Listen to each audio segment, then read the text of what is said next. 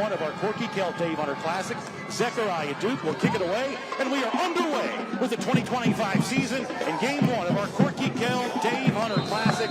Ball bounces, then rolls out of bounds. Jeremiah Dunn doesn't touch it, and that's going to be good field position to begin the possession and begin the game for the Cavaliers. Yeah, Dunn was unable to get his footing, and kind of a break for Callaway because he was going to pick that up before that, and ball rolls out of bounds. So we'll see what Callaway does right here. Experienced quarterback going to come into the game, Blake Harrington for Callaway.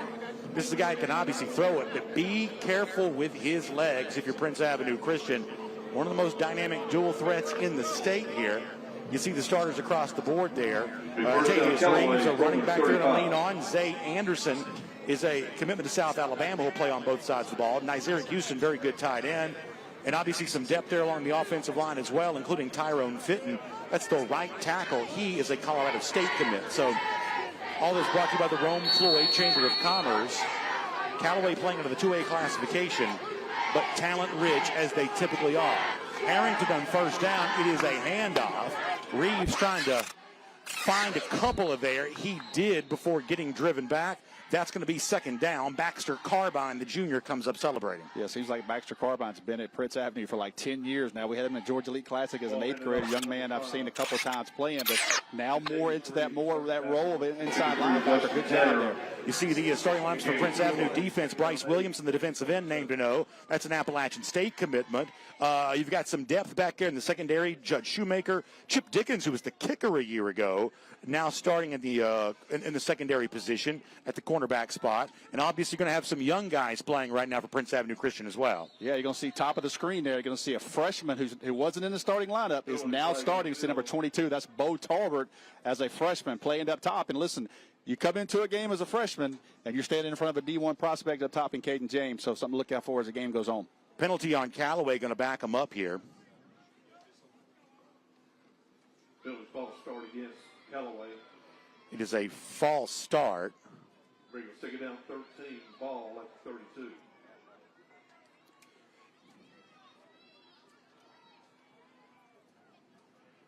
So we're going to do second down over again after the penalty. Back them up 5 yards.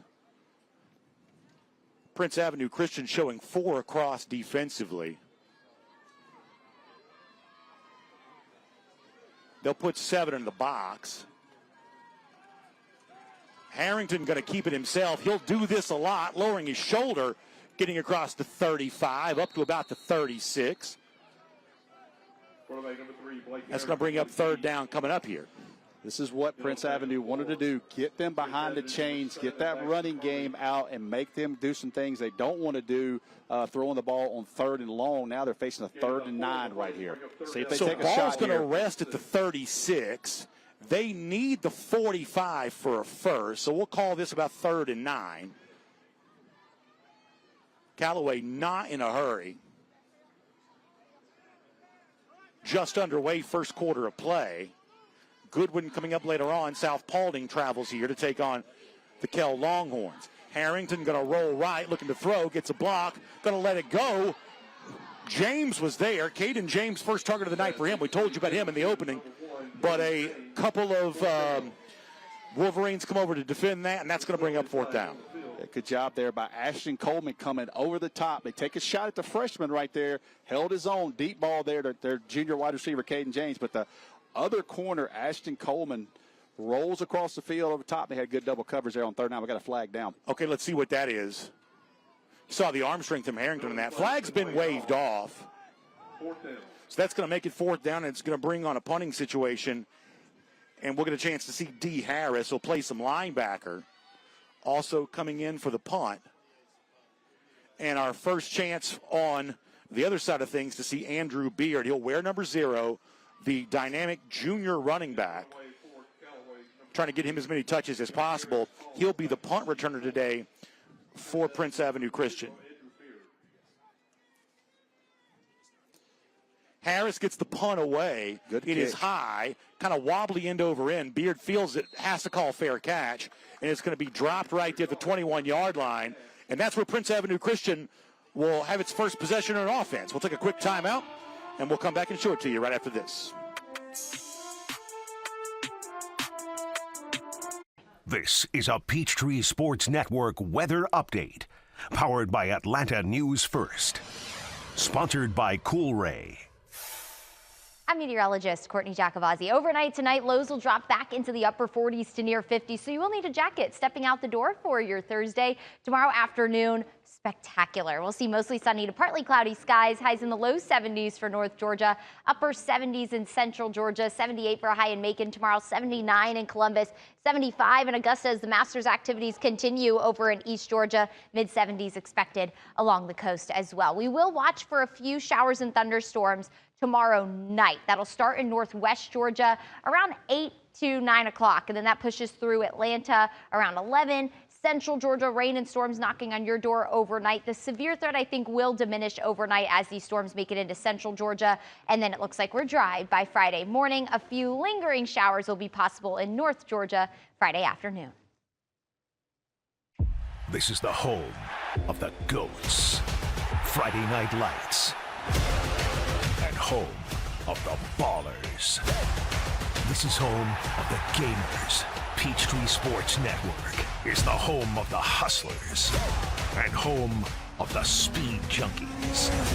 The Peach State plays here. Atlanta's home of live local sports is Peachtree Sports Network. I'm Matt Higdon with the Teamsters Local 728, and we're fired up to bring you the first quarter of tonight's game. For 75 years, we've been standing strong for Georgia's hardworking men and women.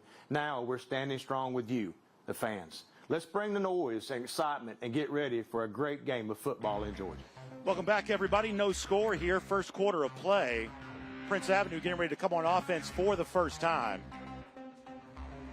It'll be our first look at Ben Musser, the quarterback for Prince Avenue Christian, who started last year in our Corky Kell Dave Hunter Classic game on Thursday from West Forsyth High School, but then gave way. And by the way, on first down, he gives way as well. And how about Andrew Beard on first down? Gets up near midfield. You see how special he is. Just a little inside handoff, and he breaks a couple tackles there on the ball again. So we'll take a look at the starters on offense for Prince Avenue Christian. Beard, we told you about. Williamson plays both sides. Musser will throw. That is a pass caught and complete to C.J. Dockery. And then Dockery goes down after that. It is obviously hot today. We'll be on guard for cramps. Too early to tell if that's what that is. Callaway on defense, also brought to you by the Rome Floyd Chamber of Commerce. Josiah Garrett, big name to know up front defensively. Tyrone Fitton, Darius Davis, Nazarick Houston. Another one of those guys going to kind of play on both sides. The quarterback of the defense, if you want to call it that, Zay Anderson. That's a South Alabama commit, kind of anchoring the middle part of that defense. And, of course, they are strong on the back end as well, including a guy like Jeremiah Dunn, who will see a lot of wide receiver, also getting some of that time at defensive back. So Dockery going to have to be helped off, but he does seem to be leaving the field with some, at least walking comfortably. So hopefully he's okay after that reception, the third play from scrimmage for Prince Avenue Christian in this game. Dockery, a Navy wide receiver commit.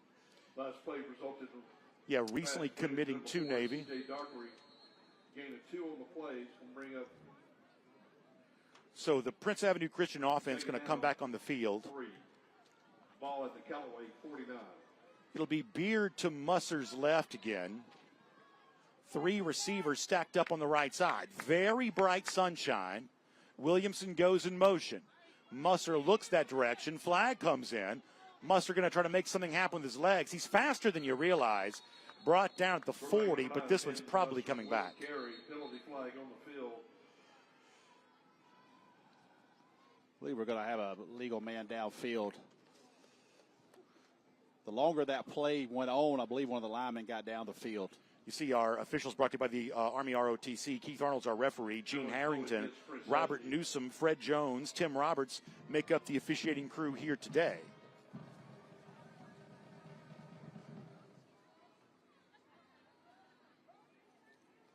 So back up Prince Avenue Christian after the penalty. Actually got a holding on that. Yeah, you talk about Musser athletically now. That he can really hurt you with his legs. State championship game against Hebron Christian, he takes off. Yeah, you're talking about a guy that's been clocked in the 4.5, 4.6 range in terms of a 40-yard dash. So that's sort of what he brings to the table.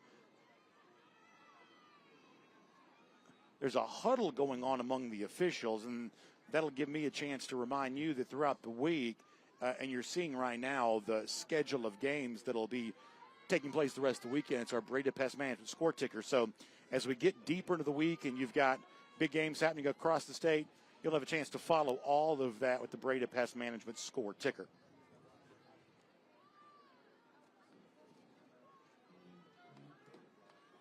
All right, so after a delay and a little bit of talk about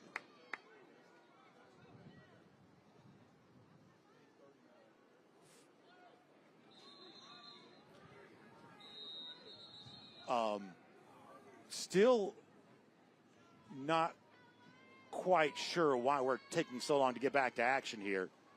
Pretty deliberate here right now, and no indication from the officials.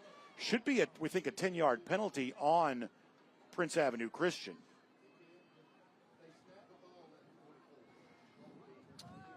So there is some confusion about where the line of scrimmage was, and as far as that's the sense that I'm getting as far as how far back to move this. That's what seems to be the conversation. We're now remarking this. Okay.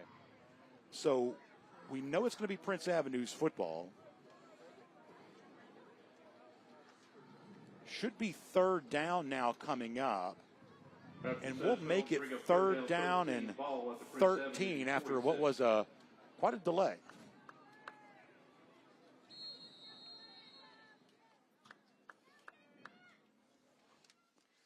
Handoff goes to Beard. Beard looking room right side. Flag comes in again. Beard going to be driven out of bounds by J.Q. Williams, but I believe that's going to get backed up again, and they'll have to. There's going to be a holding, yeah, in that neck of the woods there, outside on the edge. When you see the speed of Beard, though, he's able to turn it up, and great vision, great balance. Seen him enough. Saw him as a ninth grader, and he's just gotten better. And like I said, he's got all the offers. You know, it's well documented. He is the nephew of former UGA running back, former San Francisco 49er Garrison Hurst. But he's making his own name. But you talk to the folks at Prince Avenue Christian, they'll tell you that while he's famous for obviously being connected to Garrison Hurst, actually started his career at Lincoln County to kind of go along with the symmetry on that. Both of Beard's parents were both athletes as well at Appalachian State. Correct. So when it comes to good athletic genes, there's a lot more going on than just Garrison Hurst as it relates to Andrew Beard. Third and very long here. Musser throws the screen. It goes to Beard. And Beard's going to be dropped well behind the original line of scrimmage at the 49-yard line. And you would presume that Prince Avenue is going to have to punt. Actually, they're going to keep the offense out about there. 16. Okay, so it's third down now. Now it's third down. Yes, third down now. So excuse me. And I believe they had motion. Yeah, I've got a man upfield. This is what you start seeing, some of that sloppy stuff early on. So, going to have to back them up again.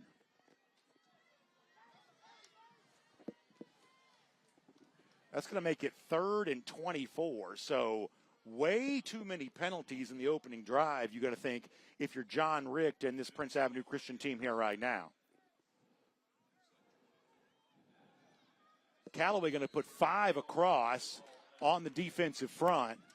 Couple of deep safeties. Got to watch Musser here. If he breaks contain, if you rush too far up the field, somebody's got Man to spot goes him. in motion. Rusty got it right. There goes Musser taking off straight ahead.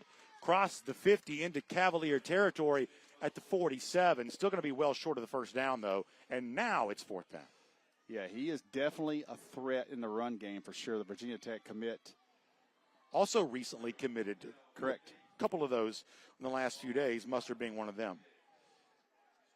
Early on special teams, see what happens here. Callaway running in guys in off and in, trying to get the right personnel on the field.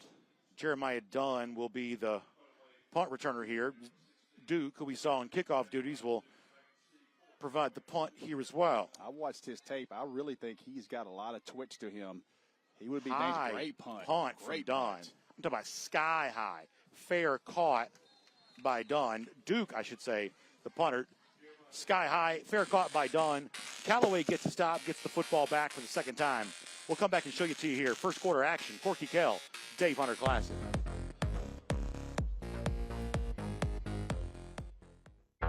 What makes Zaxby's giant chicken finger quesadillas so giant?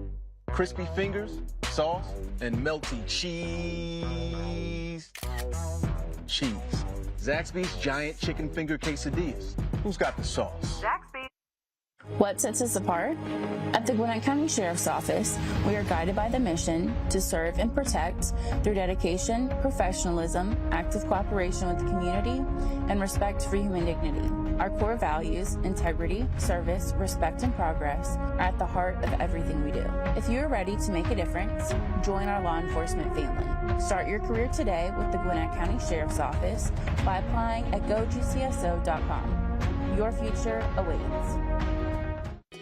Nobody wants to hear the word roaches because who wants to admit they have roaches? I actually found some weird roaches. I didn't know what they were. I decided to choose Breda. I reached out to them. They check in routinely. They're explaining what they're doing. So there's a lot of clarity in the process as well. I think that just speaks to the level of safety that I feel with the organization. The facts are, roaches are everywhere in our environment. So what are you doing to keep them out of your home? Breda, no need to be afraid of bugs. If you like to do this, or that, or even that, and you want to get back at it, we've got your back. Or your shoulder, or your hip, or your knee. The sports medicine specialists at Emory Healthcare treat more world-class, professional, and college-level athletes than anyone else in the state. We'll treat you like a pro and get you back in play. No other career path gives you leadership instruction so early. Decide to lead.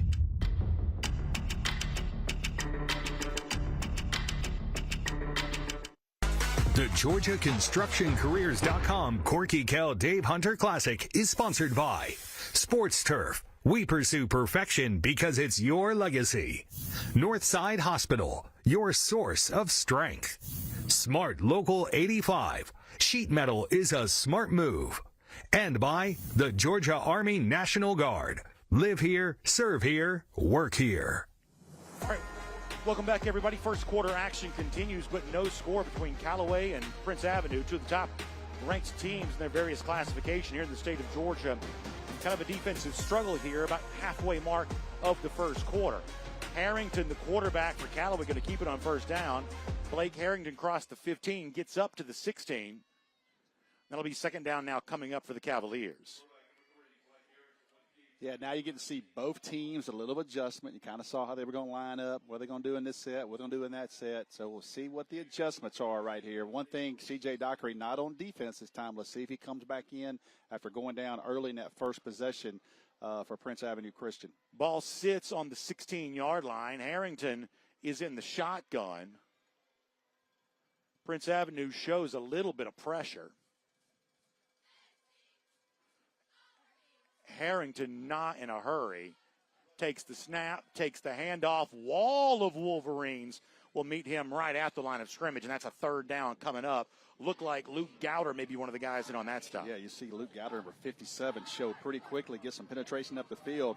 See him just read the block, step right up in and deliver a nice hit right there. Good job. Prince Avenue, I promise you, they're going to be tough against the run. Might not be the biggest group they've had the last couple of years, but they're going to be tough against the run.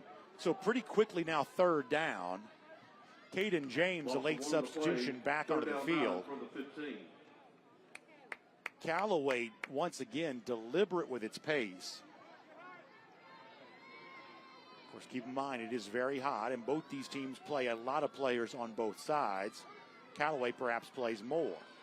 Harrington going to roll left. Pressure coming, gets it away, up for grabs, and it's going to be caught for a first down. Caden James drags it in, and Callaway gets its first down of the game, second for either team. Yeah, great job just getting rid of it because he was under pressure. Throws the ball up a little bit short. Caden James able to come back and get it. He just throws it off his back foot, throws it up to his receiver. and able to get right to the change to convert for a first down. Shoemaker had pretty good coverage. In that case, though, it's James just going to get the football, a terrific athlete, earning a lot of college attention, and you see why on that. Handoff, trying to spin free. Ball came loose at the end. They're going to say it's down. Whistle down, yep. Ball handed off to number 5. That was Antavius Reeves on the carry. Tackle for Got up to the number 28. one, That's where the Shoemaker. ball came free, but he was already down. Here on the replay. Gain Yes, he was 3 on the down. play. Second down 7 from the 28. Picked up by 3 Yeah. there. It'd be 2nd and 7. And listen, the Wolverines almost had him pinned in the backfield. So Yeah, for to spin off. Reeves to get any out of that, Huge anything deal. positive out of that, I think that works out pretty well if you're a Callaway fan. Boy, we're in a day and age in which there's so many teams in high school that essentially play the same version of hurry up, no huddle that you've seen Everybody proliferate the does. college game. That is not how Callaway is playing right now. Coach Wiggins is not happy. He calls timeout. Penalty He flag is on the upset. field. Yeah, and it's early in the year. It's early in the year. You're trying to get personnel, trying to get Correction, groupings. timeout. Callaway.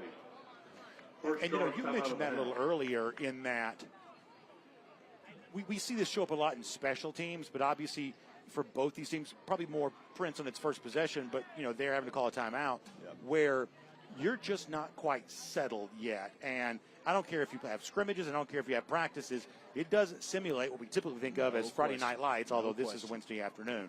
Hey, while we have a break in the action, let me also give a shout out to our friends at Breda Pest Management because they know your house inside and out. They're going to be able to provide you with a customized treatment plan that stops any bugs and critters that might be on their way to your house. Breda does it right, protecting the inside and the outside of your home because it's the bugs inside your house that you want gone. So Breda Pest Management, don't forget, they handle bugs and critters. And, of course, we're happy to have them a part of our high school coverage here once again this year, including our Corky Kell Dave Hunter Classic. So 2nd and 7 now coming up after the timeout that Coach Wiggins not happy about having to take.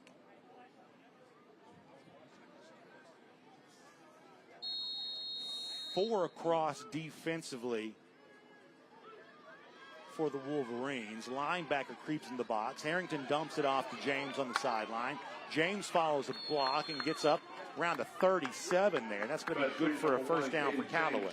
Going a little bit quick game right now. Just getting the ball in the hands of your playmakers. Trying to see if you can out-athlete some people in space to move the chains, and they were able to do that way by Callaway. Yeah, Wolverines over quick to make the tackle. Judge Shoemaker, the guy that will knock James out of bounds, but Tolbert also in on that one.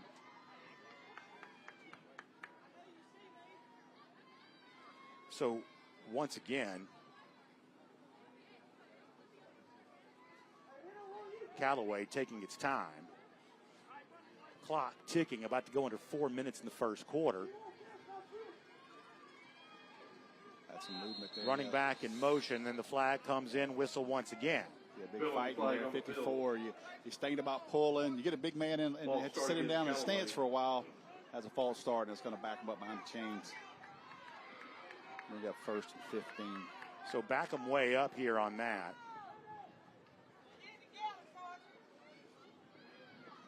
First to 2 for us here tonight. South Paulding Kell coming up later on this evening.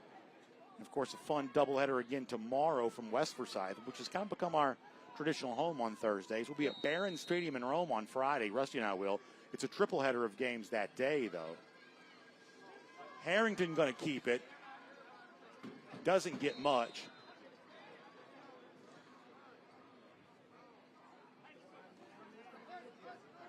Quarterback Blake Harrington with a key. Tackle. Get a look there at Gabe Prince once again. That's a starter on both sides. 6'3", 260-pound junior. He's got some offers. I think Georgia State and a few other places have offered him. A young man that's played in Georgia League Classic 3 years, or at least 3 years. Yep. Hard cadence from Harrington. Callaway is bunched with its formation. Now they'll move some guys around. Sun is shining bright down here. Yep. It is a different look than we're used to when it comes to high school football in Georgia. Obviously famous for its Friday Night Lights. There's a keep by Harrington again. He finds a seam up the middle. gets up to the 48-yard line, right at another first down. Yeah, just a little design run here. Quarterback draw with their guy. Prince Avenue uses Mustard. Look, you see the keep there, just a quarterback draw. Reed, and he pulls it, keeps it, gets up the field, and moves the chains. Yeah, when you look at the way that Harrington amassed his rushing yards a year ago, and even in the scrimmage against Bowden earlier this month, it's a lot of long runs, home run style runs.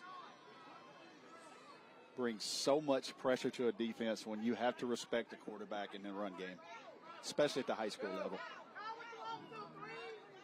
Boy, Callaway playing about as deliberate as we've seen. Going to hand off.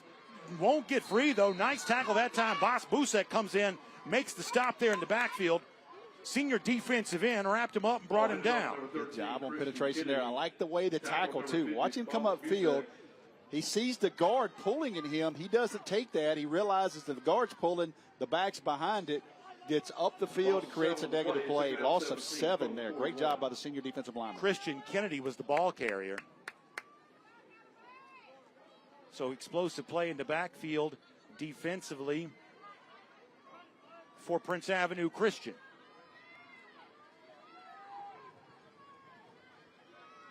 Go empty set. Man here. goes in motion. That's Reeves. Harrington looks that way. Pumps now, throws middle of the field. That's a pass caught by James. Man misses. James still going. Inside the 35, down around the 32-yard line. Into Wolverine territory. Here comes Callaway. Just a deep crossing route. Quarterback waits on James to clear the zone. Watch him come underneath right here. See him sit in the zone. I'm hands up. I'm there. You see him turn on the burners to get the rest.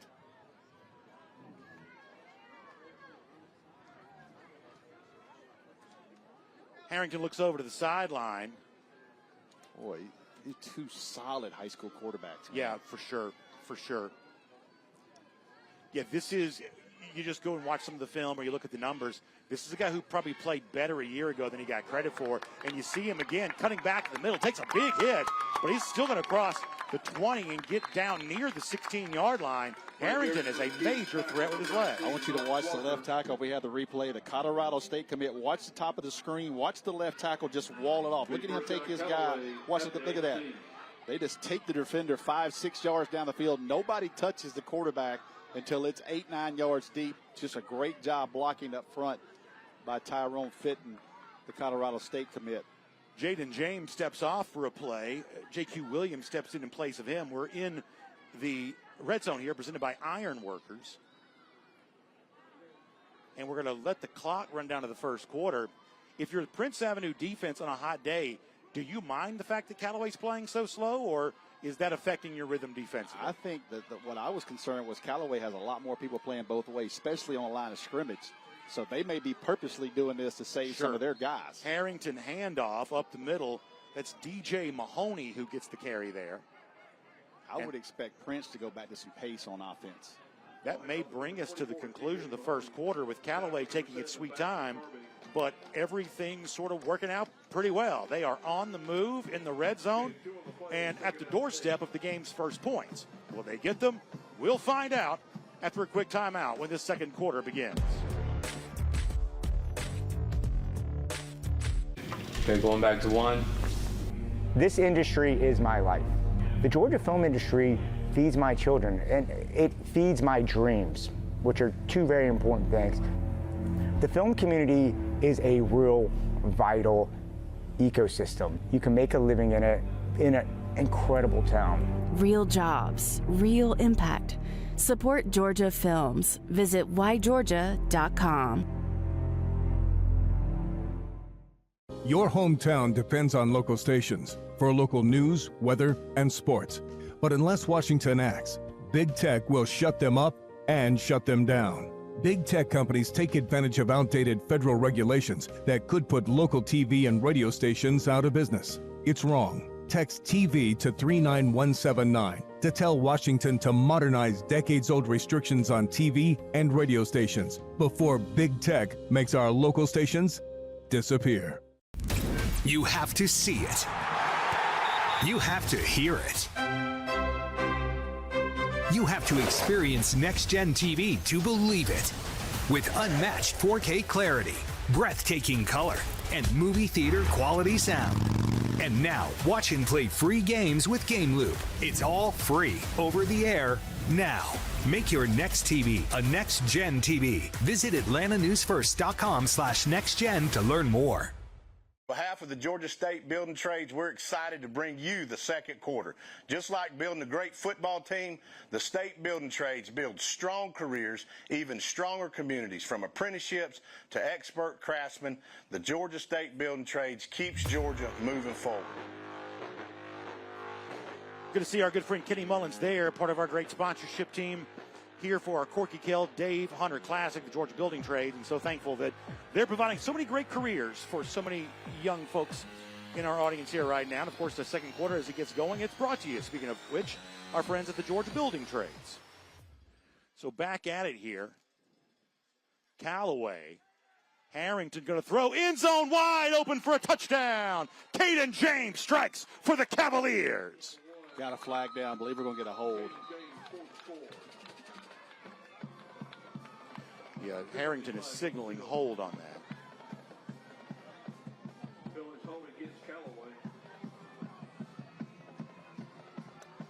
Well, you know, Coach Wiggins is disappointed. You come out of the timeout, you get the play you wanted, and you get a holding there. But they're obviously a busted coverage. And you see the safety and defensive backs talking to each other from Prince, like trying to say, where did he come from across the field? We'll see it again here. They fake the pitch. Yep. Yeah, he just slips right out and right there. Not the guy you want to leave open, but it's all for naught after the penalty. That'll back him up, make it 2nd and 14. Harrington going to pitch here left side, getting a block, still on his feet, 20, 10, 5, touchdown! Callaway strikes again. DJ Mahoney takes it to the house. You want to see a block. I want you to watch number 2, Jeremiah Dunn, out on the edge. If we have that, they're going to love this because the wide receiver basically locks in on the Prince defensive back, and he pancakes him to set the edge. Watch the bottom of the screen. Watch number 2 right here. See him engaged? And Coach Wiggins is going to show that to everybody. Our scoring summary here brought to you by Breda Pest Management.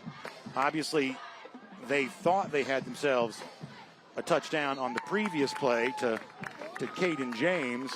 Instead, though, it's DJ Mahoney who gets the touchdown. Now it's 7-0, and our extra point brought to you by Tim Eccles and Fitz Johnson. We certainly appreciate them being a part of that. So 7-0 is our score here, early second quarter of play. And Callaway, with both its pace and its precision, clearly found something on that drive. Yeah, they're in no hurry. And from the way they look at it, I think they can run the ball, and Prince can't stop it so far. They got a size difference. They got a size advantage up front. I think if you're Prince, you're looking at all those guys playing both ways. Yeah. I would expect Prince right here because they had some momentum last time until they had an injury. C.J. Dockery is back on the field in his kickoff return, number 4. I would expect Prince to play with some pace right here.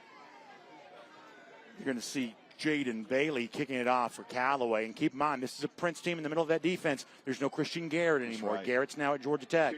This is a front 7 for the Wolverines that looks a good bit different than a state championship, at least a game appearance team did at the end of last season. Andrew Beard, one of the guys back deep to receive this kick. Hudson Hill is back there too. It's going to go Hill's direction, but it's going to go into the end zone for a touchback. And what seems like about an hour ago, Prince Avenue Christian had its last possession. Look at its second possession of the game and season here now coming up. And as you touched on, Rusty, it'll be interesting to see if we see a little more pace from Prince Avenue to counterbalance what we've seen from Callaway. I think they're going to go some quick game right here. Get Andrew Beard out in space a little bit, but there's a lot of guys playing both ways. It's really hot right now, humid out on this field. Let's see what they do as far as trying to get these Callaway guys a little winded. First quarter numbers for Harrington, the Callaway quarterback, 3 of 4 passing. He's also got 35 yards rushing on 5 carries. Those are first quarter numbers. He's added to that since then. So Musser, his counterpart now for Prince Avenue, will have some work to do after not getting much of an opportunity on the first possession. He'll take a shotgun snap. keep it himself. Good speed here, much like we saw from Harrington earlier. Muster makes it happen, crossing the 30 up to the 32-yard line, and here comes Prince Avenue. Yep, back up on the ball.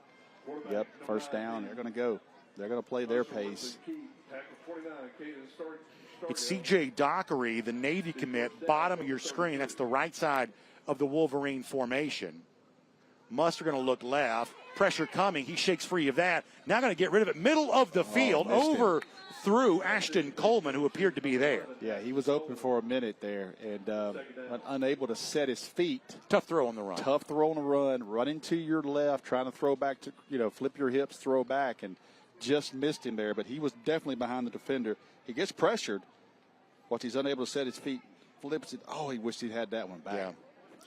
If he has more time to get planted there, it's just a different throw coming out the immediate arm. pressure there. He got flushed out of the pocket as soon as the ball got snapped. 3rd and 5. Comes Callaway again. Dump off left side. Hudson. Yeah, that's Hudson Hill. Man, he fought for that first down, I believe. Yeah, not the biggest guy either. Hill just 5'8", 165, but showing some physicality to move the chains there. Very good baseball player. Throughout time, one of the most prolific receivers in the state. You see, they're trying to catch him. They're trying to catch him substituting. There's the handoff to Beard. Beard to the 44. May have only gotten a couple that time. Look at Hudson Hill there as a freshman playing with Aaron Philo. He had over 1,000 yards receiving as a freshman in high school. Yeah, 12th in the state in receiving. That's crazy. As a freshman. Yeah. Obviously, it's a little bit of a different offensive design Different pass for and Prince offense, Avenue correct. Christian the last couple of years in the sort of post-Aaron Philo era. Muster looked to be setting up a screen. Now throw middle of the field. That's going to be Williams in the tight end. No, excuse me, that's Dockery. not. That's C.J. Dockery, senior receiver, who catches that. 3rd down now coming up. 3rd and pretty short. And they're moving fast. They're going. They're not playing around. Rusty, you called it, and they're doing it. They do not want Callaway to sub. They want to wear these guys down. 3rd and 2. Handoff to Beard. There he goes. Middle of the field. Andrew Beard, one of the top junior running backs in America, shows you why. Touchdown, Prince Avenue. Ball handed off to number 0, Andrew Beard. And that is a 0 FG touchdown for Andrew Beard, presented by 0 FG. You give somebody like that an ability to split 2 linebackers, and he's going to take it to the house. Great job there, Prince, answering.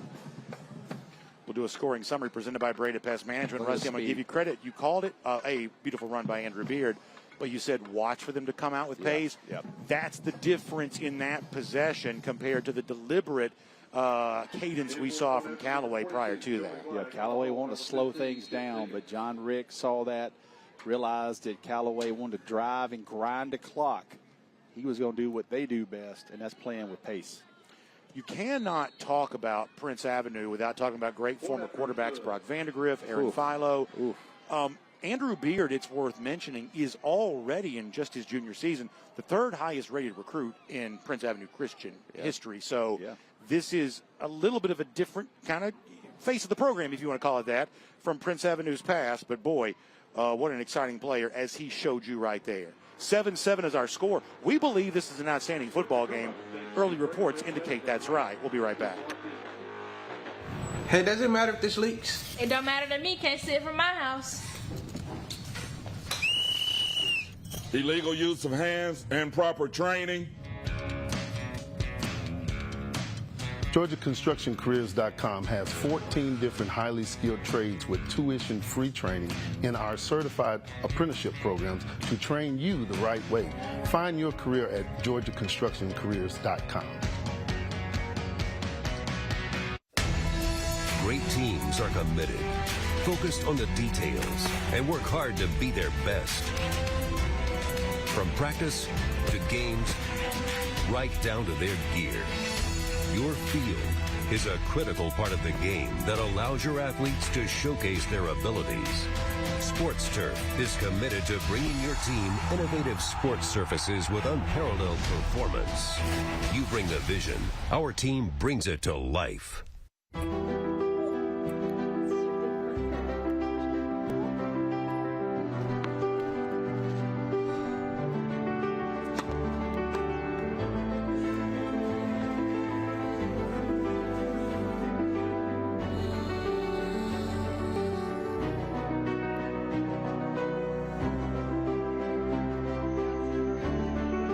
for a healthier future together.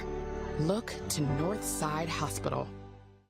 The Mechanical Trades Institute is an opportunity towards personal financial freedom through hands-on and rewarding work. Our school is completely free and gives apprentices the knowledge and skills required to gain access to a lifelong career path. Apprentices learn pipe fitting, plumbing, mechanical service, and welding. They earn money as they learn and graduate with no student debt. Start a career with the Mechanical Trades Institute and change your financial future. All right, as we come back here, let's take a look at our electrifying play of the half. How about Andrew Beard from midfield taking it in for the Prince Avenue score, making our new score 7-7. Of course, that presented by IBEW Local 613. The electrifying play of the half. Certainly Andrew Beard capable of providing his fair share of those. Zechariah Duke will now kick it back off for the Wolverines here. 10-12 to go, second quarter of play. That ball will be returnable at the goal. No, they're going to say momentum carried him into the end zone. By rule in Georgia, that is a touchback, and that is where Callaway will have it. Again, good look there in the center of your screen of James, Caden James, the electrifying player for the Cavaliers on really both sides of the ball. Now you want to see what Callaway is going to do, because they were successful in what they want to do. Slow the game down, run the football, get your quarterback involved in the run game, kind of cherry pick your attempts and targets at Caden James, number one. But they want to wear down this smaller Prince front, and they were able to do that last series. Of course, Pete Wiggins, one of the longtime veteran coaches, great guy, respected, of course. What a good one. 21 years on the job in the 2A classification that ties him with Mike Muschamp at Lovett and Darren Miles from Carver of Atlanta, the three longest tenured coaches in 2A. As you see the first down reception there for Caden James across the 30-yard line. See the respect that Prince Avenue has for James. They were about 10 yards off the defensive back, and they just pitch and toss it to him, and he gets about 15. So you the chains. You try to watch the video clips and things like that as a way of preparing. I would say in person, James is a little thicker than I thought he was. Yeah. Not to say that I didn't think he was thick. I think he fills up the uniform pretty well. Yes, he does. And he's, people say 6'2", 185, and you go, okay, you get there, he's 6'1", 175. He's every ounce of 6'2", 185. He really is. He's going to measure that, which coaches are certainly very interested in. Dickens, by the way, has the coverage on him. Handoff going to go, and a couple of big hits made there by Prince Avenue. Knox blocker among those on the stop on that. DJ Mahoney, who had the game's first touchdown for Callaway, was on the carry. Got a couple, and that'll bring up second down now coming up. Nice job showing there for the Prince Avenue defense. Just a quick pitch into the boundary. Hold that to 3, so it'll be 2nd and 7. I would watch the quarterback in the run game right here if I'm Prince. Harrington likes to keep it. He's done that with great effect. 2 receivers on the left side. Running back now goes in motion. Harrington uses that as an opportunity to go right side. Just a straight quarterback run. And Harrington with second effort looks like he's going to move the chains, get up to the 45-yard line. That's going to be a fresh set now coming up for Callaway. Yep, he's going to be a big piece of the puzzle. And they don't go about 2 or 3 plays without him involved in the run game. And Prince answered with their pace. Now Callaway is back to eating up clock. And they want to move the chains, and they're doing that right now with chunk plays. That was picked up about 9 there for a first down. And if you want to learn more about the game, just watch the way in which Callaway operates. You see the 2 receivers left side. Running back goes in motion, creates not necessarily eye candy because it's not moving particularly, at a hurried pace, but certainly you're moving bodies there to the left side, creating an open opportunity on the right side. It's a chess match ongoing right now between these 2 coaching staffs. Harrington handoff this time. Tough sledding there. Maybe got 2. Ball handed off to number 24, DJ Mahone. Personal tackle. You see Callaway in Baxter Carbine in on that stop. You see Callaway in no hurry. Come up to the line. They look, take their time. Knox blocker also the first man through once again. So now 2nd and 8 after the 2-yard gain. 7:47 second quarter of play. Of course, great collection of games here over the course of the next few days. Doubleheader tomorrow, West Forsyth. Triple header on Friday. Rusty and I'll have the last two there for you on that Barron Stadium in Rome. I can't wait for those. Man, two good ones. And, a year ago, we obviously, due to weather and some other unfortunate circumstances, lost both those games. Did not get a chance to see them. As you see the handoff here going the way of Christian Kennedy. Kennedy, pretty nice looking carry there. And on the ground, Callaway is having success. Yeah, just go counter. You see him pull both guard and tackle. Number 13, Christian Kennedy, tackle number 58, Harrison Alverson. Good job blocking downfield that time as well. Bring up 3rd down 1. There's nothing flashy here. They want to move the chains right here. 3rd and 1. Wouldn't be surprised if they don't have a really bad negative play. They may go for it right here on 4th down. Josiah Garrett, right guard, kind of rotating in. So interesting to see Callaway is getting some rotation here with its offensive lineman. Kamar Simon, the junior starter at left guard, came out. Garrett came back in, so they're getting some rotation there. Harrington going to hand off straight ahead. That's Kennedy again. Kennedy gets into Prince Avenue territory at the 45. Christian Kennedy with a carry, tackle 57, Luke Gowder. And that'll move the chains now for Callaway once again. Boy, great block there by number 10 for Callaway. Zay Anderson, man, he comes in from the fullback spot. Yeah, Anderson, another one of those really good two-way players. Kind of the leader, main leader of the defense. He's a South Alabama commit.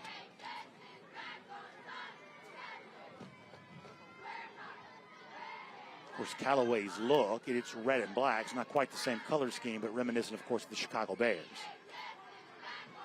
Fake handoff by Harrington, pressure coming. He's going to stand there and throw. Got a man. Had to hurry his process because he had guys really breathing down his neck. Luke Gowder was in on that. Colin Durning, the linebacker. They had pressure on Harrington, so probably had to rush his throw a little bit. Could not connect with his open man. Man, they had him open. Just could not get the time to get it. Some miscommunication. They got some young players now, and they got a lot of new starters in the back end for Prince Avenue. But on that particular play, I know Callaway would love to have that one back because they had a receiver break open late, just unable to connect. 2nd and 10 here. Maybe Harrington in the run game again. Maybe some design run. Under halfway home in the second quarter here. Incomplete pass. Trying to connect with James that time. 3rd down. Pretty good coverage. The quick hitter not able to get to him. You mentioned inexperience for the Prince Avenue side. Interesting to see a program we think of typically having a very old, not want to say old roster, but experienced roster, a lot of seniors. Just 9 seniors for Prince Avenue right now. Compare that, Callaway has 19. Yep. A lot of turnover there for Prince on the team. And a talented bunch, man. This will be a team, whatever they look like today, they will be a well-oiled machine come December. And you got to give both of these teams. You got to give Callaway a lot of credit in that, as you're going to see Harrington keep it, shakes off a hit in the backfield, looks for a block, gets it, still running 30, 20 knocked out of bounds there. Judge Shoemaker pushes him out, perhaps saved a touchdown on that. There is a whistle.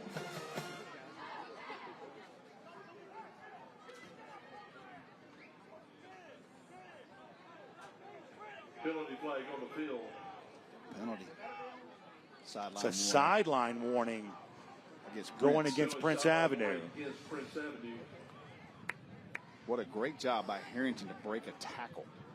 That's exactly right. So we know the action wasn't on that sideline over there. So something perhaps was said because no one was getting tripped with the play on the left side.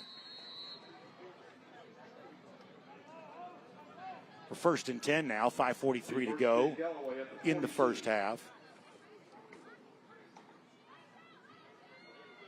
Harrington fakes the pitch to Kennedy, keeps it himself, going to be slung almost down, now driven back.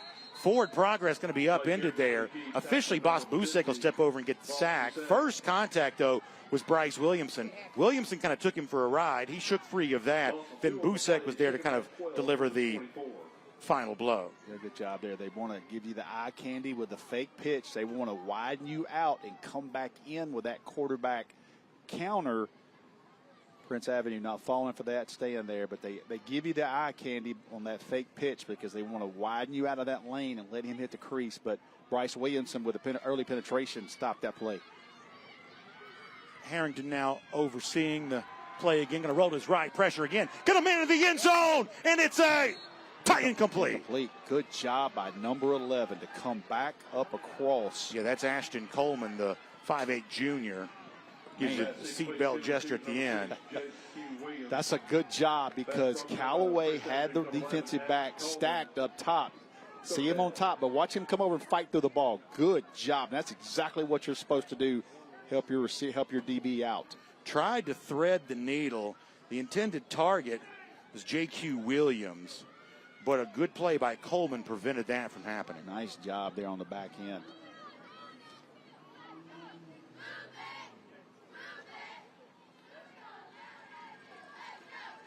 Harrington takes the snap again, middle of the field again. Timing route, just not quite able to connect. That was Jeremiah Dunn who was the intended target that time. Kind of a bang-bang timing style route and just not able to get on the same page. And he puts a double move on the safety from Prince. And that's another ball that Harrington would love to have back because he's running in the middle of the field wide open right there. And when you play the running game and you're kind of moving at a deliberate pace, you do have the potential of lulling your opponent to sleep, and a couple of back-to-back plays certainly seem like that's what they might be doing. Jaden Bailey going to now come in for a field goal. This will be a 41-yard kick. Kicking game still in flux a bit for Callaway right now. This kick, though, is good. Just crossed the crossbar. Bailey puts it through from 41 yards. Big kick, and Callaway has regained the lead. So fun back and forth between these two teams. Contrast of styles in many respects. But two very highly rated teams, just as good as we thought it would be so far.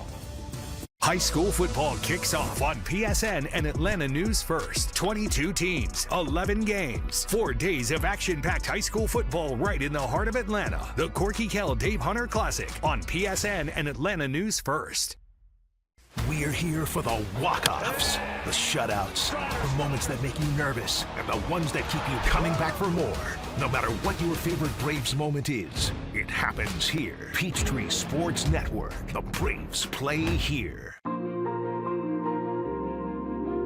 When I think about what has the power to change the world, it could all be said with just one word: kindness.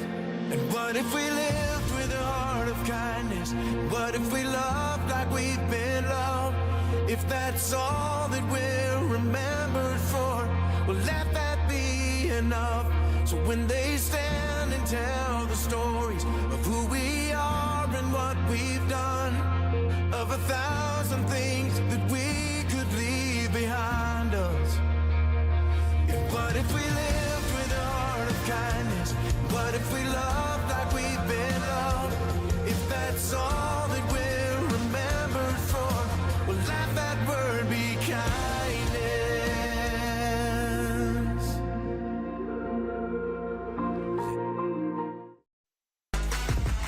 The GeorgiaConstructionCareers.com Corky Kell Dave Hunter Classic is sponsored by Breda Pest Management. They handle bugs and critters. Army ROTC. Be all you can be with Army ROTC. The Mechanical Trades Institute. The best kept secret everyone should know about.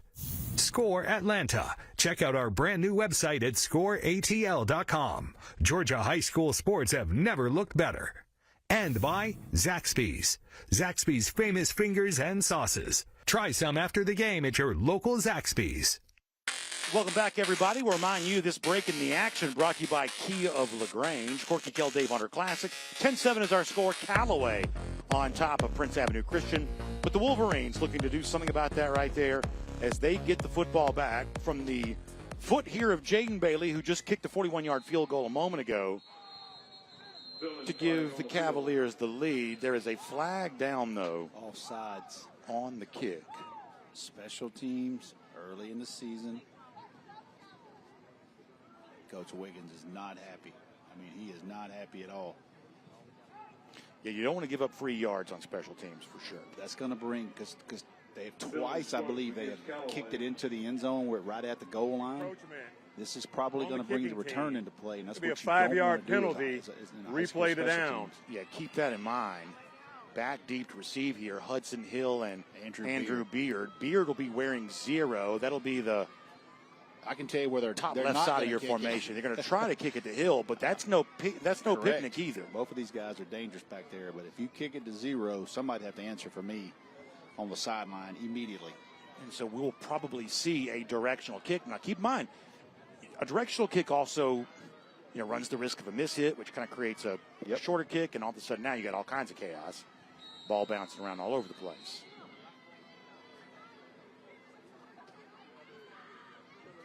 It's going to be a squib kick instead. Takes a decent roll inside the 25, so Jaden Bailey probably did the best he could with that after the penalty, because it's going to be good field position for Prince Avenue, but you don't want the home run after Andrew Beard has already run a ball essentially 50 yards for a touchdown already today. Take a look at the Prince Avenue Christian resume here. For John Richt, his first game as head coach, he has been offensive coordinator here for the last 3 seasons. Prince Avenue, of course, 5 straight appearances in the state championship game. They've won it 3 times. Brock Vandegrift, you'll know him. Started at Georgia, finished at Kentucky. Aaron Philo still at Georgia Tech.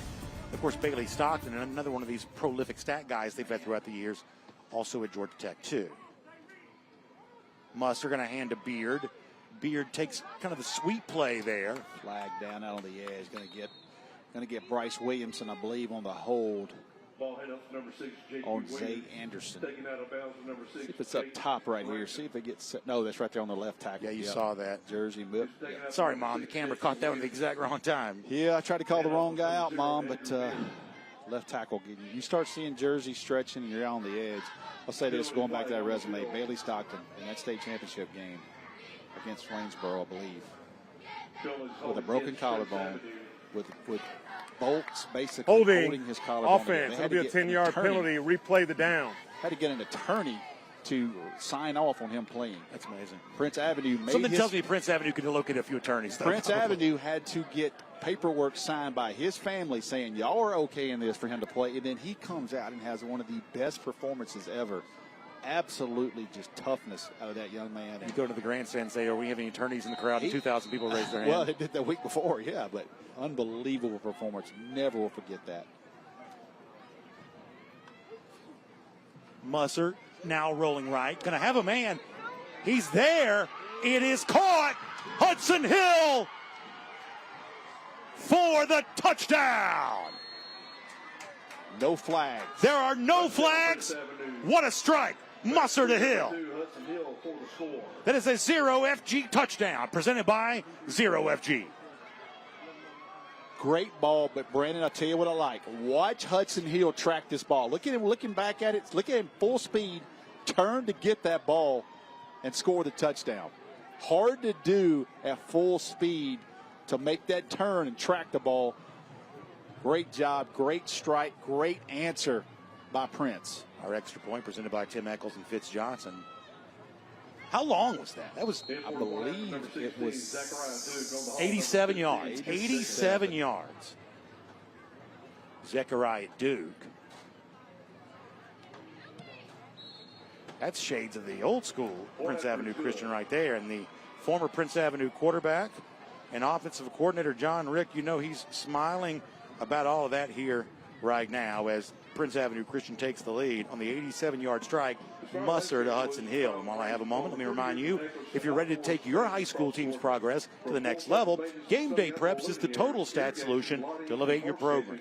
Game Day Preps can easily track stats and records as they happen, broadcast live feeds for fans, parents, and coaches to follow anywhere on any device with no sign-ups. Generate detailed reports for players, coaches, and recruiters. And you can boost player visibility and refine team strategy, and of course get the competitive edge your teams need with Game Day Preps. You can find them online, GameDayPreps.com, to learn more. All right, so 14-10 our score now. It has gotten cooler. Yeah, it feels good. It feels much better now. I would love for this. Yeah. Number 16, Zechariah all day. For Callaway, number 2, Jeremiah Dunn, number 13. So Duke will kick it off again. That's a deep one. That's going to be returnable. Going to be returnable. It bounces and then goes off the hand of Jeremiah Dunn. And so instead of being a penalty out of bounds, that's off of Dunn. Wait a minute. Did it hit him?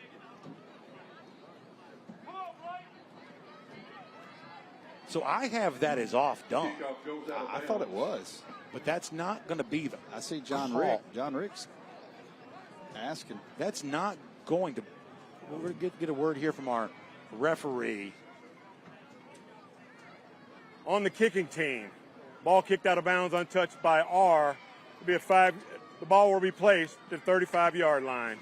First down. So the official review is, and the officials are obviously closer to it than we are, is that it was untouched. You see the fan section of the game presented by Gordo's. A lot of folks making the trip over from Athens today. Love Gordo's cheese dip. Very popular at the Corky Kell Dave Hunter Kickoff Classic Luncheon. It's tradition, man. It's a like tradition. No other. A lot of these coaches like to stock up on it, put it in the truck, and take it back home with them. I love to see the players that come to the Corky Kell Luncheon, and they just taking Gordo's cheese dip back to class. Getting all over their suit. You know, they dress up for the luncheon. They get the cheese dip all over their suit. 4:04 here, second quarter. High snap to Harrington. Harrington going to strike with James. James catches it. 45, midfield, still spinning. On his feet, into Wolverine territory, driving his legs. Going to finally go down to 44. Impressive play there by Caden James. Good throw by Harrington. Let's see if they go with some pace right here in the passing game. Yeah, I mean, if you want to think in a basketball jargon, they can go 2 for 1. Yeah. Given how fast Prince Avenue has played its last 2 possessions. If you do pick up the tempo just a bit, you may have time to get 2 shots at it, depending on what Prince decides to do. Now that'll be 1st and 10, 3:35. Extraordinary bunch formation here. Pitch going to Mahoney. Mahoney looking for a block. Now cuts back in. Still going 40. Hard hit there. Delivered by Knox blocker. He's been on a few here today. Appropriately named, I would say, the sophomore is. They love that quick pitch, especially to the left. Mahoney has a touchdown already today. Gets a break here now. They feel like their size. That tells me they feel like their size from their left tackles and against these defensive ends, they're able to seal that off. Go bunt set this time. Yeah, man, they are tight. They are playing this game in the phone booth right now. This might be a counter. Kennedy takes the fake. Harrington keeps it, goes straight ahead. The eye candy to Kennedy creates the lane for Harrington, and he plows ahead. Go bunt set, fake the pitch, quarterback counter, and let the guys pull in front of him. You think Buster Faulkner likes that play? Georgia Tech still running that. The Georgia Tech offensive coordinator. Man down here for Prince Avenue. I cannot see the number right now. 57. Yeah, that's Luke Gowder, unfortunately. I mean, you hate it for anybody, but Gowder's obviously had a good game thus far here today. You know, I remember former Prince Avenue Christian coach Greg Vandergriff, who's now up in Tennessee, used to tell me, Rusty, we don't play spring games because if we lose a player, we lose 4 players. They play both sides of the ball and special teams. That's a great point. I never forgot that. A lot of these kids play both ways, and you start talking about the smaller classifications. One guy's almost 4 players sometimes. Gowder is not putting weight on that. We'll make this our injury report brought to you by Northside Hospital. Having to be helped here, not putting weight on that left leg right now. Can still be a cramp that's just tight, but I don't know about that. We'll have to, I'm certainly not going to speculate. We'll have to see what, if any, word we get on that. A lot of people tuning in nationwide right now, all over the country. So got a text from our good buddy, former Georgia head coach Jim Donovan's watching. Love Coach Donovan. Donovan. Coach Donovan's watching some football on a Listen, Wednesday. Yeah, listen. That man's been tailgating since 9 this morning on this thing. He's been waiting since Super Bowl Sunday for the start of this season. So Coach Donovan's a guy that we love, and we're very happy to have him with us. And anybody else who's tuning in here today. Counter coming back. You see Kennedy following his block. Swings and stays on his feet. Now going to drag a man across the 10-yard line. Still going down to the 5. Christian Kennedy. Great run. Running through tackles there. Kind of looked like that was going to be about a 5 or 6 yard gain. Watch him come through. 1, 2, 3. Keeps his legs moving. Takes about 4 or 5. I like that he finishes landing forward. Hard. Ticking. Not going to be in a hurry right here. Hard yards. Not going to be in a hurry. We're in the red zone here, presented by Iron Workers. Yeah, this is the Pete Wiggins equivalent of like the old Dean Smith four corners. Love it, man. Yeah, just spread it out right here. And why wouldn't you? You see how explosive Prince can be. Yeah, you benefit from the number of fronts. So Harrington still got Kennedy in at the tailback. They still are as bunched as they can be. Caden James is a wide receiver, almost attached though. Handoff goes to Kennedy. Kennedy just goes straight into the end zone for a touchdown from 5 yards out. Callaway has retaken the lead, and we've got a really fun back and forth here after another 0 FG touchdown. We're going to have a football game here today. I think we deserve one. We had some stuff last year, a couple blowouts, rain out, storms out, power out. I'm like anybody else. I've been waiting for a long time for this, and so thus far it's been as fun as I hoped it would be. Our scoring summary brought to you by Breda Pest Management. Extra point presented by Tim Eccles and Fitz Johnson. I think I may sponsor the extra point. Let's do that next year. I may do that. Let's do that. One effort is good. You see Jaden Bailey, who already has a 41-yard kick on the day, kicking that extra point. Be careful, IJ. Take notes on sponsorship now. I mean, you'll both be on the hook for that. I'll be getting an invoice. I mean, you'll both be on the hook for that. I'll be getting an invoice for that. Yeah, I mean, look, we knew that both these teams highly rated in their own classification. Correct. They both in their history have won state championships. I would imagine that the folks from Callaway probably feel like Prince has gotten more attention than they've gotten. Certainly. And I'm imagining they're looking to do something about that on this field here You today. got 19 seniors on a team like this. And while I have a moment, let me also shout out Breda Pest Management, because you can switch your termite protection to Breda Pest Management, and your rate's going to be locked in for 10 years. Breda's protected homes from termites and critters for over 50 years all across our market area here, and they can do that for you too. You can protect your home with confidence. Breda, they handle bugs and critters. And I wanted to echo the point that you just said, because I meant to mention this earlier, just ran out of time, that for a program like Callaway that does not, it's a two-way school, this is not a large population, the likes of which we're going to see much of the rest of the week, to cultivate a situation where you have about 19 seniors every year, that group. That's a good that's a really strong program if you're replenishing your senior class like that.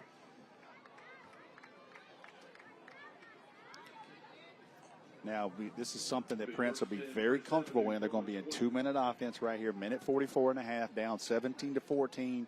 You just hit an explosive play to Hudson Hill on the last series, but they will be very comfortable in a 2-minute offense with an experienced quarterback like Ben Musser.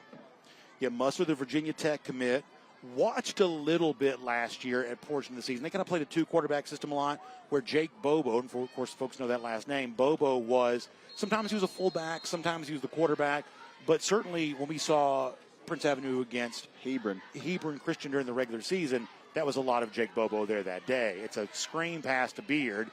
Beard is dangerous every time he touches it. Love the Gets play up to call. about the 28. Got about, 7 that time? Love the play call. Get it into his hands. Gets out of bounds. Stops the clock. Gain of 6. He's a difference maker. J.Q. Williams there to drive him out of bounds. 2nd and 4. They give him 6 for that.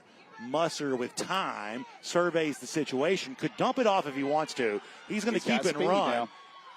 And he's going to cross the 45. Took a big hit, I think, but he didn't seem to be bothered by it. Got a Callaway gets up. Timeout, Prince Avenue. Minute 23. Interesting there. First down, call timeout. And I have that as Prince's first timeout taken. Is that what you have? It is, yep. So 2 remaining, if I'm right. That might be a kind of a breather timeout. Could be. Get your quarterback a little bit of a breather.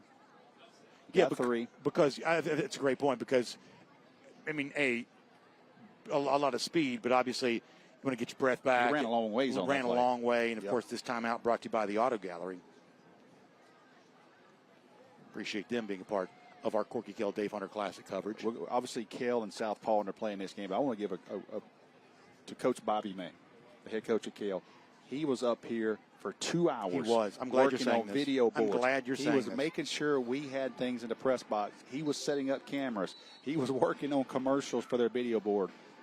He's one of the best coaches in the state. He's a great coach. Great coach, a tremendous guy. He's got a game tonight. Got a game He spent tonight. 2 hours in the press box. I'm glad you're saying making this. sure that we were okay and every person up here was okay. That didn't go unnoticed, Coach May, and we enjoy being here, obviously, at Kell. Their hospitality, obviously we're grateful for anything we get, but their hospitality is so over the top here where you're fed multiple times throughout the night and everybody's so nice. It's a beautiful stadium. I love coming here. Andrew Beard on the screenplay. He was corralled about as well as he's ever going to be. Now you're looking at second down with 76 seconds to go in the first half. He's just got a different gear, man. I mean, he's just got a different gear. Well, you hold your breath is what you do. You hold your breath, and he breaks tackles. I can't say it enough. They hit him for a negative play, and he gains 5. Musser going to throw over Ashton Coleman, who was the intended target. You know, interesting. We talk about Ben Musser and Jake Bobo splitting time last year. This is Ben Musser's team, but I want to be mentioned. They have a freshman by the name of Gavin Holloman. Yeah. Holloman, and I'm telling you, this kid is special. They got another one that's coming up next for Prince Avenue. Here is Beard, left side. Follows his block, stays patient, goes out of bounds. That's crucial because the clock stops. Number 0, Andrew Beard takes it out of bounds. Yeah, not a huge surprise that Prince Avenue Christian has another very good quarterback waiting in the wings. I'm telling you, I've watched this young man since he was in the 7th grade. And at the Callaway 44. He's going to get his time at some point. There were some people in the box earlier saying, look, he may play some today. Interesting. Of course, John Rick, the new head coach at Prince Avenue Christian, the son of Mark Rick, was a Prince Avenue quarterback, the first Prince Avenue quarterback. There's the dump off to Beard. Be careful here. Goes down at the 40. Gave himself up there. Yeah, I called timeout. And that's going to be here. another timeout now with 53 seconds left. Both teams with special teams, too, so you're trying to get into field goal range. It's a fun journey for John Rick because, and we'll take a look at the schedule here, but speaking of John Rick in his first year, brought to you by the Georgia Sheet Metal and Air Conditioning Contractors Association. Obviously, Callaway tonight. Now, it's amazing. You've got 3 teams on this schedule that played at least in the quarterfinals a year ago.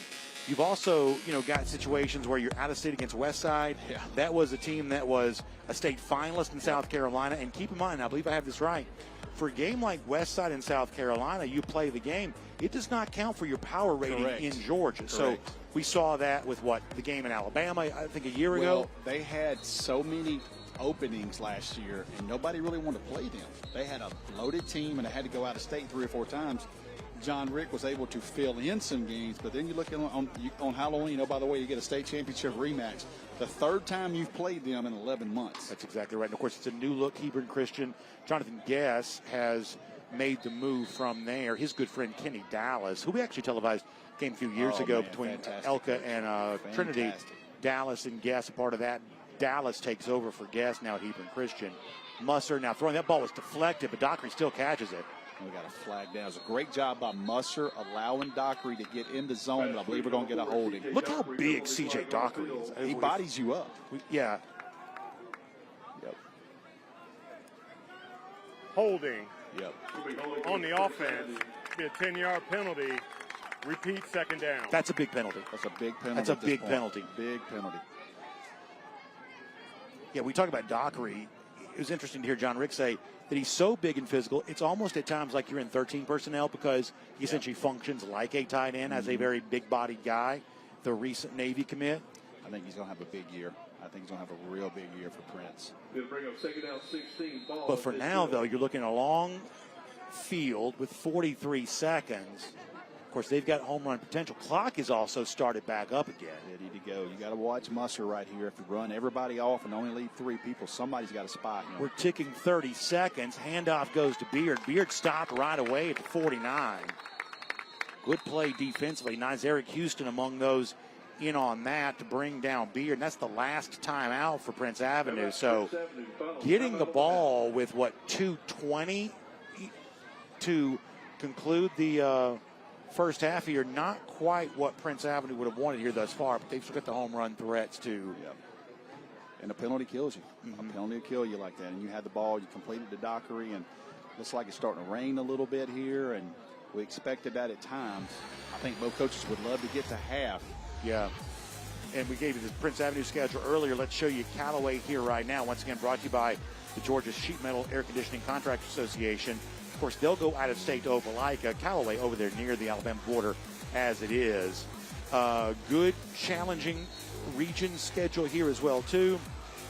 And obviously for a Callaway team that won 9 games a year ago, they'll have their chance to maybe perhaps even improve on that here this year, playing in the 2A classification. Let's see if they take a shot here. Now, number one, you got to pass protect here. See if they take another shot here on 3rd and 15 to Hudson Hill, number 2. It's raining enough that Musser will be throwing a wet football.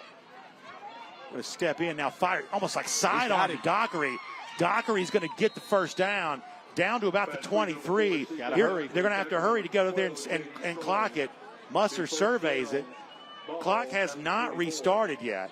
Now it's wound, and now Musser will drop it, and that's going to stop it with 10 seconds. 10 seconds. Well, that was a quick 5, but that was a great job. When the clock's still running, they'll have to go back. Yeah, you're going to have to do that. Great job by Musser to climb the pocket and hit Dockery on the backside. I would imagine it's 10 seconds here, listening to the stats guys in the press box. But good job there by Musser delivering that ball to Dockery. Climbed the pocket, was forced to step up in there, kept his eyes down the field, wasn't worried about the pressure, and threaded the needle there. And Dockery did the rest and got the ball down here. They got to be real careful here. No timeouts. If you get tackled, basically the half's going to be over. Okay, so something's got to be out of bounds or toward the sidelines to me. You're probably not going to have time to rush back up to the line of scrimmage, so it's got to be near the sideline. Pressure coming. Musser throws it up for grabs, and it's intercepted. And that is how the first half is going to come to a close. Pressure on Musser. The interception. Jeffrey Ellis, they're going to say 1 second left. Jeffrey Ellis comes up and makes a big play for the Cavaliers. Man, great pressure there. Tip ball. Ball goes off Zay Anderson, and it's intercepted by Jeffrey Ellis.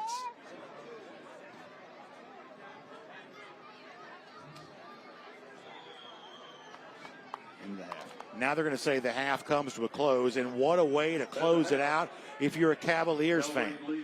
Prince Avenue had its chance, driving for the opportunity to tie or take the lead. Big stop and an interception by Jeffrey Ellis. Cavaliers go to the locker room with the lead. What a first half. We've got a great halftime show coming up and a fun second half after that. Corky Kell, Dave Hunter Classic. Glad to have the football season back.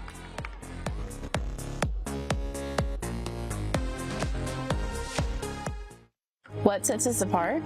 At the Gwinnett County Sheriff's Office, we are guided by the mission to serve and protect through dedication, professionalism, active cooperation with the community, and respect for human dignity. Our core values, integrity, service, respect, and progress, are at the heart of everything we do. If you are ready to make a difference, join our law enforcement family. Start your career today with the Gwinnett County Sheriff's Office by applying at gogcso.com. Your future awaits. We know how important your pets are at Breda, so when Breda comes inside your home to treat, we don't spray baseboards at Breda. We target cracks and crevices only. We call it the Triple P process, precision placement of product. Can you imagine having pesticides on your baseboards? That's just not safe for you, your family, or your pets. Breda, Breda, no need to be afraid of bugs. The Georgia Sheet Metal JETC equips apprentices with the knowledge and skills required to start a rewarding career in the sheet metal industry with programs in HVAC, industrial welding, and testing, adjusting, and balancing. Training is 100% free and allows apprentices to earn as they learn. Journeymen graduate with no student debt and have the potential to earn more than most college graduates. Visit our website to learn more about this opportunity at careersinsheetmetal.com. When the temperatures rise or fall, don't let your comfort be compromised. Call MC's Heating and Air. Our expert team provides fast, reliable service for all your heating and air needs. MC's Heating and Air fixed my AC in no time. Now my home is perfectly cool. From AC installations to furnace repairs, we got you covered. Call us today at 706-523-2661 or visit mcsheatingandair.net. MC's Heating and Air, your comfort is our business. Welcome to the Sports Turf Halftime Show. I'm Kaylee Mansell with Georgia Chambers, and we'll go ahead and get started with our coaches interview presented by the National Guard. Right now we've got Maurice Allen waiting on Coach Bobby May from Kell. But Maurice, it's day one of Corky Kell, one of a nationally televised game for a high school game. And what's the message to your team headed into the locker room as you begin this game? Yeah, I think it's just an amazing opportunity to be one of the first 2 games played in the country and just be able to kick off Georgia high school football. It's special to be a part of this. It's special for our kids, our community, and I would just preach that message for them that it's a great measuring stick for us to get out there and just go compete against a really good opponent. I just told them it's a statement game. It's a measurement stick for us for the season, and we set the tone today. I was like, we're going to make mistakes. It's early, but we got to get after it and have some fun. The Spartans have a chip on their shoulder after losing a handful of close games last season. How do you feel like that gives your team an edge going into this year? Yeah, I think our kids, they really leaned into it, and I think they saw the potential of our program last year.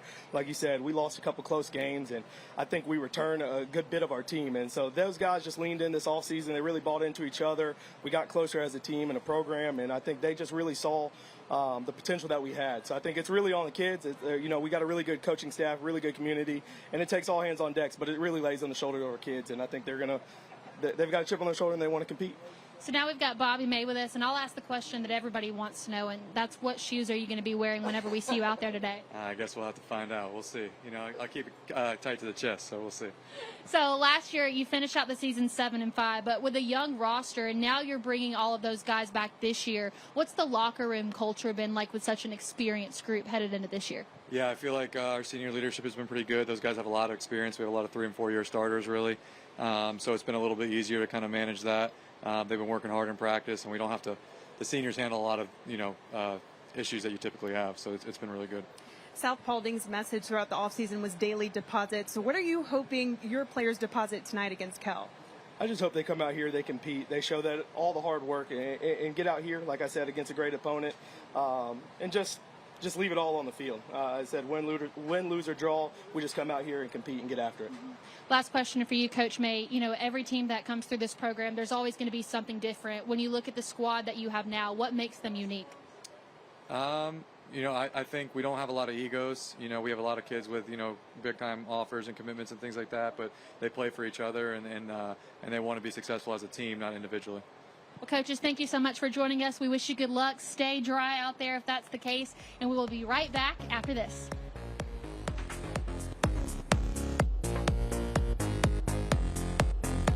Dangerous heat is the word from city leaders here. Every day, all day, stream the stories that have you talking near and far. As we make our way closer to the house, you can see the windows.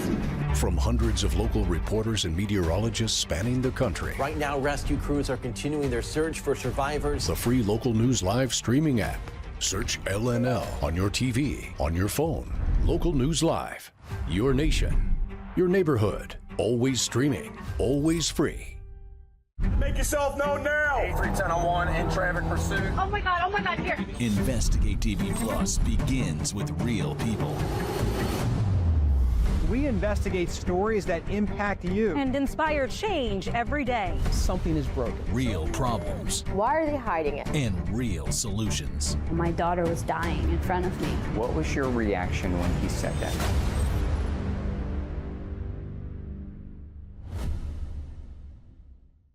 What is GMFB overtime? It's Peter, Jamie, Kyle, and Akbar breaking down the NFL. Let's go. 5 days a week. It's okay to be excited. It's stats, predictions, analysis, and in-depth interviews. Thank you guys for having me. I love you guys. It's this, that, and a whole lot of... What is GMFB overtime? It's football for everyone. Weekdays at 10 on Peachtree Sports Network. And and welcome back to the Sports Turf Halftime Show. I'm Kelly Mansell with Georgia Chambers, and we're now joined by our halftime guest presented by IBEW Local 613. It's Kenny Mullins, the business manager for GeorgiaConstructionCareers.com. Kenny, last time I had the chance to talk to you, you were not the business manager of GeorgiaConstructionCareers.com. You've now come into this role. What's that adjustment been like for you, and what's been the most rewarding part about it all? It's been really good. It gives me the ability to work with more people throughout the trade and to work with all the trades. So it's been a really good transition, and I'm looking forward to continuing on. What would you like people to know about GeorgiaConstructionCareers.com? I would like everybody to know that we are a valid option, a great career. We have a pension, a health care, just a really good avenue for you to go. If you're a high school student, an athlete, and you're not going to the next level and you want a great career, come to Georgia Construction Careers. Or if you're a mom or dad and you want to change your career now and you're looking for a career change, come to us. Go to GeorgiaConstructionCareers.com and check us out. So when I think about the Corky Kell Dave Hunter Classic, I always associate Georgia Construction Careers with it because you've been such a proud sponsor for so long. Why continue to come back for that partnership? Because we love football, and it's also just a great environment, and we want to be able to pay it forward and offer and tell about what we do to offer great careers to the public. Aside from the pension, what are some other benefits that Georgia Construction Career offers? Family health care. You can pick which jobs you want to work. You get to work with great contractors. You get to work on great projects, interesting projects, hospitals, event venues, data centers. There's a lot of stuff to it. But that's what makes it so good is that you're not doing the same thing every day. You have options. So obviously with this event, you have direct access to high school students, and now you're at that point where you're going to start recruiting at the high school level. What's your pitch to these kids in high school about why they should come to Georgia Construction Careers? Build your future. You want to make money, start out, no college debt, come join the trades, and with no college debt and make $100K after you get through the apprenticeship. What makes high school athletes such a good fit for Georgia Construction Careers? Well, just the dedication to their sport, and they embody the same principles that we do in the trades, and that's being there for each other, helping each other out, lifting each other up, and just working as a team environment. Well, Kenny, thank you so much for joining us. We can't wait to see you all week long here at the Corky Kell Dave Hunter Classic. And with that, we will be right back after the break.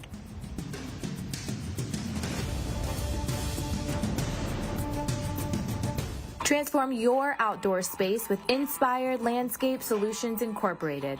With 34 years of expertise and a passion for innovation, we offer full-service maintenance, custom hardscape, outdoor living design, irrigation, lighting, and so much more. Whether you're envisioning a serene garden retreat or a vibrant outdoor entertainment area, we bring your dreams to life. Inspired Landscape Solutions, where creativity meets craftsmanship. Man, you know how to do this? Man, I don't even know. I was flipping burgers last week. Violation, unsportsmanlike conduct, impersonating a craftsman. Skilled trade unions are well-trained career pros, not part-timers. Construction is a rewarding and lucrative career with the advancement potential, but you have to do it the right way with the right training. Learn how you can be a pro. Find your career at GeorgiaConstructionCareers.com. Are you ready for some football? Woo! Right here, TOW, right here, Keeler Grange. Guess what, guys? It's Cavalier Day. Here at Keeler Grange, we support all of our high school athletics. As a special kickoff offer, you can score big savings on all of our new Kia models. Also, all of our community around here, we support our local economy. Hey, T-Wiggins, you go get them, boys. Go Cavaliers. Good luck to you and your favorite team. Go Cavs. A journeyman with Local 85, when you turn out, you can be hitting six figures. Hey, I have your back, you have my back, we're going to do this together. We're one for all for one. College just wasn't for me. Let's look into actual career jobs that wouldn't take college, where I wouldn't, lose money and all that. Instead of losing a lot more money at the end, why not make money and make more money at the end?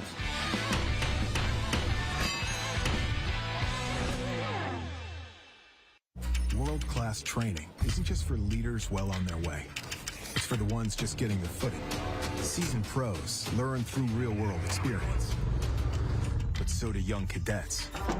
No other career path gives you leadership instruction so tested, so successful, so early. Decide to lead as an Army officer.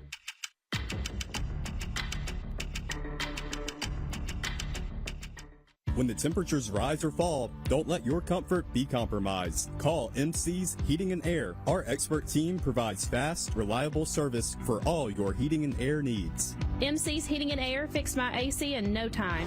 Now my home is perfectly cool. From AC installations to furnace repairs, we got you covered. Call us today at 706-523-2661 or visit mcsheatingandair.net. MC's Heating and Air, your comfort is our business. And welcome back to the Sports Turf Halftime Show. I'm Kaylee Mansell with Georgia Chambers, and today we are proud to spotlight an organization that plays a pivotal role in not just national defense, but also in building up Georgia's communities and future leaders. Of course, that's the Georgia Army National Guard, and today we are joined by Staff Sergeant Andrew Gee. So for those who may not be familiar with the Georgia Army National Guard, what makes it different from other branches of the military? So with the Georgia Army National Guard, we have a dual mission. So we not only serve the state, but we also serve the nation. We can get called up by the governor to answer the call of any natural disasters or civil order, but the president can also call us out to assist in overseas missions. What opportunities does the Guard provide for students both in high school and at the college level? So that's a great question. The Georgia Army National Guard provides 100% tuition to any Georgia public school. They also offer the Montgomery GI Bill, paid training, and leadership training. For those interested, where should they go if they want to find out more? They should go to nationalguard.com/Georgia or call 1-800-GO-GUARD. So you're a recruiter and you have the chance to talk to high school students. What is it that you think they resonate with most about potentially joining the Guard? I think it's the balance. The balance between being able to continue doing their civilian dreams and their career that they choose while also serving the community in their state. And with that flexibility, they're able to go to school, achieve a higher education, and also be able to complete their dream career. And one last thing for you personally, what was it about the Georgia Army National Guard that called you to do it? The camaraderie, to be a part of something that is bigger than myself, to serve my community and to give back to those that have given to me. Well, we thank you so much for joining us. Thank you for your service, and we're excited to have you guys here all week long here at the Corky Kell Dave Hunter Classic. We'll be right back with more.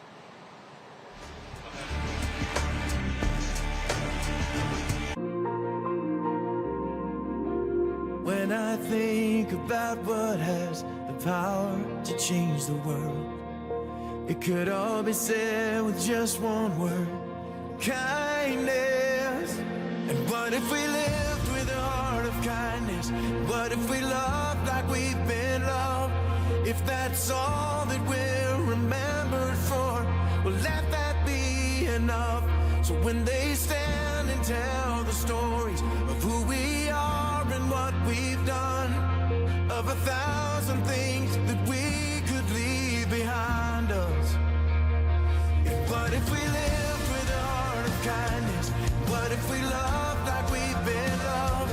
If that's all that we're remembered for, well, let that word be kindness.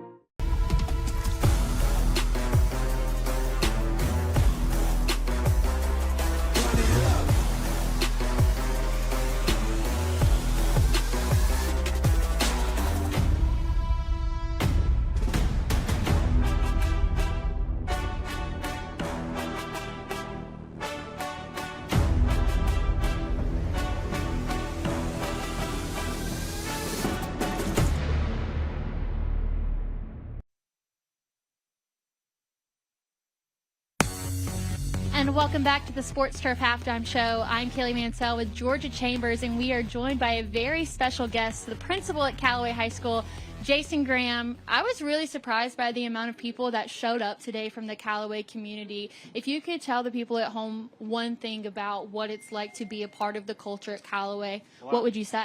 Well, I would say our culture is very strong. We have a very family oriented culture. Our community is outstanding, that we travel well. We always have a crowd, and we appreciate the support that we have. Those that are able to make the trip, those watching back home, we appreciate all that they do to support our program. And so this is your 5th year as principal, and I know that the idea is that the students are supposed to learn something from you, but have you learned anything from your students so far this year? Absolutely. I've learned that our students are relentless. They're full of energy. They're full of passion. They're so smart. We had elections for class officers today, and we had probably about 20 students competing for class president. They all made speeches live in front of the entire school, and they did such a great job, and I'm so proud of them. And our students are the voice of the school, and I'm very proud of them. Looking forward to a great year. The start to the school year always brings about excitement. What are some new things that Callaway is bringing into this year? So we're very excited. We have an indoor practice facility that is under construction, and that will be complete near the end of the semester in December. Can't wait to get in that building. It's going to benefit the entire school. We have a soccer facility that just got completed last spring, a baseball and softball hitting facility, softball, baseball field renovations that have taken place, and we have a fine arts theater that's coming soon in the near future that'll be right on our campus, and that's outstanding. We're really excited about a Cambridge Advanced International Curriculum program that we have introduced last year. We're the first traditional public high school in the state of Georgia to offer this program, and it's just a great opportunity for our students to earn a special diploma and earn college credit and be recognized internationally. The phone is definitely the sign of principal life. I know that's true. Well, we thank you so much for joining us. So glad you guys could actually get out there and play this year. With that, the second half is about to start, so we'll give it back up to Brandon and Rusty. Thank you so much, Kaylee, and a great job, of course, and great to hear from the Callaway High School principal, Jason Graham, right there, too. Obviously, a great contingent coming over from Callaway to be here and be a part of this here today, and a terrific first half, obviously, with Callaway leading 17-14. We're going to show you our first half highlights here coming up in a moment. Before we do that, Rusty, let me just get a thought from you on just the fact that we had anticipated the start of the season so much. We had this one circled as a game that we thought could be incredibly entertaining, and thus far it's really worked out to be that way. Yeah, I'm excited to have a great game like this to kind of showcase the state of Georgia nationwide. People tuning in all over, getting text messages from all over the place, and that's great for our, our product and our state. But, locally, these are two great football teams. These are two well-coached football teams, and this is kind of what we expected. And, it's going to be a game of chess in the second half. Can Prince stop the run, and can Callaway kind of get Ben Musser, in explosive plays under wraps in the second half? And I think one of the things we also look forward to with this game is one of the ways it could be packaged is, hey, it's a great battle of quarterbacks. You mentioned Ben Musser. This is the Virginia Tech commit, kind of the heir apparent to what has been a great legacy of quarterback play at Prince Avenue Christian. And really, when you look at what he did a year ago, Blake Harrington, kind of as successful as almost any returning starting quarterback in Georgia here this year, as it's raining now much harder than it was before. The stadium is obviously cleared out because of a lightning delay. So we got a little bit of a little bit of a weather situation going on here right now. But the battle between these two quarterbacks, I think thus far, different kinds of players who do things in sort of a different way, has sort of worked out to be what it's supposed to be. Yeah, and you expect two experienced quarterbacks like that to hurt you. What I like about both of them is they can hit you with their legs. They can hurt you with his legs as well. Well, in fact, why don't we go back and look at some of the top plays of this first half? Of course, Harrington good with his legs, but for Callaway, it's a couple of other guys on the ground that have had great success. DJ Mahoney had the game's first touchdown here, and of course, these highlights brought to you by the Mechanical Trade Institute, and it was at this point in the game that I think that Callaway thought he was getting the advantage, kind of hats on hats up front. But speaking of running backs, how about Andrew Beard after that? You see the home run speed there. He puts his foot in the ground, splits the defenders, and takes to the house, and that's what you want to see out of a major Division I prospect with 30 or 40 offers nationwide. Then 87 yards on the throw. Musser connects with his outstanding wide receiver, Hudson Hill.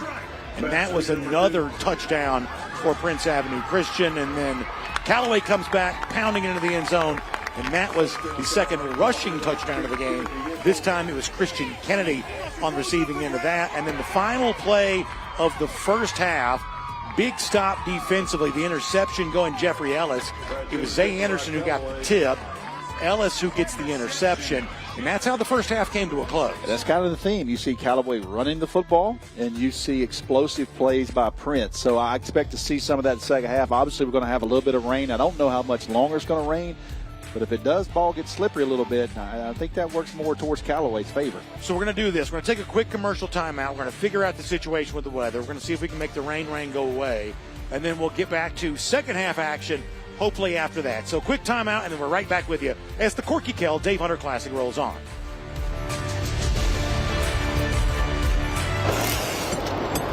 Hey, is the power off on this? I don't know. Just take it off. Safety violation, unsafe work conditions. In the construction trades unions, safety is our highest priority, and we train you to recognize and speak out on unsafe working conditions so that everyone arrives and goes home safely. Learn about careers in construction at GeorgiaConstructionCareers.com. Vision. Commitment. When those become partnership, powerful things begin to happen. The path becomes clear. The work becomes reality. And your achievement becomes a legacy. You deserve a partner that will take you there. You deserve Sports Turf. What happens after you graduate? Will you go to the next level? Will people have your back in the heat of battle? Will you still train like a champion in the pursuit of greatness?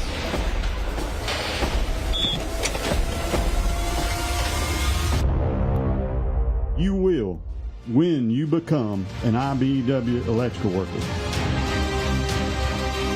Join our team. Visit IBEW613.org. You'll still have common days. Get caught in traffic during your commute. Overthink a text message. Get a song stuck in your head. This is not one of those days. A few weeks a year and you'll discover the most uncommon time of your life.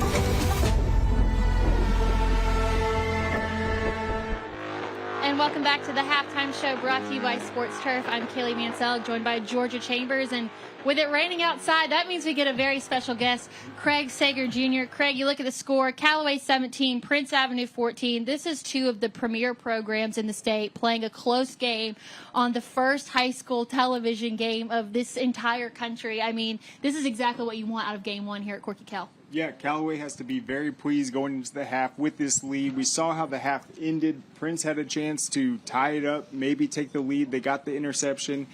To me, they've been dominating time of possession, but the defensive line for Callaway is really having a good job getting to Ben, throwing off their offense a little bit. And with as many weapons as Prince Avenue has, we haven't really seen them all get involved. We saw C.J. Dockery kind of go down with an injury on that first reception he had. What's his health going to look like in the second half? But Callaway has to be pleased.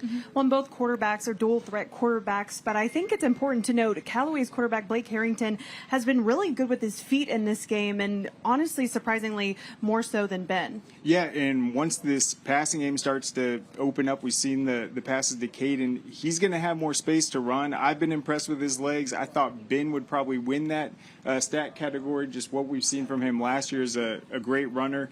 But, yeah, certainly in the first half, that dual threat ability is really hurting Prince. And rain can almost be an equalizer for some teams, too. And so for Prince Avenue, in the case of them, what do they have to do in the second half to take the lead again? Well, they have to sustain a drive. We've seen the big plays, Hudson Hill, Andrew Beard, of course, the big play ability, but they haven't really had that long drive down the field. They've done good on third down, but I want to see them kind of control the time of possession and really get that offense going. When rain is a factor, what's important for guys to stay loose and focus on the game ahead when you're not quite sure when you're going to be taking the field again? Yeah, that's something they probably haven't been practicing too much. I think with these teams, they both like to pass the ball, so just the concentration, turnovers certainly could factor in. How is Prince Avenue going to shake off that one at the end of the half? That was a big one, but we'll see. I've been impressed with Callaway. They knew this was going to be a tough matchup. Last year, it didn't go well when they played Cass. They got beat pretty badly in this event, but they're in position. I think avoiding the turnovers, they've done a good job after some early penalties also just calming down. So just as a reminder, this segment is brought to you by Atlanta Construction Incorporated. I think this is also a good time for us to go ahead and start looking into our second matchup of the night, which is Kell and South Paulding, who we both had the chance to talk to their coaches. What do you expect out of this night game? Well, to me, this matchup's interesting. The strength of South Paulding is their offensive line. That's where their experience is, and they are a very big offensive line. Kell, all their coaches have raved about this group, just what they've seen in practice, them kind of winning the battle against the offense each day. Will they be able to get to Cade Wigginton, be disruptive against this great offensive line for South Paulding? I think that will be key. And then South Paulding really has a chip on their shoulder. We've been talking about that last year. They knew they didn't really perform well. They didn't live up to expectations. So a strong showing against Kell will certainly get them beaming with confidence. South Paulding also returns 26 seniors. So a lot of those guys know what that chip on their shoulder feels like. So they'll be coming into tonight's game, weather permitting, wanting to start it off on the right note. Mm-hmm. Yeah, and they feel like they almost found it last season. There was a game late in the season, I think, with East Paulding. They were within a score. It's one of the premier programs in Paulding County.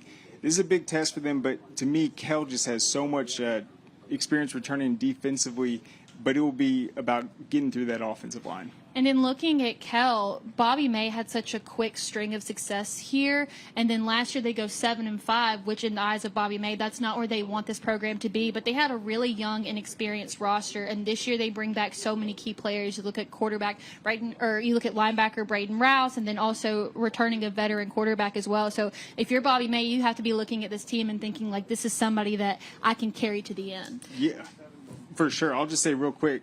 Kell has a very difficult region. They got Cambridge in there, Blessed Trinity.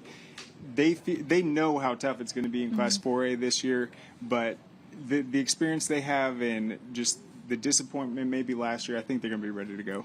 This is only day one of the Corky Kell Dave Hunter Classic. There's a lot of great games coming up. We'll be here till Saturday. Saturday, obviously, Mercedes-Benz Stadium. For you both, what's a game that you have circled coming up on this slate? I mean, for me, I think it's got to be that Saturday night game. Douglas County, North Gwinnett. I mean, Douglas has a really experienced offense, bringing back their quarterback and their star wide receiver. And then you've got North Gwinnett, who's absolutely got so much talent coming back on the defense. I don't know if it's going to be the highest scoring game that we have or the lowest scoring game they have, but I know that this is two teams that have guys that have been waiting for this game. So I like that Saturday night slot game. For sure. Saturday's loaded. I like the McEachern against Walton game. I think I was the only poll that had McEachern ranked. Just looked at the composite. I think this is their year. Year 3 with Coach Reed. They've got so much talent. And then the North Atlanta Hebron game will be interesting. North Atlanta's coming off their first ever region title. A great season. They replace a lot. But then you have Hebron coming off the state championship with a new coach, Kenny Dallas. I think that one's going to be very interesting if Hebron's able to pick up where they left off. They have the talent to make another run at that title. So, of course, we're still in rain delay here at the Corky Kell Dave Hunter Classic, but we are not going anywhere. We've got more coverage coming up for you right after the break.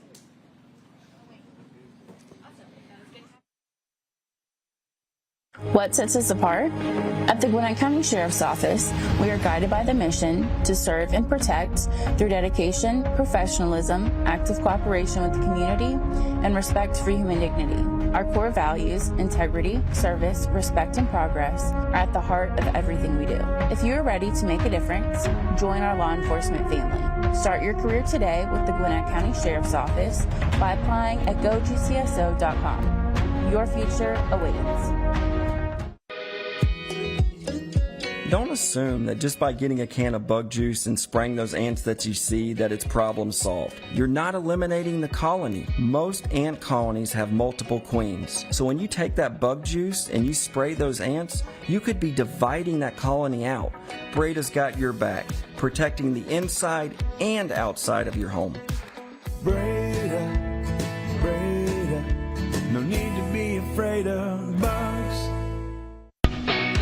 The Georgia Sheet Metal JETC equips apprentices with the knowledge and skills required to start a rewarding career in the sheet metal industry with programs in HVAC, industrial welding, and testing, adjusting, and balancing. Training is 100% free and allows apprentices to earn as they learn. Journeymen graduate with no student debt and have the potential to earn more than most college graduates. Visit our website to learn more about this opportunity at careersinsheetmetal.com. Transform your outdoor space with Inspired Landscape Solutions Incorporated. With 34 years of expertise and a passion for innovation, we offer full-service maintenance, custom hardscape, outdoor living design, irrigation, lighting, and so much more. Whether you're envisioning a serene garden retreat or a vibrant outdoor entertainment area, we bring your dreams to life. Inspired Landscape Solutions, where creativity meets craftsmanship. All right, welcome back, everybody. You see the image that unfortunately tells the story we prefer not to be true. It's not the rain. There has been a lightning delay, though. Brandon Adams, Rusty Manziel, Georgia Chambers, Kaylee Manziel, all a part of our host position as we roll on here still at halftime with Callaway and Prince Avenue. It is Callaway leading 17-14. We have been in a lightning delay, and I have not gotten official word yet as to when the game will resume. At this point, we're just sort of hoping that there is no more lightning. We saw a great first half. We think it'll be an outstanding second. And for Rusty, both these teams, the challenge here is going to be maintaining the crispness and the energy that you had the first half. Long delay. Do you worry about losing some of that competitive edge when you do get a chance to come back? You wonder if it's a night game. You're sitting there at 10 o'clock in the delay, but right now we're still early in the afternoon, and these kids, first game of the year, juiced up. They'll be ready to come out. Both teams, I think, obviously with a close game like this, the thing is you get a chance to make a lot of adjustments at halftime, and I'll be interested if we see come out. From what I understand, Brandon, we're about 14 minutes away here. Okay, so good.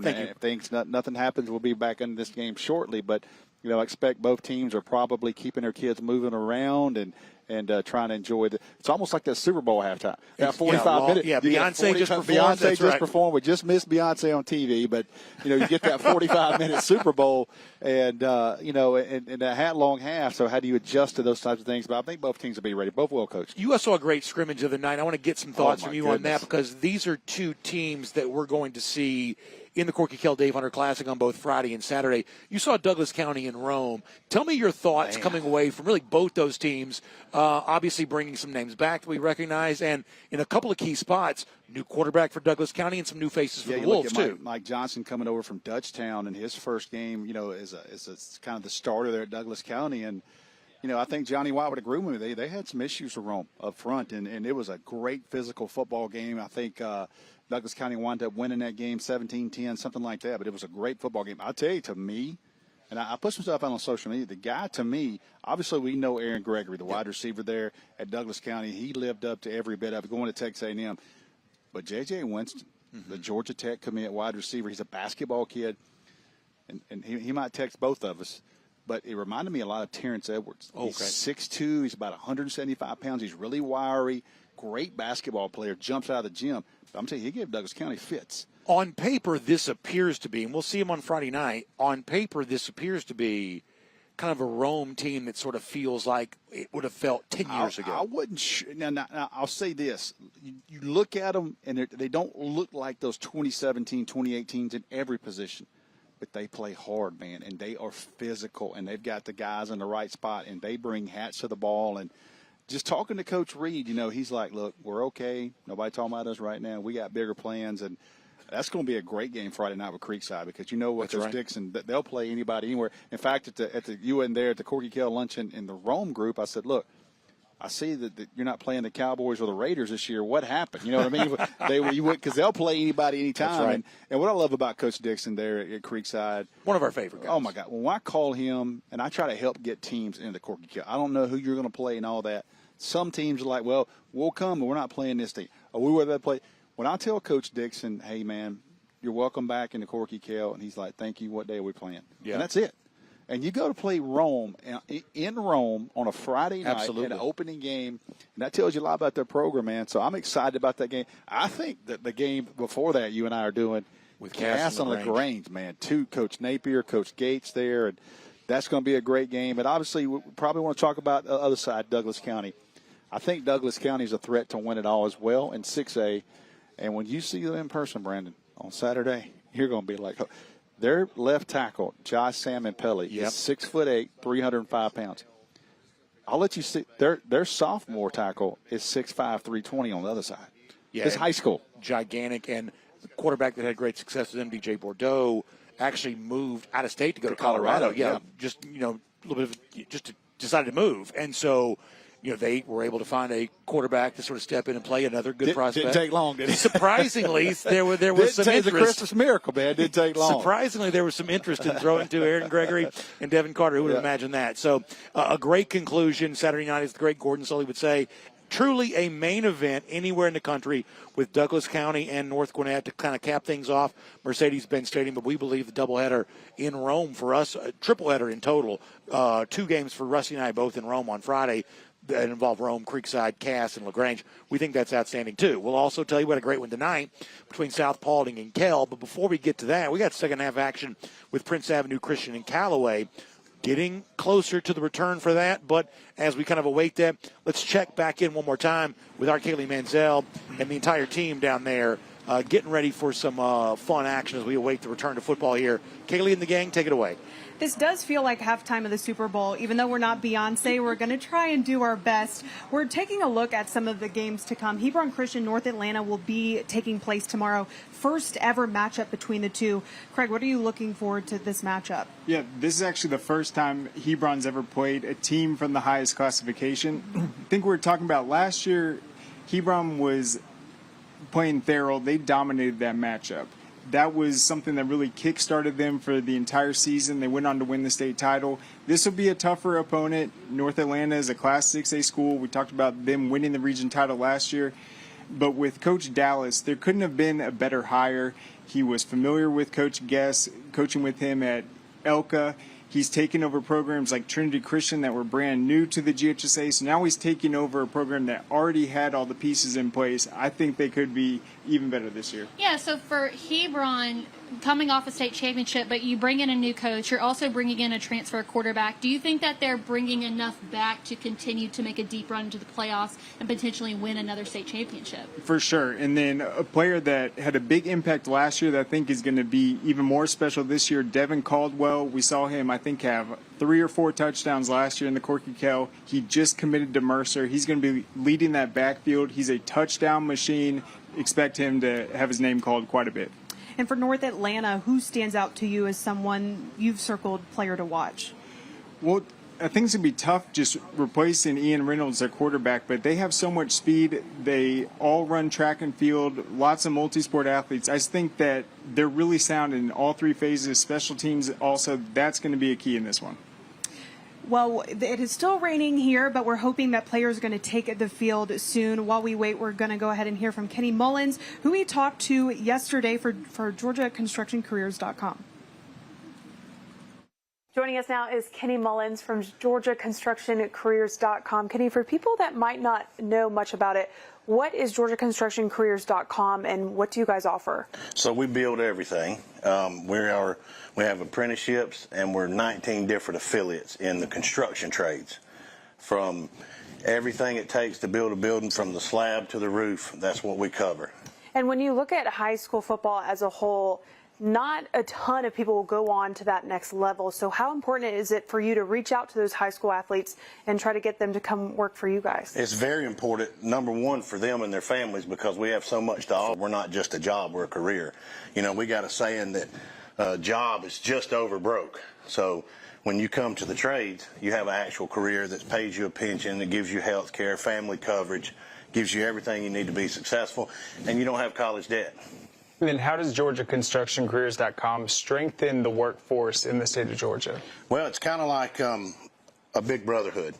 You know, it relates kind of to football, where we do a lot of community work stuff. We're very involved in our communities, and it's just something that we take pride in. The principles that build Georgia Construction Careers and our union affiliates are what kind of embody the same thing as a football team. So you belong here. It allows people to build their future. And how important is it for businesses like yours to invest in young people so early? Oh, it's so important. That's our next generation. That's the future of America and the future of Georgia, and all of everything that we do in the country is that youth coming up. So we take pride in it. And then what's your advice for students just to explore all the different career opportunities? So go to GeorgiaConstructionCareers.com, and it will have all 19 trades listed. You can go and look at each one of them, do your research, get your parents to look at it, figure out which one suits you that you may want to join. What first brought you to GeorgiaConstructionCareers.com? So I started right out of high school. I started, and I was actually an IBW electrician. And so I started at that path, went through the apprenticeship, and worked my way up, and now I'm here as the manager for Georgia Construction Careers. Then what does it mean just to be front and center this season as a title sponsor of a season long of just great high school football games? It's just a really good way for us to, again, to be in the community, and it's a good recruiting ground for us. 7.5% of the players that play football go to college. We want the rest of you that are not going to go to college to that next level. That's why it's important to us, and we love being in the community, and we love football. Thank you so much, Kenny, for joining us, and we'll be back right after this short break. What sets us apart?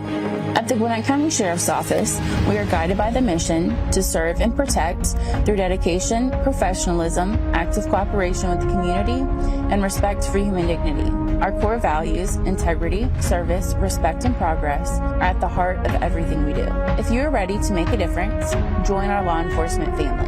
Start your career today with the Gwinnett County Sheriff's Office by applying at gogcso.com. Your future awaits. We know how important your pets are at Breda, so when Breda comes inside your home to treat, we don't spray baseboards at Breda. We target cracks and crevices only. We call it the Triple P process, precision placement of product. Can you imagine having pesticides on your baseboards? That's just not safe for you, your family, or your pets. Breda, no need to be afraid of bugs. The Georgia Sheet Metal JETC equips apprentices with the knowledge and skills required to start a rewarding career in the sheet metal industry with programs in HVAC, industrial welding, and testing, adjusting, and balancing. Training is 100% free and allows apprentices to earn as they learn. Journeymen graduate with no student debt and have the potential to earn more than most college graduates. Visit our website to learn more about this opportunity at careersinsheetmetal.com. When the temperatures rise or fall, don't let your comfort be compromised. Call MC's Heating and Air. Our expert team provides fast, reliable service for all your heating and air needs. MC's Heating and Air fixed my AC in no time. Now my home is perfectly cool. From AC installations to furnace repairs, we got you covered. Call us today at 706-523-2661 or visit mcsheatingandair.net. MC's Heating and Air. Your comfort is our business. Transform your outdoor space with Inspired Landscape Solutions Incorporated. With 34 years of expertise and a passion for innovation, we offer full-service maintenance, custom hardscape, outdoor living design, irrigation, lighting, and so much more.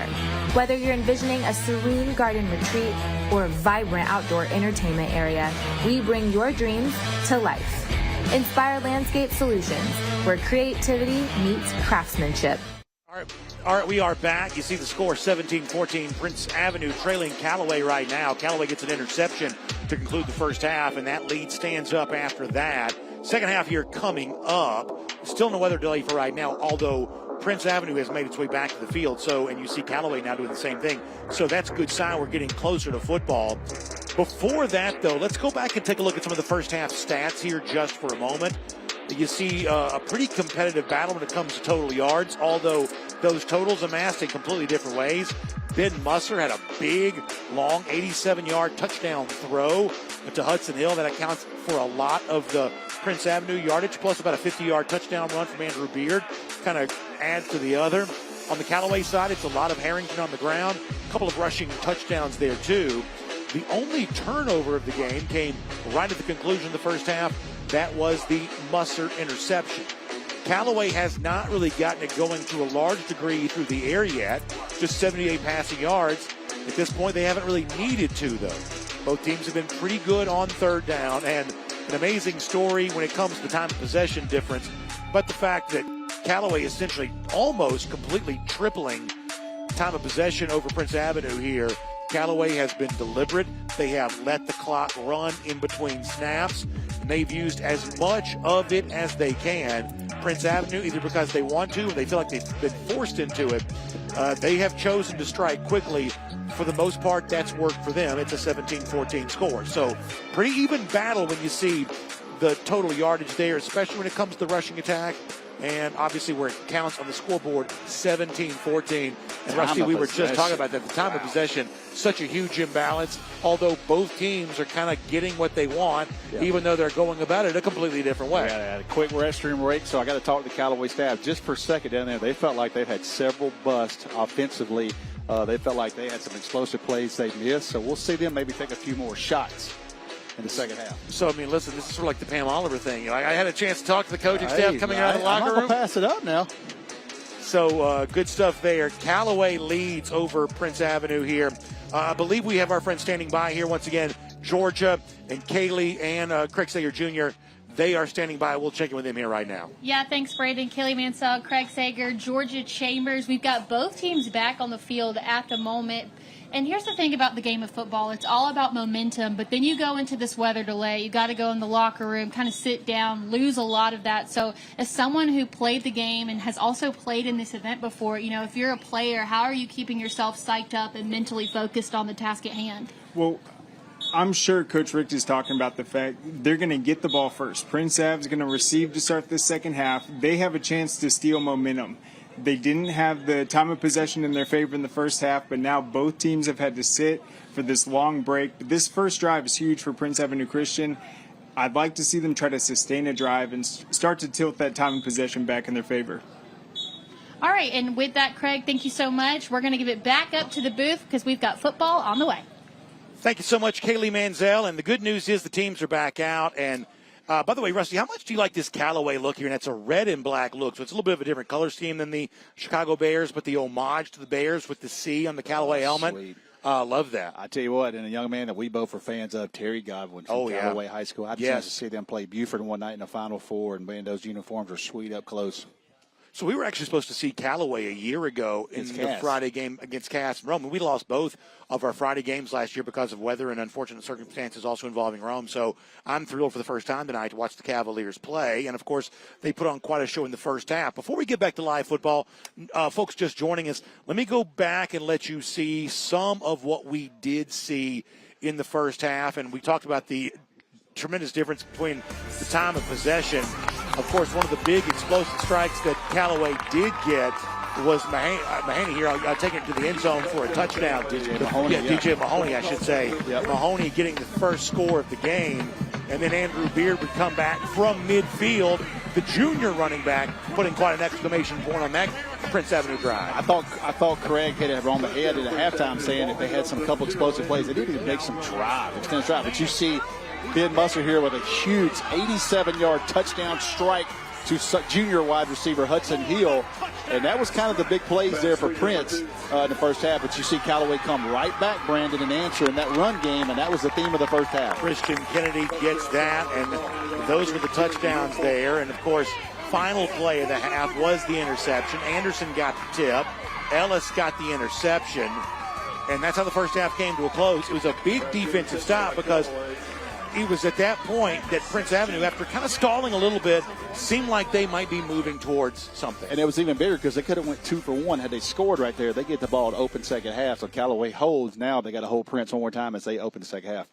All right, so 17-14 is our score, getting closer to return to football. We'll take a quick timeout, and after that, we'll be getting ready for the second half right here. Corky Kell, Dave Hunter Classic from the Stockyard on the campus of Kell High School here in Marietta.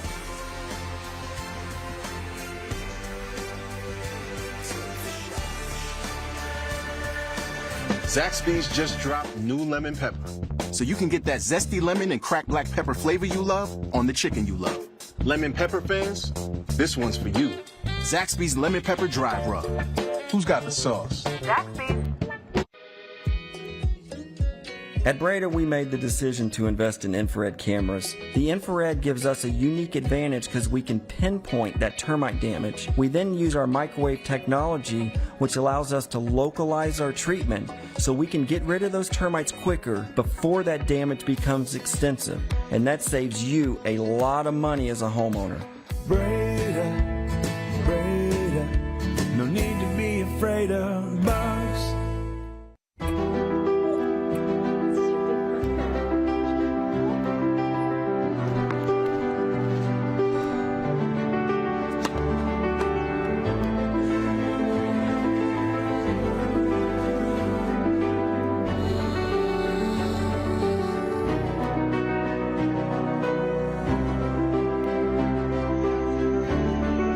For a healthier future together, look to Northside Hospital.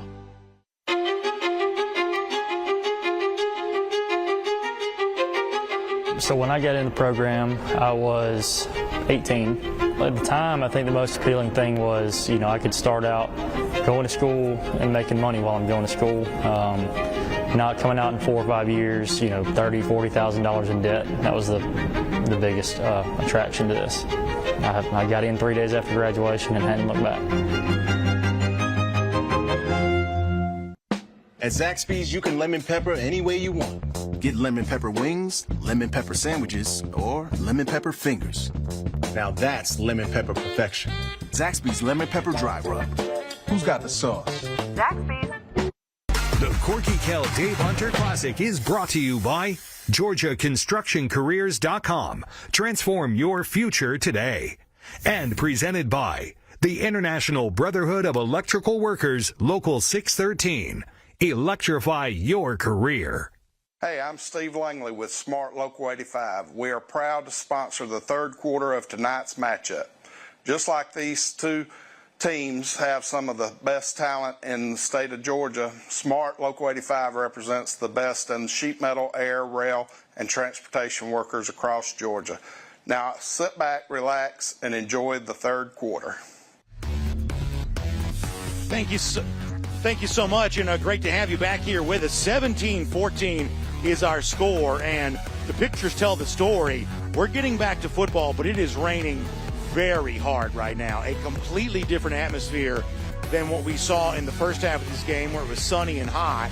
We've had lightning delay that has delayed the start of the second half, but during the entire delay, it was never raining as hard as it was right now, with us now returning to football. These are young kids, man. This should be good.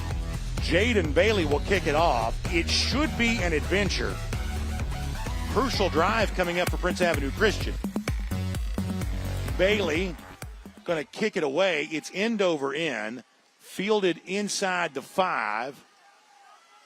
Now finding a seam, running up toward the 30-yard line. That's Hudson Hill. Pretty good field position to begin the second half now for Prince Avenue Christian, and it is a quagmire down on the field right now. How about that? Man, it is coming down right now, but I think after sitting in the locker room for a long time, these young kids are anxious to get back, and maybe this will let up here just a minute, but right now, Brandon, it is coming down like we haven't seen it yet. How much will the turf be slippery the way we think of grass being slippery? It holds pretty good. I mean, the technology there with this turf, it holds pretty good, so it'll drain pretty quick, too, if it'll stop. And the one thing it won't do the way you will see on natural grass is there'll be no puddles. No puddles. So Musser, handoff to Beard. You may see a lot of this right now. Nice tackle in the open field.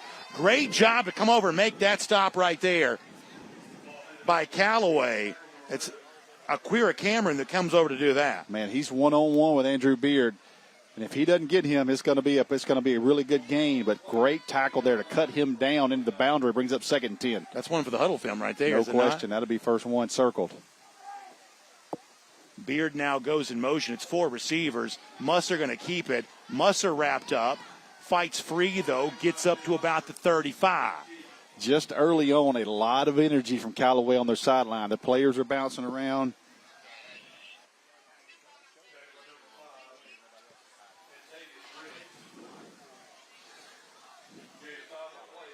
It's going to make it 3rd and 5 now. Maybe more like 3rd and 6, really, based on where the ball is sitting. In motion goes Hill.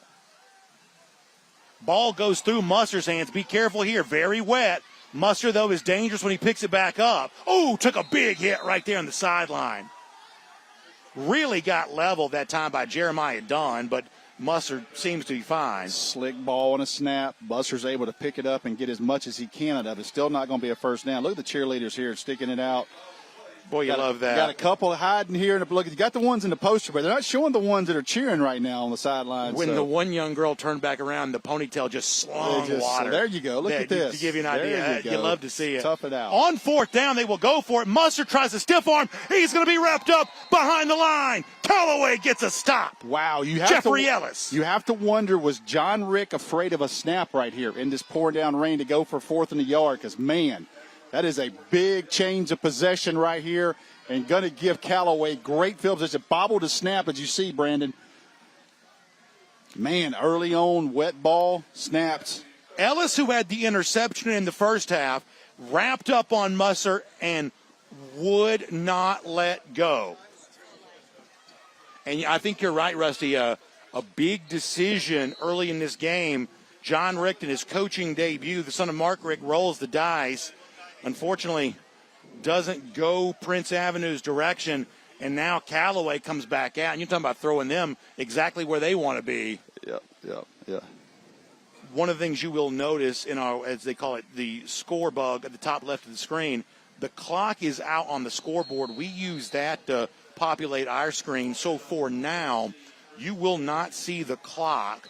We'll do what we can to kind of keep you updated They're here. working on it. As we're second quarter action. Great tackle there by Judge Shoemaker coming up and filling a hole for a law. They get a flag on the play? Yeah, I see Coach Wiggins. Uniforms are just drenched right now.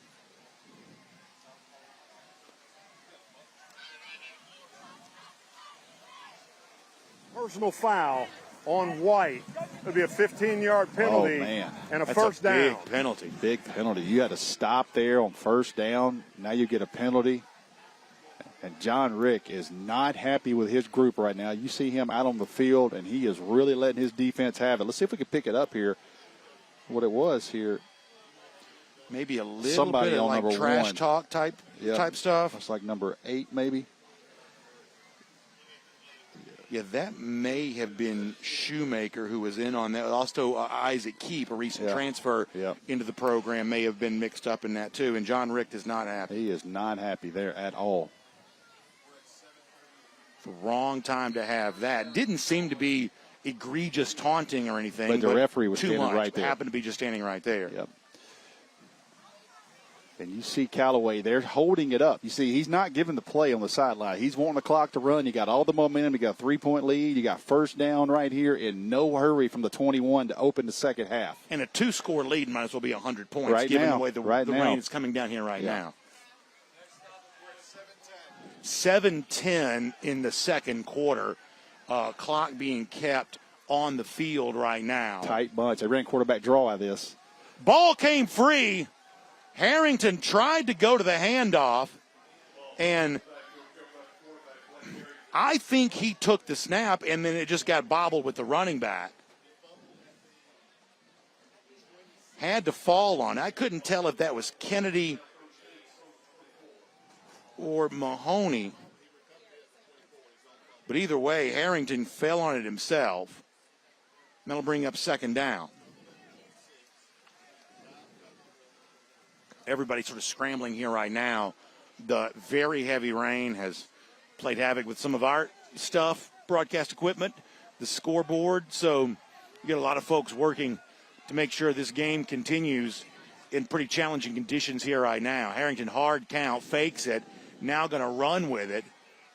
He's going to take kind of another big hit and be brought down around behind the line of the original line of scrimmage. Great job again by Ashton Coleman. Watch him field because they have the leverage on the outside. He has to show to keep contained. Been impressed with number 11. He made a play over the top, tipped the ball in the first half, and he's been – watch 11 here at the top of the screen. Quarterback's running, and you're going to see him get a little bit. You're going to see 11 come up, stick him, and stop him. So going to be about 2nd and 14. Clock's running.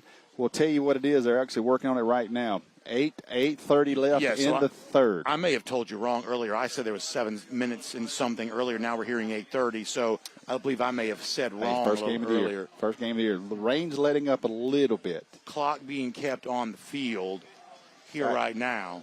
And they're moving there's another penalty. We have not gotten an indication from our referee, but John Rick is not happy.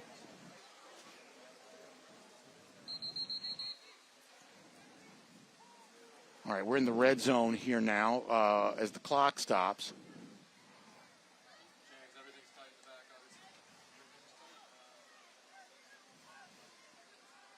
So you really get a great shot. Our camera crew doing a good job. You see the water kind of bouncing off the helmets there. Kind of a beautiful shot for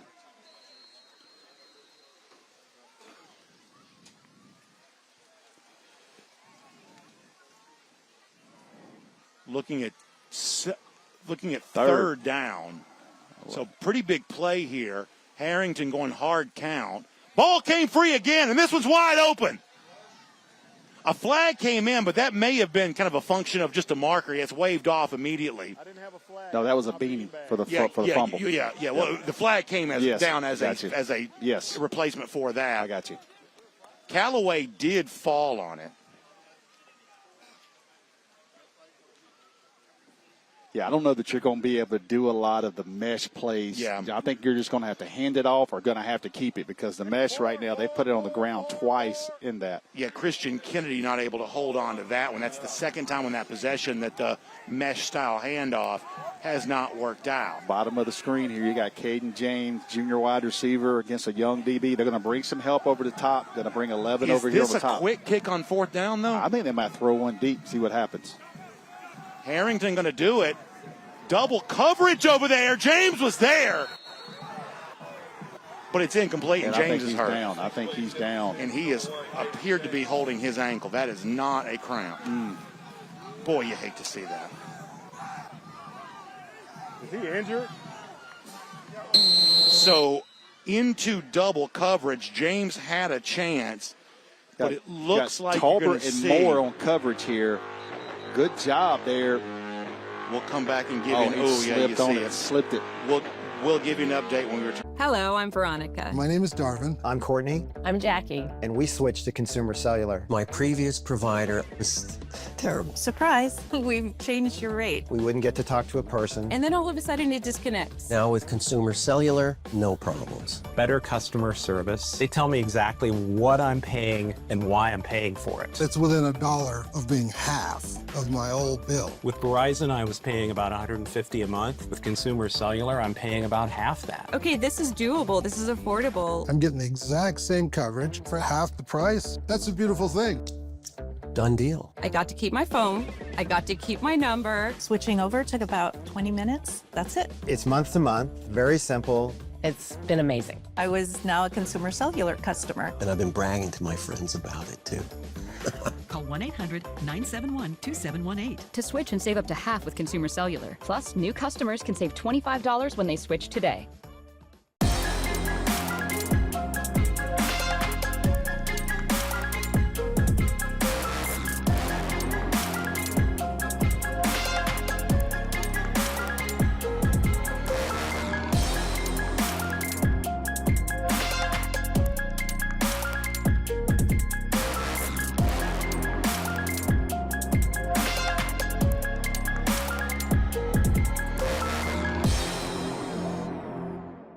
The GeorgiaConstructionCareers.com Corky Kell Dave Hunter Classic is sponsored by Georgia High School Sports Daily, live weekdays at noon on the Peachtree Sports Network and Atlanta News First. Georgia's Rome Office of Tourism, where the rivers meet and the mountains begin. Inspired Landscape Solutions, the smallest details make the biggest difference. And by the Georgia Elite Classic, Georgia's largest all-star games. All right, welcome back, everybody. Inside 7 minutes to go in our third quarter, 6:49. Third quarter action. Callaway fails to convert on a fourth down a moment ago. The big story there, though, Caden James one of the top players for the Cavaliers and a highly rated recruit, appeared to be injured on a fourth down reception. Looks like you're going to have a hold that's going to bring this back. Flag down, I believe. Serious situation to monitor, though, as it relates to James, a big player on both sides of the ball. Yeah, I hope he comes out of the tent and looked like he rolled his foot a little bit there, trying to put the brakes on and slid there on the turf. And here he is coming down again.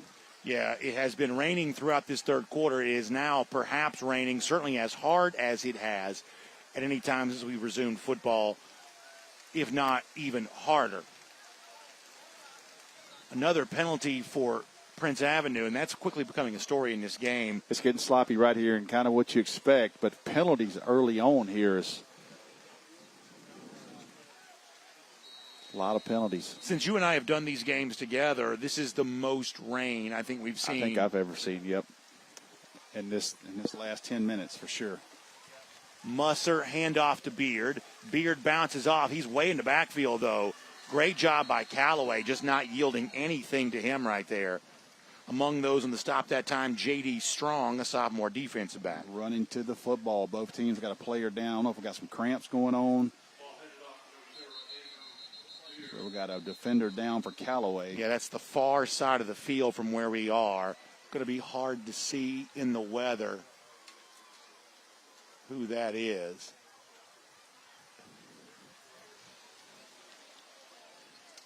Hard to see here right now.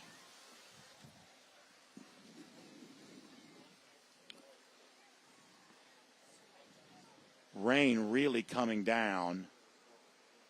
Still haven't been able to identify the player who is down over there. It's like 51. Yeah, that's Josiah Garrett. That's another really important player for this Callaway team. A two-way lineman. Still haven't That's seen a senior. Caden James is still in the medical tent. Haven't seen him come back out yet. So now I see him up, and he is walking on the sideline. He's trying to walk it off a little bit. So that's good news potentially for Callaway. Unfortunately, though, a different injury to monitor right now in the person of Garrett, kind of a two-way starter, offensive and defensive line. And, boy, the visuals are as tough for us in the stadium as it is for you at home. I'm telling you right now. This is like the It's gonna worst be British red Open jersey you've and white ever had. jersey. Yeah.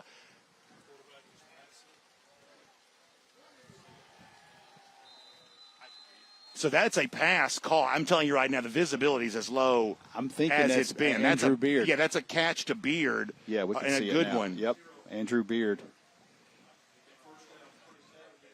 So Musser rolled left into kind of double coverage, and Beard just goes out there and makes a great play. And I like the play. Yeah, I do too. Just get him out in space, see if he can make a play.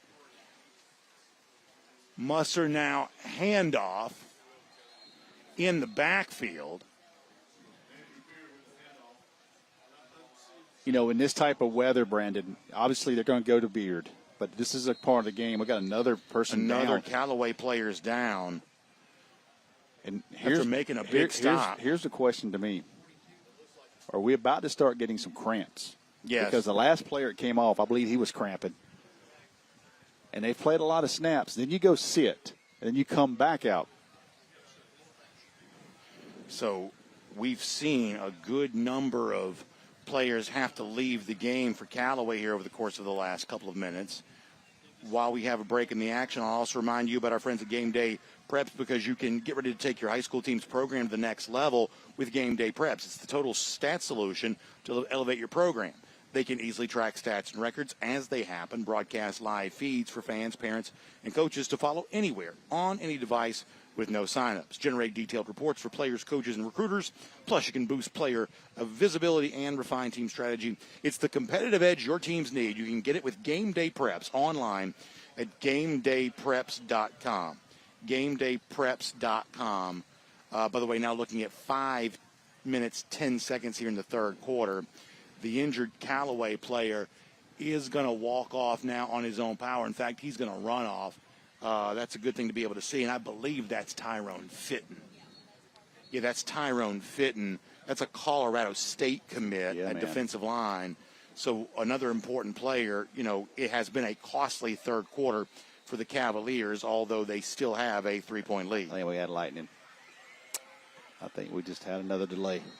And so Callaway sees it quickly. Their team quickly running off the sideline. Prince Avenue Christian now doing the same thing too. And this game quickly getting marred by weather. 5 minutes, 10 seconds left in the third quarter. It has been a sloppy mess of a third quarter as heavy rain has come down the entire time. When we resume play, Prince Avenue Christian will have a second down from its own 42-yard line. But that's going to be after a lightning delay here. So not what we wanted for the first game of the season. And, Goodness. you know, I talked to several coaches this week, and everybody sort of agrees on the same thing, that Georgia in August and September is tricky. We are obviously just north of Florida and the Atlantic Ocean and the Gulf Coast. We are getting into kind of a tropical storm, hurricane time of year. August turns to September. That's when that really kind of heats up down there. We face the effects of that. And I think we have our first named tropical storm here this week, I believe. Yep. So, you know, it's just a challenging time. College football deals with this. High school football deals with this. And after a year ago, in which we dealt with a lot of weather delays, our first big one here tonight. And this is not just out of an abundance of caution. This is obviously lightning that's right on top of us. Yep. And, you know, it's – you see it, but you see it off the field. That's where that's where it's designed to run off the draining. Work, yep. Yeah. So you know, if we can somehow get through this delay and get back started, the field I believe is going to be okay. But you know, you see that right there that shows the amount of water that has quit. And you see the tents there piling up. Okay, so here's what we're going to do. It's obviously a lightning delay. We know that. What does specifically that mean? Well, we have our beliefs, but we're going to confirm all of this. So let's take a quick timeout, and we'll come back and try to sift through this and tell you when we might be able to return to football here with Callaway leading 17-14, game one of our Corky Kell Dave Hunter Classic.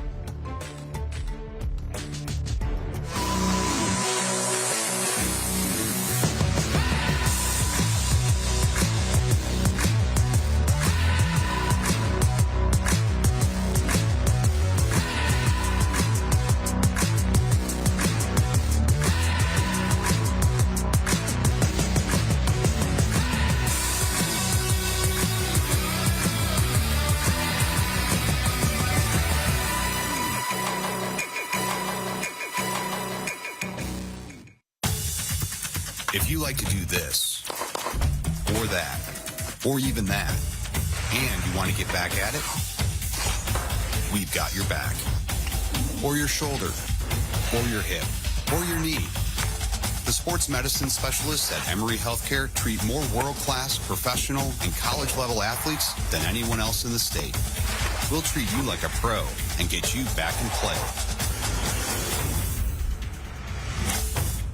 Are you ready for some football? Woo! Right here, T-O-W, right here, Kill the Grange. Guess what, guys? It's Cavalier Day. Here at Kill the Grange, we support all of our high school athletics. As a special kickoff offer, you can score big savings on all of our new Kia models. Also, all of our community around here, we support our low economy. Hey, T. Wiggins, you go get them, boys. Go Cavaliers. Good luck to you and your favorite team. Go Cavs. Hey, does it matter if this leaks? It don't matter to me. Can't see it from my house. Illegal use of hands, improper training. GeorgiaConstructionCareers.com has 14 different highly skilled trades with tuition-free training in our certified apprenticeship programs to train you the right way. Find your career at GeorgiaConstructionCareers.com. Joining us now is Kenny Mullins from GeorgiaConstructionCareers.com. Kenny, can you start off by telling us a little bit more about GeorgiaConstructionCareers.com? So at Georgia Construction Careers, we're 19 different construction trades that build everything. And for people that are interested in getting involved, you've talked about this could be an alternate for college, high school students can get involved. What are some benefits that come along with that? So you get a family coverage for your insurance. Your health care is for your full family. and you have pensions. You have a defined contribution and you have a defined benefit. What that means is the contractors, our partners, pay your pension for you every hour you work. So it's not like a 401k. A 401k is just an ad hoc savings where you defer your wages that you make. They actually pay your pension. So you're able to build a pension, and when you retire, be able to retire really well. And talk a little bit about being able to earn while you learn. So the way that works is it's one of the oldest models in history. So you join, you get your on-the-job training, and that's where you go to work every day. You have no college debt. The only thing you have to pay for are your books, and it's minimal cost. But you go to work, you learn your craft, you go to work every single day, and then you go to do your classroom hours after work. It may be you get assigned a day, you may go on a Monday or you may go on Wednesday, but all that earn while you learn is you're working. You're not waiting and trying to learn the book work and then getting a job. You've got a job, you're learning your craft and learning the academics part of it at the same time. With that said, what are some success stories you've seen from young people entering the trades? So I don't know if we have enough time to answer that question, but there's so many success stories. But we're not just for young people or high school kids. We're for maybe your parents. Maybe you're looking for a career change. I have a sister, and she's been out of work for 18 months because she works in corporate America. It's hard to get a job, and that's due to AI. You're never going to have to worry about AI in the trades. You're not going to lose your job. So as far as the success stories goes, they're daily. I mean, they're happening all the time. We do so much in the community. It's changed so many lives. I don't have enough time to tell you that, but it's good. And then, Kenny, why is it important for high school coaches to learn more about the opportunities at GeorgiaConstructionCareers.com? Well, one of the things it's bothered me for years is we've always been the best kept secret unions, but if a high school football coach knows what we do, we kind of embody the same principles as that team environment, that brotherhood, that sisterhood, that unity. So we want the coaches to know who we are so they can offer this option to their players that are not going to the next level, because it's a great career. A really good career. For those interested in finding out more, you can go ahead and head to GeorgiaConstructionCareers.com. Kenny, thanks for joining us, and we'll be back right after the short break. Joining us now is Smart Local 85's business manager, Steve Langley. Thank you so much for joining us today. Glad to be here. For those who may not know, could you touch on what SMART is and what you guys do? So SMART stands for Sheet Metal, Air, Rail, and Transportation. The SM is us. We're sheet metal, and that's ductwork, lagging, building anything out of sheet metal. Anything. It could be your kitchen sink. What would be the first steps to joining Smart Local 85? Go to smart85.org and fill out an application. And then, Steve, what qualifications or experience do applicants need? No experience necessary. If you do have construction experience that helps you out, could get you in the apprenticeship quicker. But there's no experience. We train you for everything you need to know. And what sets Smart Local 85 apart from some others? So companies like Georgia Power, Delta Airlines, Hartsfield-Jackson Airport, big companies trust in our training. We have a 4-year training. Instead of people paying to go to a trade school, they go to our apprenticeship for free. And, we have the best ones out there.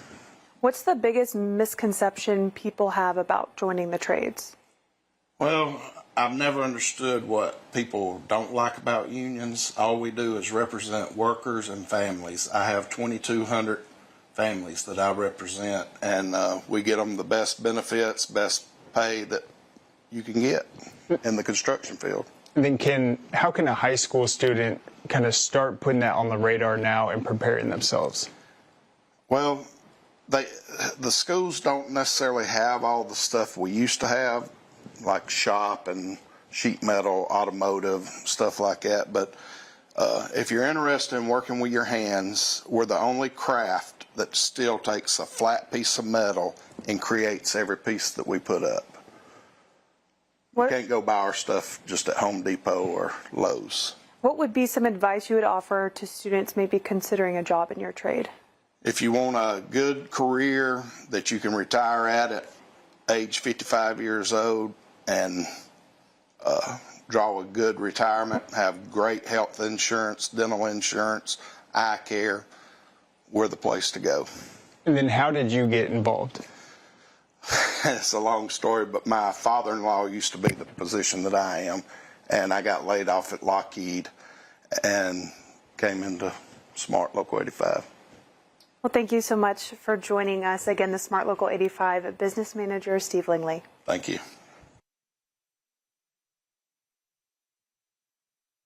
High school football kicks off on PSN and Atlanta News First. 22 teams, 11 games, 4 days of action-packed high school football right in the heart of Atlanta. The Corky Kell Dave Hunter Classic on PSN and Atlanta News First.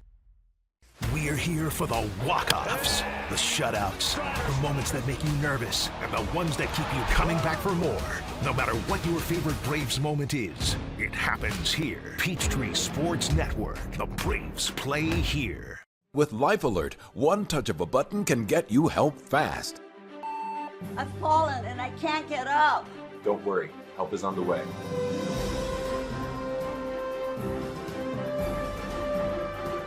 With any of Life Alert's 3 emergency systems, help can be summoned immediately, and batteries never need charging. I was having a stroke, and I was scared to death.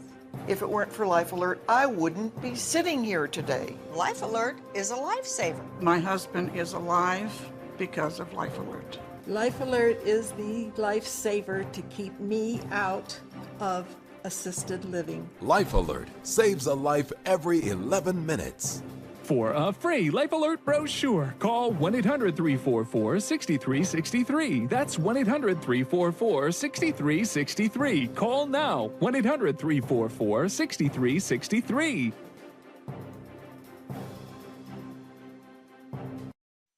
Transform your outdoor space with Inspired Landscape Solutions Incorporated.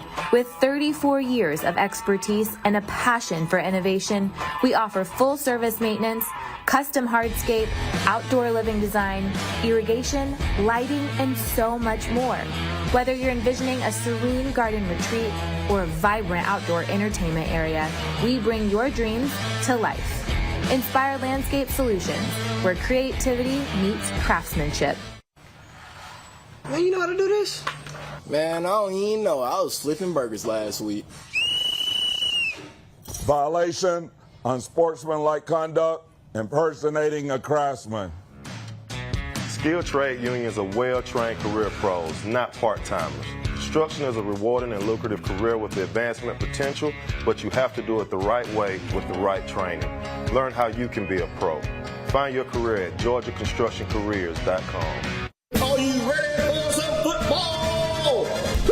Right here, TOW, right here, Kill the Grange. Guess what, guys? It's Cavalier Day. Here at Kill the Grange, we support all of our high school athletics. As a special kickoff offer, you can score big savings on all of our new Kia models. Also, all of our community around here, we support our low economy. Hey, T. Wiggins, you go get them, boys. Go Cavaliers. Good luck to you and your favorite team. Go Cavs. A journeyman with Local 85, when you turn out, you can be hitting 6 figures. Hey, I have your back, you have my back. We're going to do this together. We're one for all for one. College just wasn't for me. Let's look into actual career jobs that wouldn't take college, where I wouldn't, lose money and all that. Instead of losing a lot more money at the end, why not make money and make more money at the end?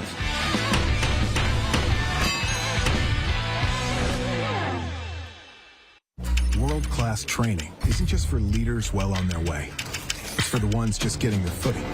Seasoned pros learn through real-world experience.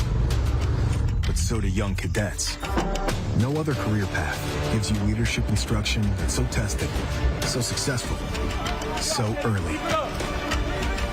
Decide to lead as an Army officer.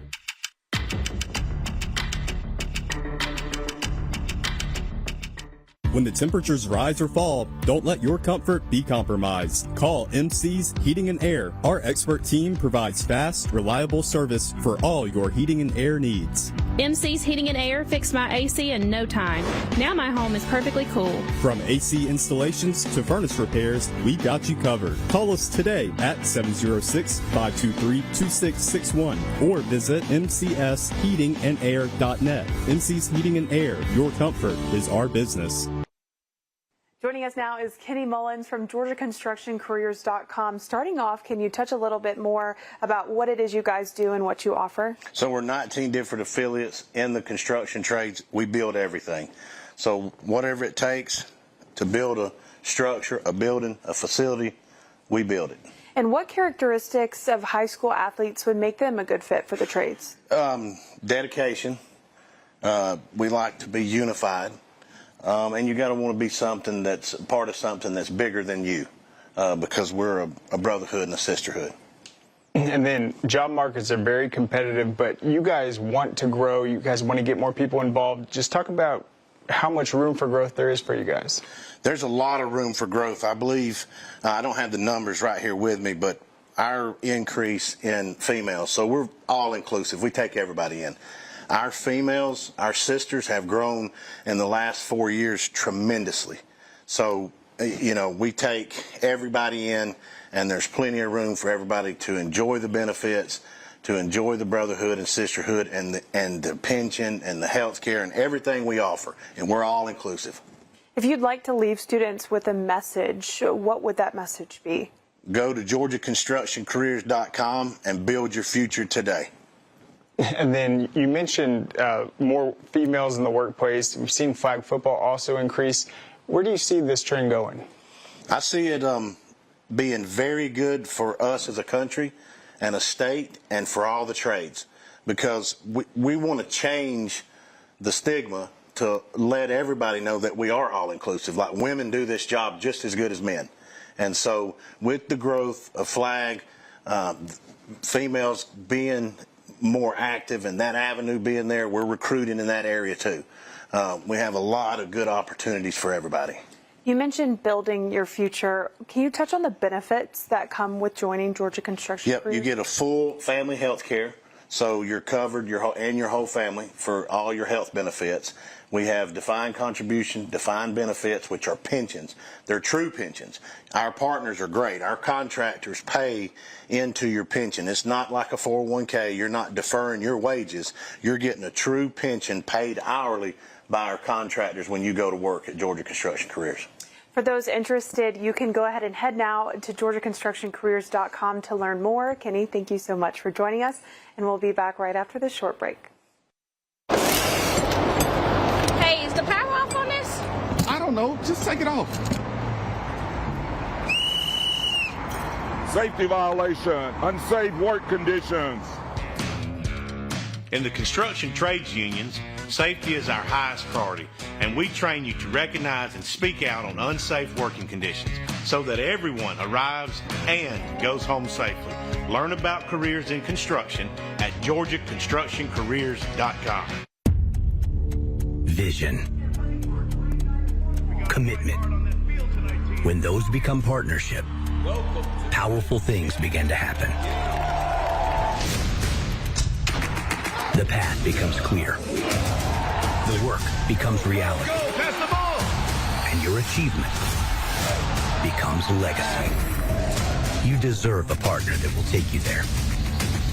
You deserve Sportster. What happens after you graduate? Will you go to the next level? Will people have your back in the heat of battle? Will you still train like a champion in the pursuit of greatness?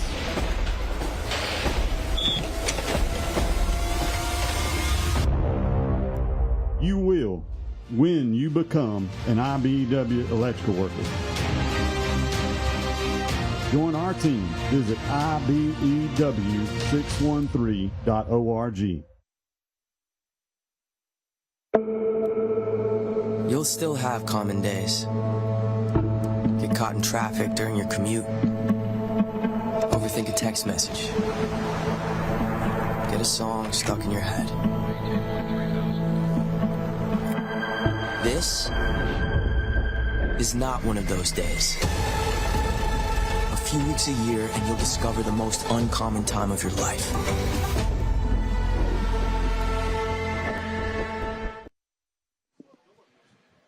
Welcome back, everybody. You see our score, 17-14. Unfortunately, you see the bad news underneath that, weather delay. So here is what we think we have going on. We believe that we could be as little as, like, say, 20 minutes away from returning to football. 21:30 if you want to be specific. I feel it, man. To be completely honest, the problem we have is that we have had sort of repeated strikes of lightning. But, hey, we're going to keep a good thought and sort of hope all of that works out. We have a great game taking place here as we battle in the third quarter between Prince Avenue and Callaway. We'll get back to that. Rusty, I also want to take a minute to talk about what we expect to see in Game 2 tonight between South Paulding and Kell. Kell obviously kind of comes in sporting a top 10 ranking, a loaded roster the way that it typically has. But if you don't mind, I want to focus on the other side here for a moment. The South Paulding team, first of all, that believes it can be much better than its 3-7 record from a year ago. And Tyler Chacum, the Florida commit at offensive tackle, recently got a Georgia offer, obviously here in the Atlanta area. Many of the folks watching our show are, of course, Georgia fans. They're curious about this. It's also kind of true across the board that if you look at top, prospects in the class of 2026, a great number of them are already committed. There aren't a lot of open recruitment still left the class of 2026, but Chacum is certainly an example of that. I tell you, he's a recent Georgia offer, like you said. And let me give you a little inside scoop from here from the parking lot. By all means. Sounds like some breaking news that Kirby Smart is on the premises. Is that right? Now, how did he do that during a dead period? His nephew plays for Kell, Brock Burris, the junior wide receiver, so he would be able to come here. And don't think for Kirby Smart. He's come to see family. Sure. He's also going to see a young man, a lot of players, but a young man he's offered. And I got a chance to work Tyler out at MVP camp earlier this spring. He's 6'6". He's 290 pounds. And Brandon, he just turned 17 years old. When I talk about upside, a lot of upside there from this young man. So obviously Florida's done a great job recruiting him. I talked to Keith Niebuhr, our Florida insider on Rivals.com, and he told me, Rusty, he is a high priority for them. They love him, and they're going to fight for him. So, that's a battle you'll see down the line. But this is a young man. The ceiling's there for him. I love he's that young, but he is legit, Brandon, 6'6", 290. But you start talking about Kell, and we could spend the next 30 minutes on all of the guys, and it's all the same levels. every year, of course. All levels. One of the things Bobby May runs a great program, and guys like playing for him, and so they're obviously going to be able to keep their talent within the program, and it's just a very strong program. And obviously, last year from a record standpoint, probably not what they wanted it to be, but certainly as dangerous as a team as you have anywhere when you start thinking about what we can expect here in 2025. And obviously, for a lot of the folks who are watching us right now, among many names, one of the names that will kind of come to the forefront pretty quick is Braden Rouse. Yeah, man. Relatively recent Tennessee committed linebacker. I think for folks who watch our game later tonight, they're going to see him at the wide receiver position some. Yep. But in a year in which it's incredibly deep in Georgia for a linebacker, Tyler Atkinson, of course, part of the state champion Grayson Rams, Xavier Griffin from Gainesville, Kamari Brooks as kind of an edge rushing type guy. That edge room. Rouse definitely has to be on that list. Tennessee certainly appears that it got itself a good one in the person of Braden Rouse. You're sitting here at Kell High School in the middle of East Cobb, right here in Cobb County, and you get in a recruiting battle between Texas and Tennessee in the end. And I asked him, at the Corky Kell Dave Hunter Classic luncheon, I said, Braden, how was that last 24 hours? And he just shook his head and said, man, it was a lot. But that's the type of star power you're going to see in this game. And I bring up Brock Burris. This is a guy that's a 6'5" junior wide receiver. And obviously the connection to Kirby Smart. This is his uncle. He's got Tennessee, he's got Florida, he's got Georgia Tech, Louisville. He was banged up a little bit last year. Got banged up a little bit in the offseason, but this is a 6'5" prospect. Just a great athlete, and I'm excited to see him play. And I'll tell you this, for as much as we love Bobby May, I'm sitting here about 20 minutes ago, and Bobby May looked at me and said, we're playing tonight. And I said, that's sir. I like to hear that. And, I love it. And it's obviously it's out of his hands, but he wants to play, and that tells you tonight we're going to have a football game later on. So in our first game, when we kind of knew this would be a doubleheader of really good running backs, and obviously Callaway's had great success on the ground. Andrew Beard, though, from a recruiting standpoint, is a name that a lot of people know from Prince Avenue Christian. Similarly, though, also wears number 0. Mooney Gibson from Kell is a guy we've seen numerous times in recent years. We saw him as a freshman. We've kind of watched him grow up here a bit, and he won't be the only running back that gets carries for Kell because they almost always share carries among running backs. But the same way we're talking about big offers for Beard and a lot of attention as a junior, well, there's obviously a lot of that also happening around Mooney Gibson, too. Yeah, I mean, you look at guys, and you know, Nathan Ajime, the tight end. Nathan Ajime. We talk about people, and listen, it's this day and age, kids are going to transfer, move around. He's new into the program. He's a 6'5", tight end slash. There's a lot of people that like him at edge as well. The edge class in Georgia this year was really strong, but this young man's committed to Georgia Tech.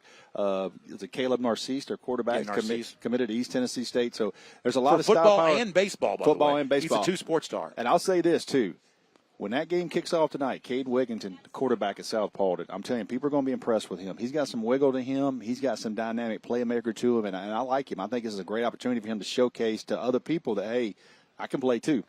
It is such a good game. We're looking forward to it so much. Second half of the Callaway Prince Avenue game, much the same way. First half was terrific. We've enjoyed every second of it. Can we just please get it to stop lightning so we can get back to football? We're going to see what we can do with the weather. Maybe Kirby can do something about it. He's here. He can seem to solve other problems. There's no Kirby copter here, so he had to pull up into something else. But, I talked to some people in the parking lot. The Kirby caravan rolled in. So we'll see. So we're going to take a break. We'll see if we can get the rain to stop and the lightning to quit, and we'll see if we can get back to football. But we'll be back right here after this on the Corky Kell Dave Hunter Classic. Callaway leads. Second half action over Prince Avenue Christian here right now. Mom, I got it. What are you doing in there? I got stuff. Are you a dog? I wouldn't do that. Have you seen the pliers? Where'd you find those? It's not your birthday. Sorry. Bye, Grandpa. Bye, Grandpa. Take care of yourself. What are you doing? What are you looking for?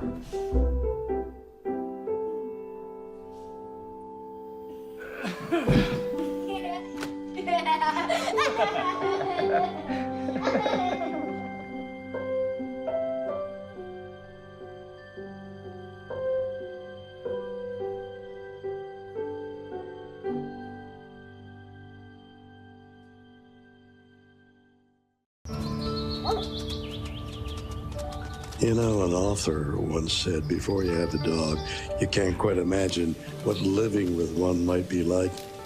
And afterwards, you can't imagine living any other way.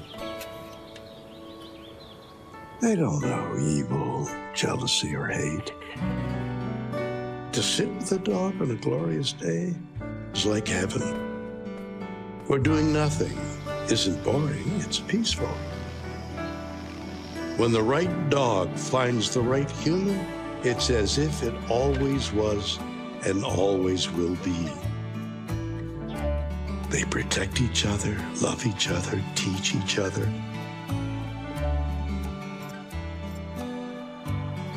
More importantly, they never let the other down.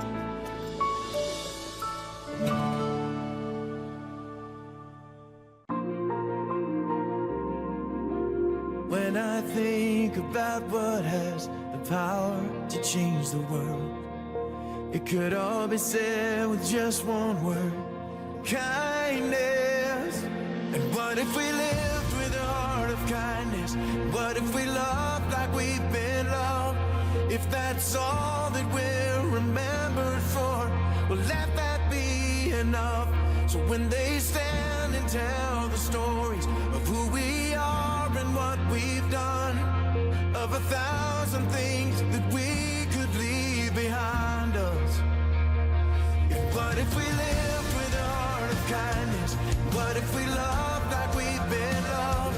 If that's all that we're remembered for, well, let that word be kindness.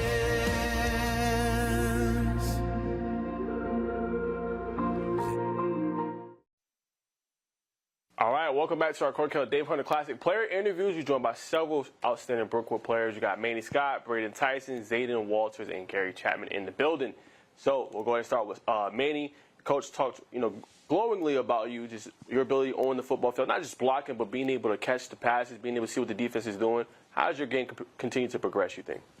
It's just building off of everything I've been coached these past few years. I've been playing on this team for a very long time now, so it's just keep on growing in everything and be a sponge to everything they teach me. So that's the biggest part. What are you most excited about this year as you go out as a senior and just being able to accomplish some things?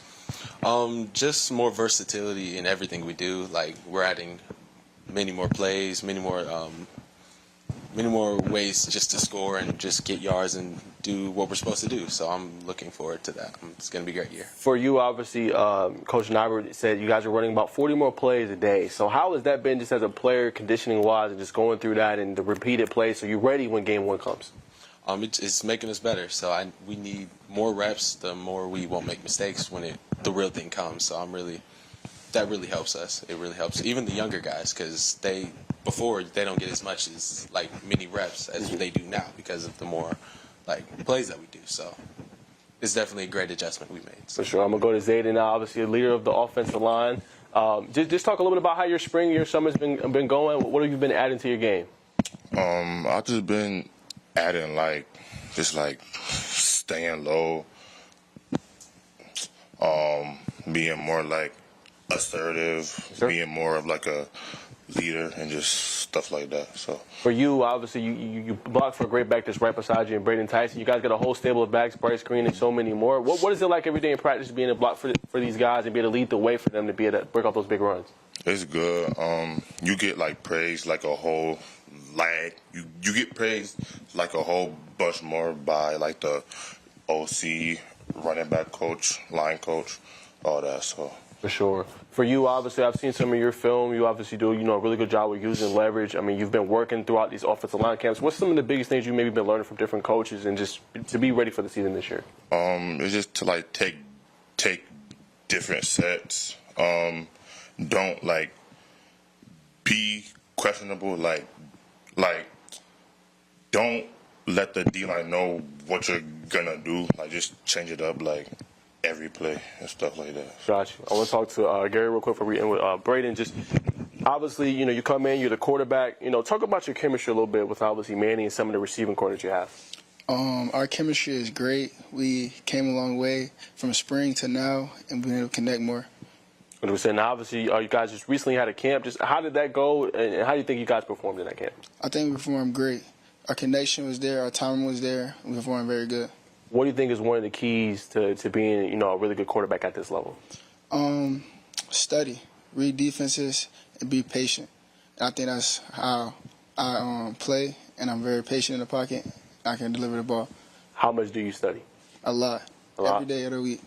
Okay. And what's one of your favorite things about being a quarterback? Being able to lead, being able to take control of the offense, being able to, lead. Got you. All right, I'll go to Braden now for bringing Craig. So Braden, obviously 2,000-yard rusher last year. He was an all-classification player. Just your game is really refined and it's polished. What have you just worked on the most, just this offseason? My acceleration, quick burst, just trying to get in and out of cuts, change of direction, things like that.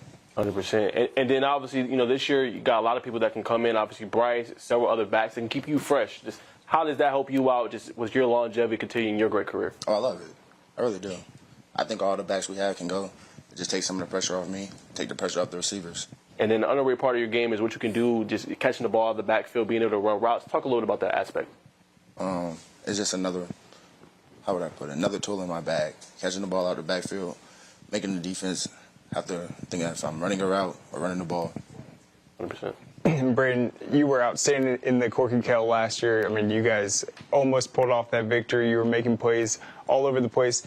Walk us through the end of last season, though, just when the offseason started. What was your mentality just preparing for this year?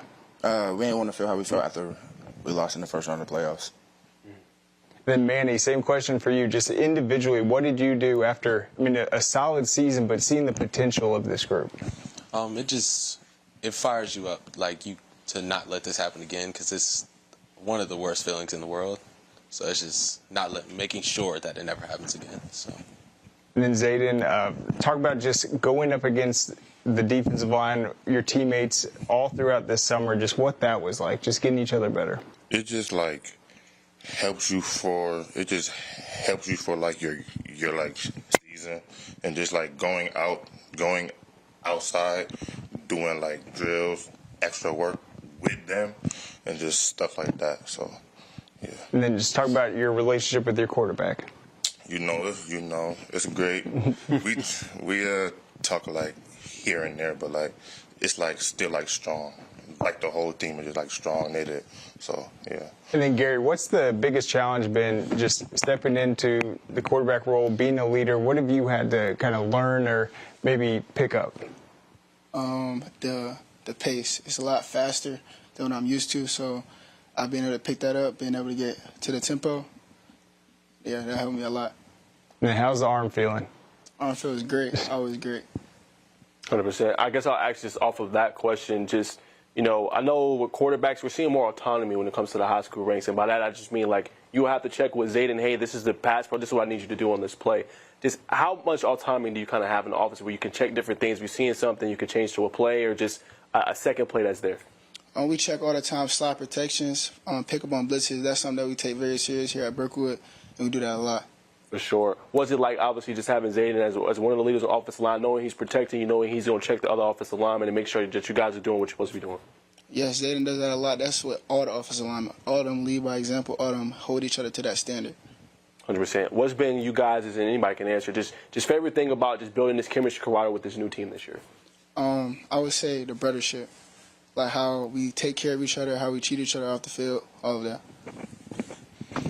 Yeah, I feel like we're way more connected than we have been in years past, so it's definitely a great feeling. I'll say it's more of like a family than like just like a team. So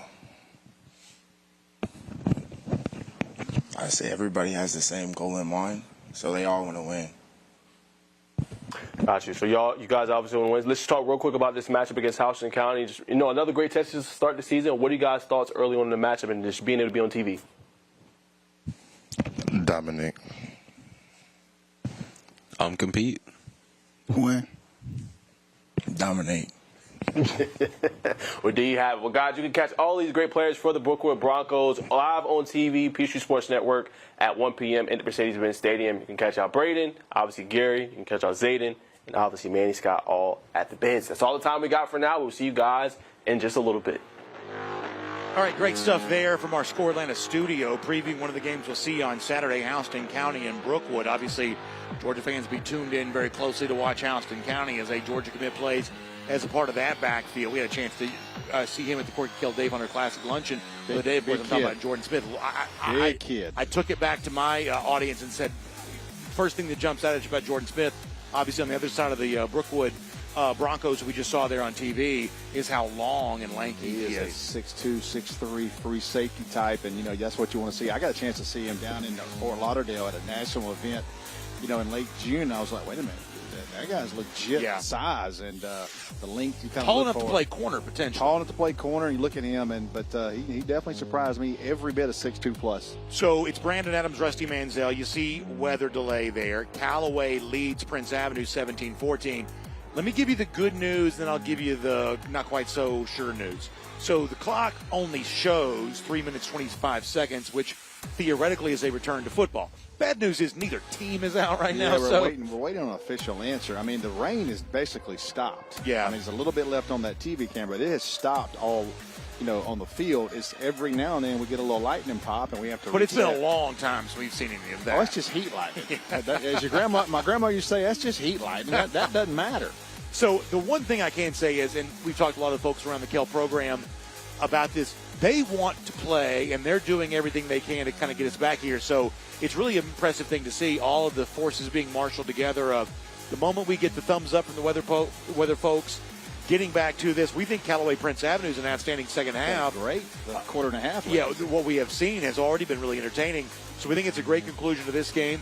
We think Kell South Paulding's a lot of fun, and I wish that people could see. Obviously, your screen only shows you just the action here on the middle of the field. But you can see there it's stopped. Yeah, but you can tell it's kind of stopped. But I wish that people could see just how much work is being done to get us back to playing football. Oh, yeah. And then, listen, it's Corky Kell Classics, a Wednesday night. You know, let those students sleep in a little bit tomorrow over here at Kell. And Uncle Rusty gives them an excuse in first period tomorrow. Just sign that off on me, and I'll deal with it wouldn't be the first time I ever went to the principal's office and said, hey, look, I'm sorry. My fault. So we do believe that we'll be back to football here very soon. Clock showing 2 minutes. We're not quite so sure about that being the official time just because, well, you need players to play a game, and there are no players in the field here right now. Yeah, I think we'll see here in a second. I would imagine we'll see some movement. Starting to see some coaches trickle to the sideline. You see on the Callaway sideline, some of their coaches are here. So we'll see if we can get this thing here cranked up here shortly. What this is, if you've ever been to a Braves game during a rain delay, this is the portion in which the tarp might start coming off the field. Start seeing the tarp get peeled back. That's when you kind of know, okay, we're maybe getting a little closer to this. So we don't have, obviously, a tarp. This is a turf field, but we are kind of getting to the portion where the tarp would be sort of coming off the field. The best thing about a delay here at not Bristol Motor Speedway, we won't run out of snacks at Kell High School. That's exactly right. Let me tell you, some of the best concession stands. They got plenty of concession stands. Some of the best stuff you're ever going to possibly hear. I guarantee you that. Absolutely, that's the case. And obviously, let me do this real quick.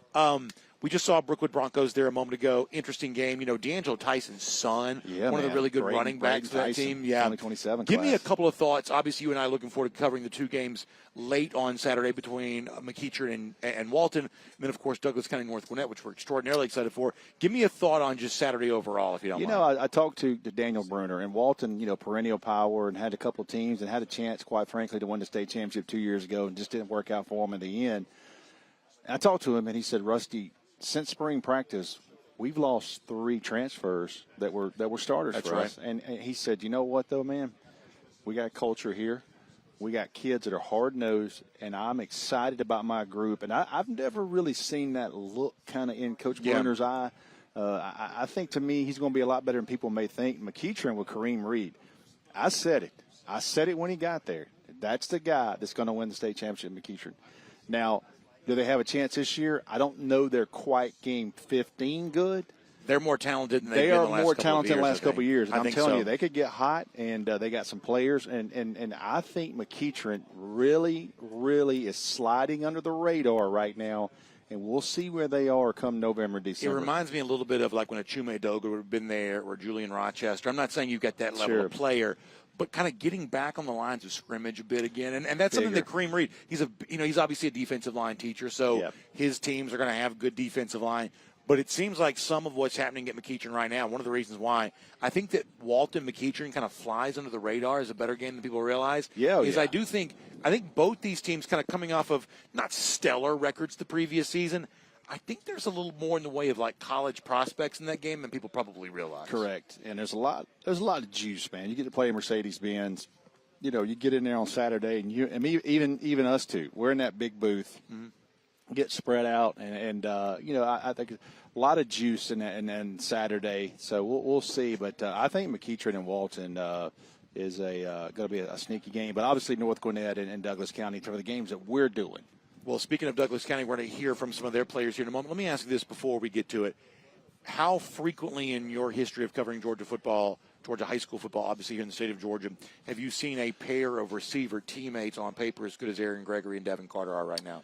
It's hard Florida to find. State and Texas A&M. Well, we'll see. And listen, those two are certainly highly recruited, and everybody knows about them. You and I'll see 2 Friday night, 2 that are committed to Georgia Tech, Darnell Collins and J.J. Winston at Rome. So you start to see things like that more frequently. But, you know, right now, Devin Carter means to be seen. He's going to play this week. He's kind of banged up a little bit last week. He did not play against Rome. But, again, come November, come December, Douglas County is going to be a tough out. And I do think that Douglas County has every opportunity to play their last game in Mercedes-Benz and be a threat to win. State semifinalists 2 years in a row. It could be the next step here this year.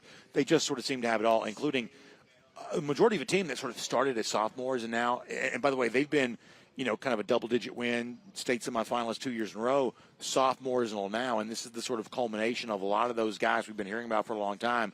Now they are seniors. Speaking of the Douglas County Tigers, we had a chance to catch up with them earlier this week in our Score Atlanta studios, and our great team from Score Atlanta is standing by right now to give you more of that. Douglas County, a big showcase game on Saturday night here at Mercedes-Benz Stadium in Atlanta. We'll preview that, and as we get ready to make the transition, we'll also say the clock has now been shifted. It has gone back to 27 minutes here, so the lightning delay is going to linger Hopefully, though, keep a good thought that when this clock expires, that we really will be back to football. And maybe those who read radars better than me are saying that once you get back, you might stay back. We quit guessing on the old radars. Boy, there's a lot of optimism in here. Oh, man, this is about to clear up. About to clear up. It's about to go away. lightning. Let me tell you something. There's not a meteorologist within 50 miles of this place. Nobody knows what they're saying with the weather. But hopefully it will be clearing up here soon. For now, though, certainly the horizon looks very clear for Douglas County. Maybe the best season in program history. As high a rank as they've had to begin a year since 1965. It is truly history being made in Douglasville. The great coach Johnny White, a tremendous collection of players. Great coach. Some of those players standing by here right now. Let's take it away, Score friends. All right, welcome back to our Corky Kell Dave Hunter Classic interviews. We have Douglas County head coach in the building, Johnny White. Excited to talk about the Tigers this year, a really stellar team. Coach, how's the summer been going for you? It's been going well. The kids have been working hard. The grind has been accepted, so we're excited to get started. What have you seen from this group, just in terms of just the development, getting ready as they prepare for the season? I think the biggest thing that me and my coaching staff talk about with this group is I think this group has really bought into loving each other. This is probably the tightest group I've ever had in terms of camaraderie and all that, and I think that's going to pay off for us at the end. For sure. Coach, I want to ask you just a little bit about the defensive side of the ball. We know you're very talented there. Just who's some playmakers we should watch on that side of the ball? We know you got Jordan Breeze-Carter. We know you got KJ Green. I mean, you got a lot of guys on that side of the ball, but what should we be watching for there? Jamal Owens is special. Yep. We're good in the secondary. I think our linebacker core is going to be big for us this year. Steve Jones was all region last year. Dice came over from Westlake. He's going to be very good. Got a young guy named KJ Howard. I think is going to be dynamic. He's a rising sophomore. So I'm excited at what we're going to do. I think everybody knows that our offense is unbelievable, but we gotta stop some people if we want to win games. So I'm gonna hang my hat and challenge them to be better than what they were last year. For sure. And I just want to get your overall just thoughts on the spring. Got a chance to see you guys in the spring jamboree. I mean, the offense was putting up points, defense was getting stops. Just what was your assessment of how the spring went for the Tigers? I thought it went well. I thought getting guys acclimated to each other and used to each other was big. We missed some key guys that didn't play in the spring that we have back now, so that's even better. Joshua Sams-Appel is fully cleared, so he's going to be back. When you 6'9", 320, that helps a lot. So, yes, sir. And Breeze he practiced a little bit, but he didn't play a lot this spring, and now he's totally healthy. So I'm excited. I'm excited. And then let's break down just the trenches real quick for Authority Craig. Just obviously Josh leads you, but I know you got another guy that's really good, Joshua Vaughn. Talk a little bit about him and just that offensive line camaraderie. You're talking about Joshua Vaughn is a 3-year starter. Eddie Alford, another tackle commit, Memphis commit, 3-year starter. Chase Madu, 3-year starter. Julius Dumas, 3-year starter. So you're talking about 4 to 5 guys have been starting since they were sophomores. And then you bring in big Joshua Sams-Appel, who was starting last year before he got injured. So those 5 have been playing well together for a long time. We got a couple of young guys that are rising sophomores that are going to add some girth. That's going to be in the rotation. So I'm very excited. I mean, my big issue to all these guys right now is that God has blessed you with a lot, and the best way to honor him is use what he gave you. So that's what I'm preaching to my guys right now. We're gonna like I said, one of the things that we do is we're gonna pray for each other, and they're gonna love on each other. So I'm excited about this year. Yes, sir. And Coach, we're talking about the 2023 season. You guys started 16 sophomores. This is kind of the runway of that group. This is their senior year. They're going out. They have a lot of experience. What have you seen just with what they've been able to accomplish so far, and how excited you are for their big senior year? I think, like I said before, I think when they first got there, of course, how today's game is. How many offers can I get, all that? I think that's null and void now. These guys love to be around each other, and they love to play with each other, and they practice hard against each other just so they can rip and rant and talk trash to each other. So I love that about them. Iron sharpens iron. So with our offensive line and defensive line going at it every day, with our receivers and our defensive backs going at it every day, it's going to do nothing but make our whole team better. Let's talk about the offensive line. I know you guys dealt with some injuries last season at that position. You had to move some guys around. How's the unit looking this year? Look very well. We did something very smart this year, thanks to our booster club and our athletic department. Also, shout out Ms. Parks, my principal, is that we went on and spent the money to put them all in those down-joint braces, those knee braces. I'm going to make sure that our offensive linemen are taken care of, because that's big for us. We're doing a better job of making sure that we have the resources to make sure that these guys are taken care of the best way we can. Those braces are awesome. I actually just got one for my knee to play tennis, so those are the real deal. Coach, talk about the Corky Kell Classic. The start to this season, this is you guys have huge goals, huge expectations, but what are you looking for in this matchup? I'm looking for a hard-fought game. I mean, it's so funny. So when I was this is my 10th year at Douglas County, so we've only missed playoffs twice. And both times, when the second time I missed the playoffs was 2019, I said, I need to go watch some people practice. So where did I go? I went to Parkview. And I watched Coach Godfrey there. Sure. And we became good friends. He played college ball with a couple of my coaches. So we've developed a great relationship. And just to watch the way they work, some things that I could tweak, some things that I could do better, has helped me a lot. So when we found out we played Cedar Grove last year, that was a great game. That was a great experience, us playing in the bins. But when they redid the matchups, I'm like, oh, my gracious, okay, we got to come out. So we got to come out swinging. That's a great, well-coached football team. They got some very good players, and they're going to make a deep playoff run as well. So it could very well be that we may see them again.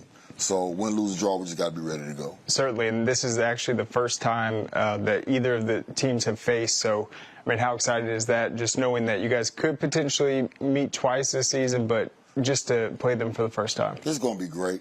This is going to be great. You know, our first 6 games are all non-region games. So really, of course, everybody wants to win every game, but I just want us to get better every week to get ready for region play, and hopefully we can make a run in the playoffs. And then 2-part question for you to kind of wrap us up. I want to ask about Zamarcus Lindley. You've been on this coach. We've known you for years. You've always brought that name up. He finally got ranked. Just how good is it to see people finally notice his talent? And then 2, how special can this offense be this year? This offense can be special because you're going to have to pick your poison. I think, of course, we're going to throw the football because we have top-notch receivers. But guess what? If you only going to put 5 or 6 in the box with this big offensive line, we're going to run it too. So I'm excited. And like I said, the thing that I'm so excited about is just the camaraderie of each other. Yes, sir. Those guys loving each other and bragging about stuff that you don't hear folks brag about. I never forget we played Noonan last year, and they were playing maybe 5 in the box, and we started running the football, and Devin Carter, the receiver, comes running over bragging about how he's blocking the whole game. Bragging about it. Coach, right. Keep on. I'm putting people on their back. Let's go. So that's the kind of mentality they have. Like I tell them all the time, once they learn to play for each other instead of themselves, great things will happen. There you have it, Coach. Well, guys, going to do it for this edition of the interview with Douglas County head coach Johnny White. We'll be back with more after the break, so don't go anywhere.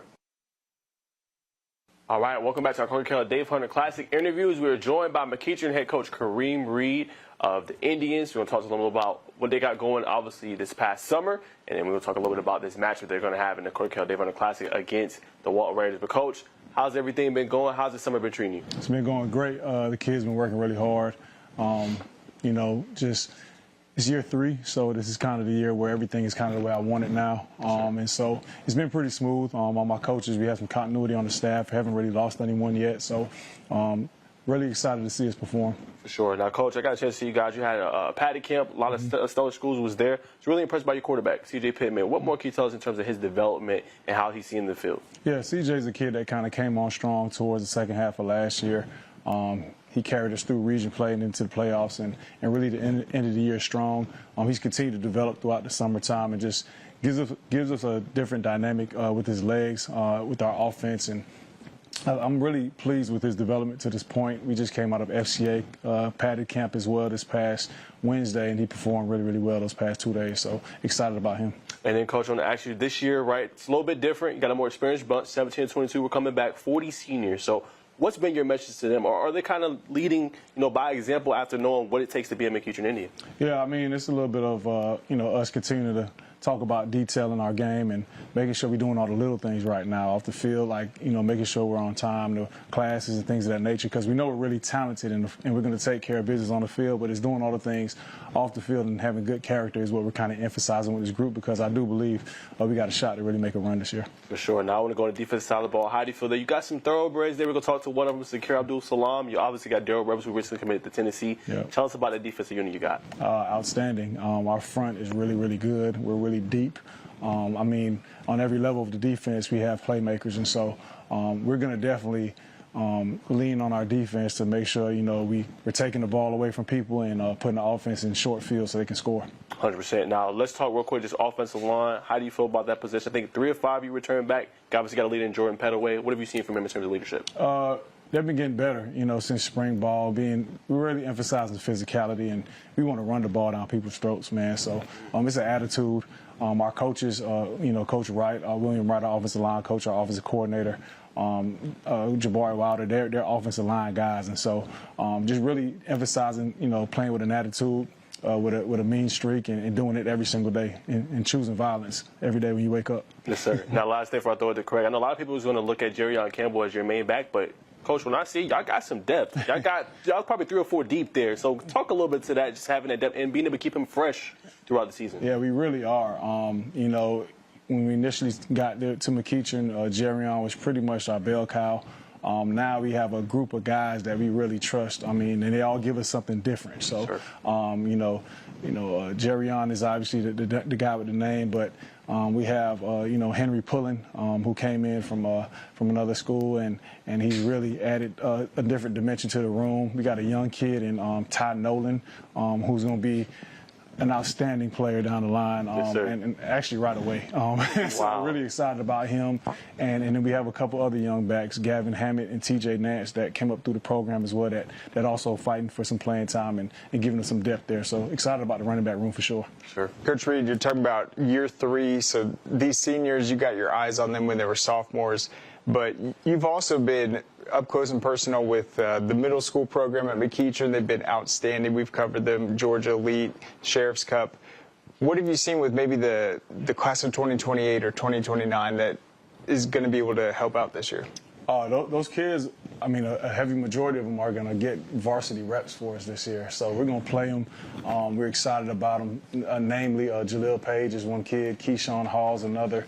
London Leith is another kid that's going to contribute in the defensive backfield. So those 3 guys stand out to me right away. We also have some other young kids that I think are going to have opportunities to play maybe JV, not just freshman ball on Thursdays, and maybe get on special teams on Friday night. So that class is really, really talented for us and could probably win us a state title here down the line. Yeah, and it looks like no doubt this is your most experienced bunch since you've been in McEachern, but what else stands out to him? Is it the size of this year's team, the athleticism, or depth? Yeah, we put an emphasis in the offseason on getting bigger and stronger. I thought that was something that we kind of lacked a little bit in certain areas, and so we had to kind of scheme around our deficiencies when it came to that. But this year, you can physically see us. We look the part now, and so we can impose our will and do what we want to do schematically with people because we're bigger and stronger. And then defensively, got an outstanding secondary. We'll highlight some of those players. But in terms of just taking the run away from the opponents, how do you feel up front? So everything starts up front on both sides of the ball, right? And so having a really, really strong defensive line is going to allow our defensive backs to be a little bit more aggressive, break on plays. We could call it differently defensively wise because of our front. That ball's going to come out quick. And so obviously with the outstanding players we have back there, like, Casey Barner, everybody knows him. Keontae Ingram's another guy. Nash Johnson, Jaden James. I mean, we have length and speed and athleticism all across the board. And so those guys will make a lot of plays. Yeah, and you do have some athletes on this team that can help out in a variety of ways, maybe play both sides of the ball. How have you managed that? Yeah, so we got to get creative with how we practice, right? So those guys get enough reps to kind of, master what we're trying to get done schematically on both sides of the ball. But we try to keep as many guys fresh as possible by playing a lot of players. And so that gives those guys opportunity to kind of go over to the other side of the ball if we need them to and kind of get their reps in practice. And so we're going to figure it out and get the ball in the hands of our best players. And then what's the conversation been like with CJ just getting ready for this first game? I mean, he just has to continue to do what we ask him to do. I mean, he doesn't really have to be great, and he doesn't have to do anything outstanding or special. Just be who you are and stay within the scheme, right? And just get the ball to the playmakers. We have enough around him to make him look really, really good, right? So he doesn't have to do too much, and he'll be fine. Yeah, and then you're going to play a Walton team who replaces a lot offensively. It's kind of hard to gauge what they're going to look like exactly, but talk about that opponent week 1. We're excited, man, just playing the Corky Kell in general. We need to get a win this year. We're kind of over 2 since I've been there. Been close, lost by a point the first year, last year. We were making a comeback, kind of got away from us at the end. So this year, I think we're going to get over the hump. Walton is obviously a quality opponent, a name opponent, another Cobb County school. So we need to take care of business there. Yeah, and actually, I remember that first game you were talking about. I think it was Brookwood. You guys dominated the game. They just took it at the end. But that season was, I think, important for you guys. You had the start you guys didn't plan for, but you guys responded, and that was a lot of these guys that are now coming into their senior year. Exactly, and so those guys have been through the ups and the downs, with us for the most part, and so again, all those experiences now should pay off for us in year 3. My last question, Coach, before we let you go, how does this McEachern team that's uberly talented, we know they put in the work every day, how do they achieve their potential in 2025? Staying the course, staying coachable, and just, continue to come together as a team. I think we have a group of really good individuals. Now we got to blend that and mold that into a good team where we're playing for each other. 100%. Well, guys, there you have it. McEachern head coach Kareem Reed, team to watch this upcoming season. You can watch him in the Corky Kell Dave Hunter Classic at 4 p.m. against the Walton Raiders. Don't go anywhere. We'll be right back after the break. All right, welcome back to our Corky Kell Dave Hunter Classic interviews. We have on Dunwoody head coach Matt Schmitz. Decided to talk to him in an exclusive interview. Learn more about, obviously, the Wildcats. Coach, how's everything going? Going well. Going well. Thanks for having me. Yes, sir. Appreciate you being here, Coach. So, obviously, you were the OC. I know you're still going to be having a role there, but now you're the head coach. How different has that been for you, just the adjustment of being the head coach and really that leader now? All right. It's been definitely a little different. More learning curve wise because I was still the offense coordinator and quarterback coach. You know what I mean? I felt my time kind of getting pulled a little bit, and like I told the quarterbacks, I could get back to being a quarterback coach sometime. You know what I mean? So just doing the 3 hats that I'm doing. It's been a little bit different, you know what I mean? But as far as the buy-in of the coaching staff, they've really stepped up, you know what I mean? I've had to kind of delegate and trust them a little bit more, so they've been able to kind of pick it up and help me as we go on. But and now we're rolling, you know what I mean? Now it's comfortable. Now the kids know what to expect, the coaches know what to expect, the parents know what to expect. Yes, sir. And now we're rolling. Now, Coach, I want to ask you about the offense. Obviously, I know you're going to play still a prominent role there. You lose about 90% of your production. Then you're installing some different things. Like, how do you approach that as a coach? Just new players in new roles, and then obviously a new offensive potentially scheme to kind of fit the players. Right. Well, I mean, our system's the same. Okay. You know what I mean? Our system's the same, but I believe every year teams have new identities. And especially on the offensive side of the ball, it's all about getting the players the ball. Right? You want to get our playmakers the ball. So what we do as far as like a pass-run ratio and things like that will probably alter a little bit, depending on our strengths. But our system's our system. You know what I mean? We might line up in different formations, different personnel groupings, where last year we were able to really stay in our personnel grouping because the guys we had were the guys we had, and they were very good at what they did. And just this year we're going to be a little more creative, but our run plays are the same, our pass plays are the same, just how we dress them up and do them might be a little bit different. And then I want to go to a point, just want to talk about your offensive line coach, Jacob Smith. You got him obviously out of Tennessee. He's coming in, obviously developing this group. What have you seen maybe from that just this summer and him developing that group to be ready when it comes to week 1? Right, of course. Well, the kind of what I led on to that first question, being able to lean on my assistants a little more, and he's phenomenal. You know what I mean? He's really phenomenal, and besides, on line coach, he's also a run game coordinator. Yes, sir. And that was a little bit tough for me to kind of let go a little bit. I'll admit, especially because it's my baby. You know what I mean? The offense has always been, but I mean the trust I've had in him, he's taken it over and run with it. Our offensive line is going to be probably the strength of our team. I mean, we've got a lot of returning starters. We got good players up there. So, I mean, although we lose 90% of our production, like you said, we got 4 linemen coming back, you know what I mean? So that's something that I've told these guys. There's not many high schools in the country that have 4 offensive linemen coming back, whether you're a small school up in the mountains, you know what I mean, or you're a big 6A school. It just doesn't happen very often. So we're excited about that group. And now Coach Smith's really taking them to the next level, and we're going to lean on them quite a bit. And my last question before I throw it to Craig, I want to ask you about your running back. He's going to be here in just a little bit, but Cam Aristorza, tell us a little bit about him. What have you liked from him, what you've seen in the summer? Oh, he's ready. You know what I mean? He's hungry. He's been waiting for this opportunity. He was playing with 2 good players. Again, had a lot of experience, part of that production we're talking about. But, I mean, he was ready to go every time, you know what I mean? And looking back on it, you know what I mean, we probably maybe should have given him a little more chances early on, you know what I mean, as he was younger because of the talent he has. The type of back he is what I've always loved. He's a big back, you know what I mean? He's going to run through arm tackles. He's not going to shy from contact. He's a great pass blocker, you know what I mean? And I love big backs, you know what I mean? Especially the offense we're going to, even when we were spread. I just love a big physical back, and he's definitely fitting that role for us. So, yeah. And then what else does he bring to the table? You mentioned the size, but have you seen him increase speed, awareness, and what do you expect from him? He's a talented kid. I mean, he can, like we played him at tight end sometimes last year just to get him the ball, get him on the field, because like I said, we had 2 good senior running backs. Yes, sir. He was a great blocker, 7-on-7. He runs all the routes that slot guys run. So, like I said, besides the size and being that downhill back that we need in our offense, I mean, he's versatile too, so we can, move him. We've got another running back. They work well together, kind of like a thunder and lightning combination. And so, yeah, Cam's way more than just a hand the ball off to him guy. So. Yeah, and Coach, I couldn't help but notice you talked about being more creative this year. I know you have some guys that could probably play 2 ways.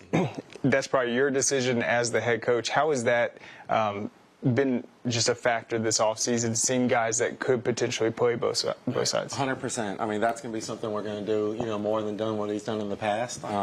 It's something I don't have a lot of experience in, either, from the schools I've been at or like, what we've done at Dunwoody the past 3 years. We just haven't done that very much. And, with people that we're losing, our goal as a coaching staff is to get our best 11 on the field, you know what I mean, on all cases we can. So, I mean, through spring, everybody played both ways. Sure. Everyone got both ways to see what we can do. In the summer now, we're going a lot of people playing both ways still. But, once we get into the season, I think there'll be a group of maybe 8 to 10, you know what I mean, that consistently go both ways. And our goal as a coaching staff is, you have that solid backup, behind them at each position. You know what I mean? So either to spell them on that way or when they're playing a little more offense, we have a corner, you know what I mean, to spell the guy who plays receiver as well. So that's something, again, leaning on my coaching staff. Coach Smith came from a small school in Tennessee, a single-A school. He's had to deal with playing people both ways. So just getting his knowledge on that, has helped us out. But. And then, Coach, last year at Corky Kell, you guys were so impressive. I felt like the way you guys came out, played a really great game, both sides of the ball. It looked like you guys were in mid-season form. A lot of that was probably the experience, but what's the key to being able to start fast this year? Belief. You know what I mean? Belief in what we're doing, belief in each other. Like I said, we lost a lot, and I've talked about it with Cam, but that just means we got a lot of hungry kids behind them. You know what I mean? And they've taken ownership this summer. They've taken, the chance, the challenge that I've challenged them. They all know we don't have a lot of yards returning. You know what I mean? They've been challenged at that. They've got good people replacing.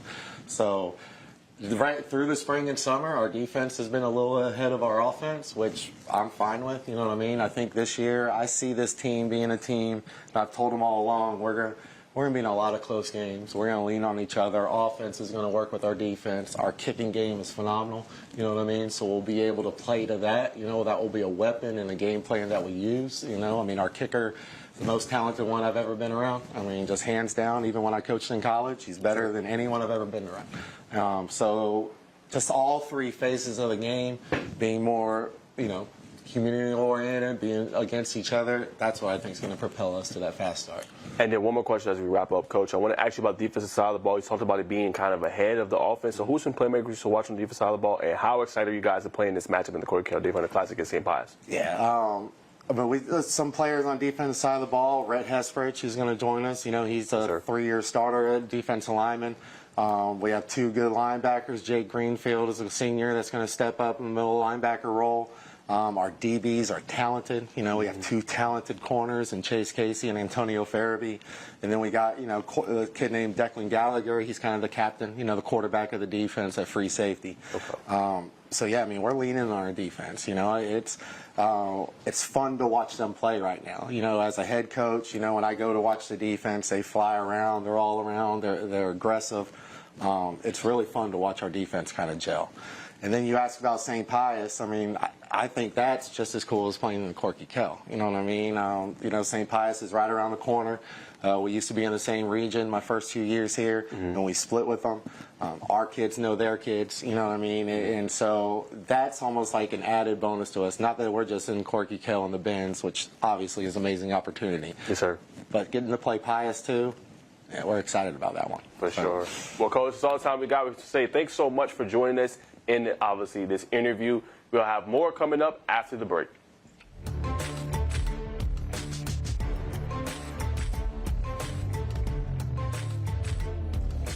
And we are back here. Great job there by Najee Wilkins and Craig Sayer Jr. Another preview of some of the action we'll see on Saturday from Mercedes-Benz Stadium. And we return with tidings of great joy here. Second half action. It looks like we are about to get back to football. 17-14 is our score. We have been in a weather delay. We believe we're about to see both Prince Avenue Christian and Callaway return to the field for what will be a brief warm-up, and then we will be back to football. There is still some rain falling, but there has not been any lightning in the area, so this is our chance to get back to football. And those who know weather better than me are saying that forecast could be clear after that, so we may be smooth sailing here for the rest of the night. But the good news is that any minute now, Rusty, we believe we're going to see both these teams back on the field. A warm-up will ensue. Yep. We believe it's going to be a short 5-minute warm-up and then playing football once Starting again. to see both. They told both teams in the locker rooms to be ready to come out any second now. And I will say this, too.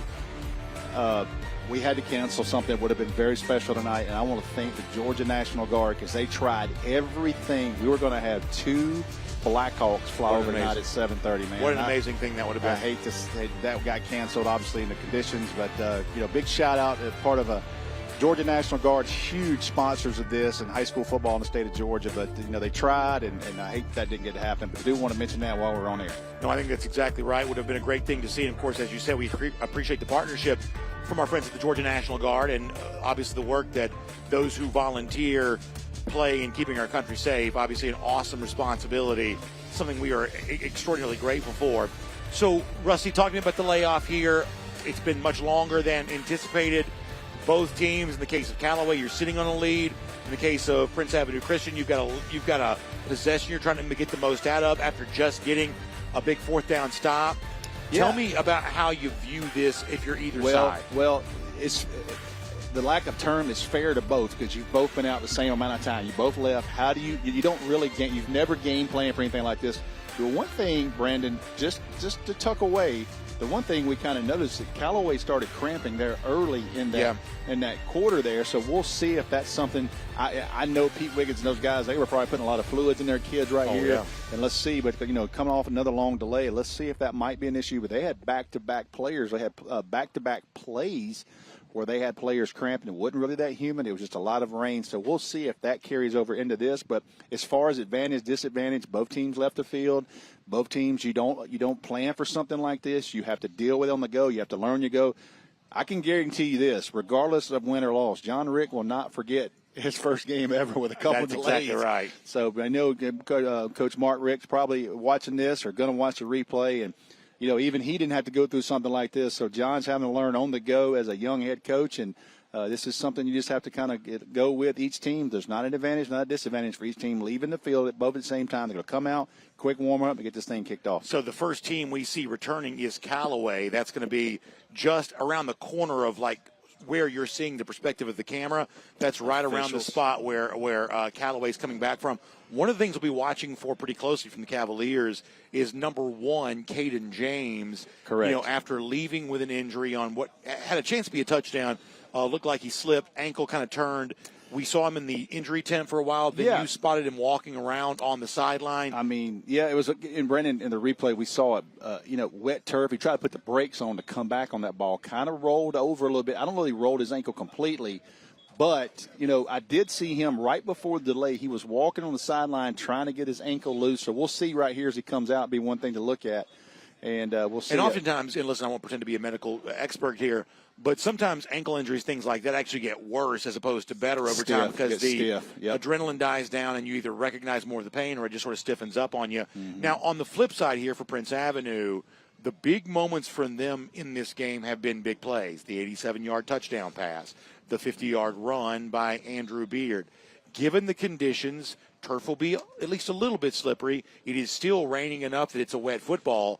How much does that, if maybe not at all, but how much does that take the big play potential away from the Prince Avenue offense? It was a huge part of their story in the first half of this game. Yeah, I think, too, you go back and look at that, and you see Caden James. He's walking around the sideline right here. I see him on our side. You may not be able to see it like he's going to get his ankle tape, but I'll say this.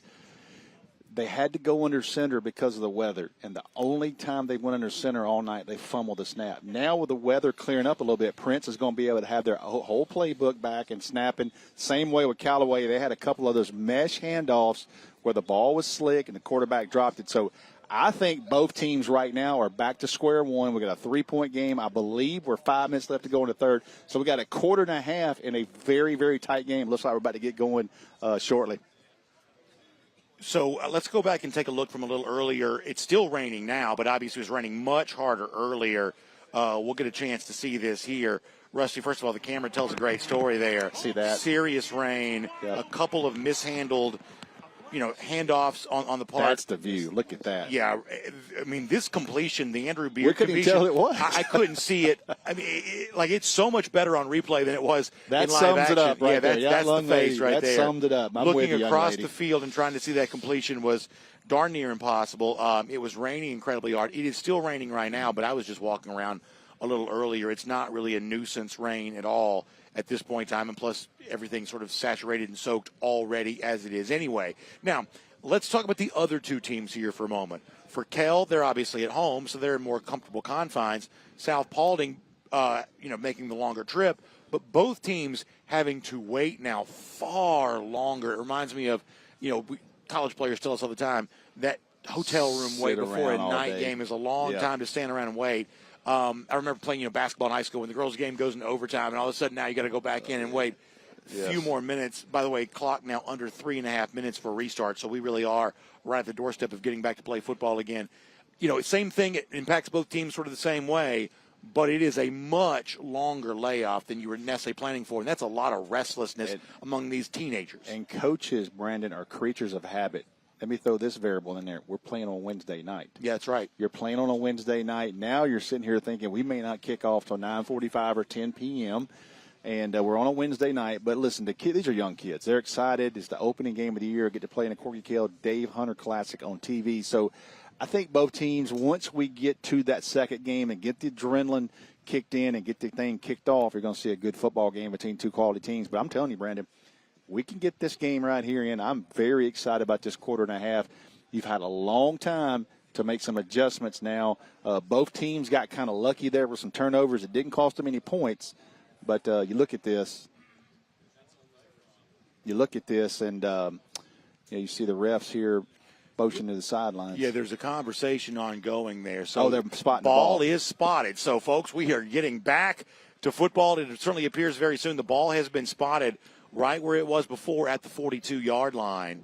And you see Ben Muster there. That's the Virginia Tech quarterback commit. At his outstanding game in the Corky Kell Dave Hunter Classic a year ago. And then, as a sophomore, dealt with some growing pains. And I thought that John Rick had a great message to us this week about the message he relayed to Muster, which is, hey, at one point in time, Aaron Philo was also a sophomore, a guy who had a great career at Prince Avenue Christian. And before that, Brock Vandergriff, he at one point in time was also a sophomore too. There's nothing wrong with being a sophomore, which Muster was a year ago, and the mistakes that come along with that. And now I know for Ben, it's a year in which he wants to show growth and consistency. And listen, a year ago, as they kind of got into the heart of their region schedule. We saw Jake Bobo playing quarterback for them a lot more. Obviously, people recognize that last name, the son of Mike Bobo. Now playing at Sanford. Yeah, now playing at Sanford. A really, by the way, a tough football player, did some good things with them at fullback as well. Yep. But I think that even Musser himself would say, certainly the coaching staff will say, hey, Musser learned a lot from watching Jake Bobo play last year. I think both of those kids made each other better. But, you go through something like that with Musser. At one point, you're correct. They went with Jake Bobo for the majority of like those last 4 or 5 games. And then Musser has to come in and play, kind of most of the state championship game in that loss to Hebron Christian. But you go through that, you get a complete offseason, you learn, and those experiences make you better. But we're about to spot the ball, and we're about to play football right now. All right, getting back to it here. Yeah, great news. Third quarter action.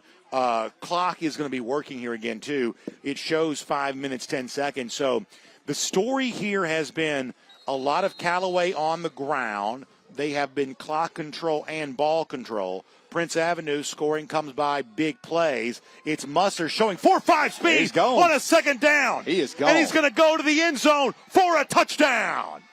58 yards by Ben Musser on the first play back from scrimmage after a long delay. Another big strike by Prince Avenue. Explosive plays by Prince. Still not a drive yet, but 3 touchdowns tonight on plays like this. And you see the speed of Musser here. He's just going to keep it. He takes the mesh, gets up, splits the defenders. And watch this gear right there to split 2 defenders. Saw that last year in the state championship game. And listen, not a lot of juice right now in the stadium. Prince Avenue was ready to answer. He's been clocked at like a 4.5, 4.6 speed. Amazing. Our extra point brought to you by Tim Eccles and Fitz Johnson. Low snap. Dickens going to have to hurry to get away. Now Dickens actually keeps it himself. Remember, this is a guy that can do something with it, but instead he's going to be driven out of bounds. So that was Dickens, who is a starting cornerback, kicking that. We've seen Zechariah Duke before, so that's worth monitoring. That was Dickens that time. Live special teams. Live special teams in wet conditions. So this will be interesting to monitor because we just did a whole lot on, hey, both teams have dealt with the delay and everything that goes with that. But all of a sudden now you're also talking about a momentum shift where suddenly Prince Avenue is winning, in which it has not been. I'll let you respond to that. Let me first give a shout-out to our friends at Breda Pest Management because they know your house inside and out with customized treatment plans that stop any bugs and critters. Breda does it right, protecting the inside and the outside of your home. It's the bugs inside your house that you want gone. Breda, they handle bugs and critters. And they fans are just now trickling in. That game started so quick, and Callaway fans are just now getting to their seat. Yeah, and they're down 3. We obviously had a great crowd in here when the game began, but because of all the rain, people have gone back to their cars, and information probably matriculates out slowly. The stadium is almost empty. Pretty good kick, going to bounce and go into the end zone for a touchdown. Touchback, I should say.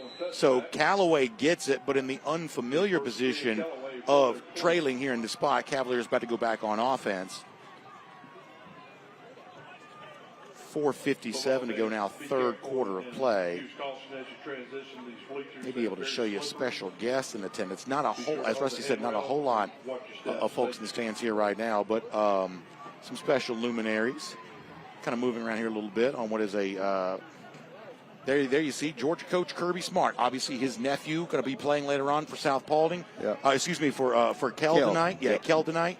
And the Smart family stopping by to show some support for that young man and be a part of all this. So great to see how much family matters to Kirby Smart. A chance to watch one of his family members playing a little later on you tonight. See his 8th grade son's taller than him now. I don't know how he's dealing with that. Andrew Smart here. Spends a lot of time at East Cobb, right across the street. Been playing baseball most of the spring and summer. So Harrington going to keep it himself, too. Prince Avenue sniffs that out, though. Just a couple for Harrington that time. Now, you got to gather yourself if you're Callaway. You take a hit immediately to start the delay into the second half. You got to regroup. You got to understand now that we're down, a little different game. I believe I see Caden James. Let's see if we can see him. He was getting taped up. See if he's trying to go, but James is in on the near side as the near side wide receiver. So James is lined up left side of the formation here. hard to tell He's how trying well to go. he's running. He's a little Yeah. gingerly there. Yeah, I mean, and you can. Yeah, it's he's not on trying your to go. screen right now, but you can see him, kind of walking pretty gingerly. So we'll see if this is more than just a decoy here right now, as the handoff goes to Mahoney that time, and active in the backfield once again is Prince Avenue, including Harrison Alverson in on that stop. Looking at 3rd and 9 here pretty quickly for Callaway. Oh, man, that drive you nuts to give up an Flag 85. comes in. Boy, flags, going back to when we were playing football before, has been a problem for Prince Avenue, and this one's going to be a big one because it makes 3rd down. For a running-oriented team like Callaway, this makes 3rd down now much more manageable. Correct. Kind of feel like this is a big down right here. You do, Prince because letting momentum really walk. shifted, momentum kind of changed sidelines on the Musser run a little earlier. Harrington, they look to throw here, going to try to throw the sideline. James is the target, and he's going to fight for the football. It's out of bounds, but clearly healthy enough with that ankle to run a route, fight for the football.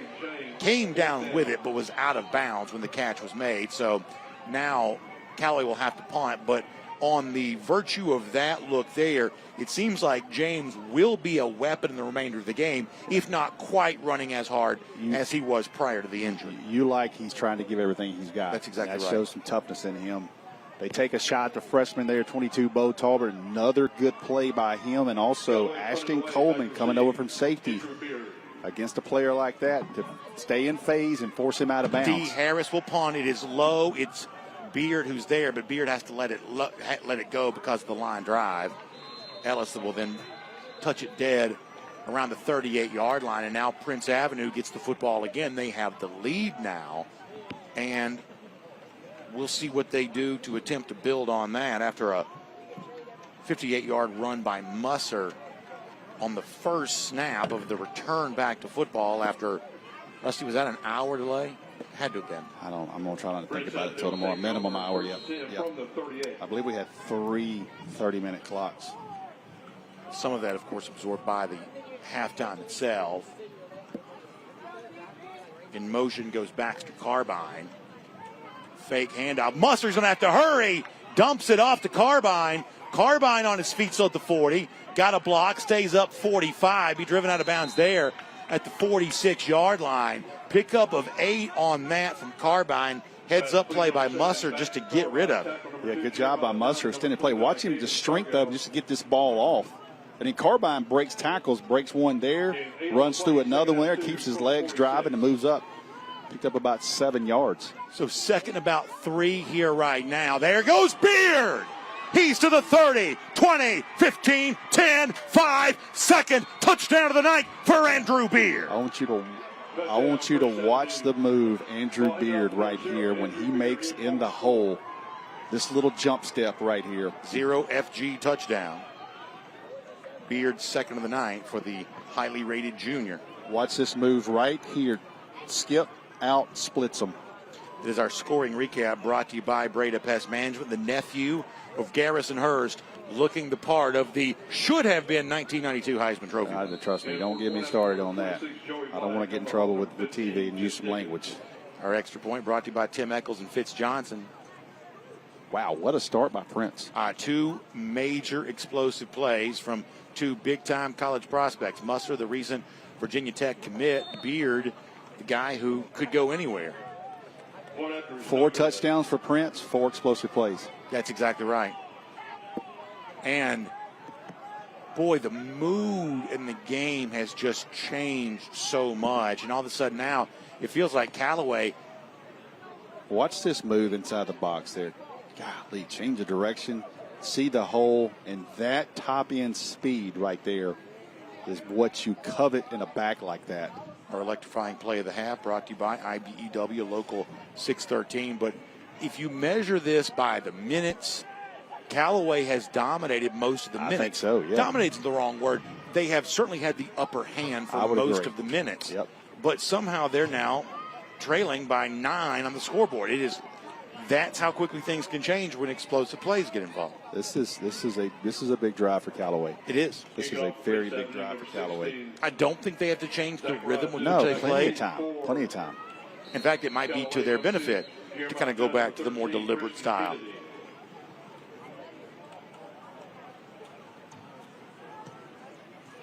Zechariah Duke will kick it off, field it inside the 5.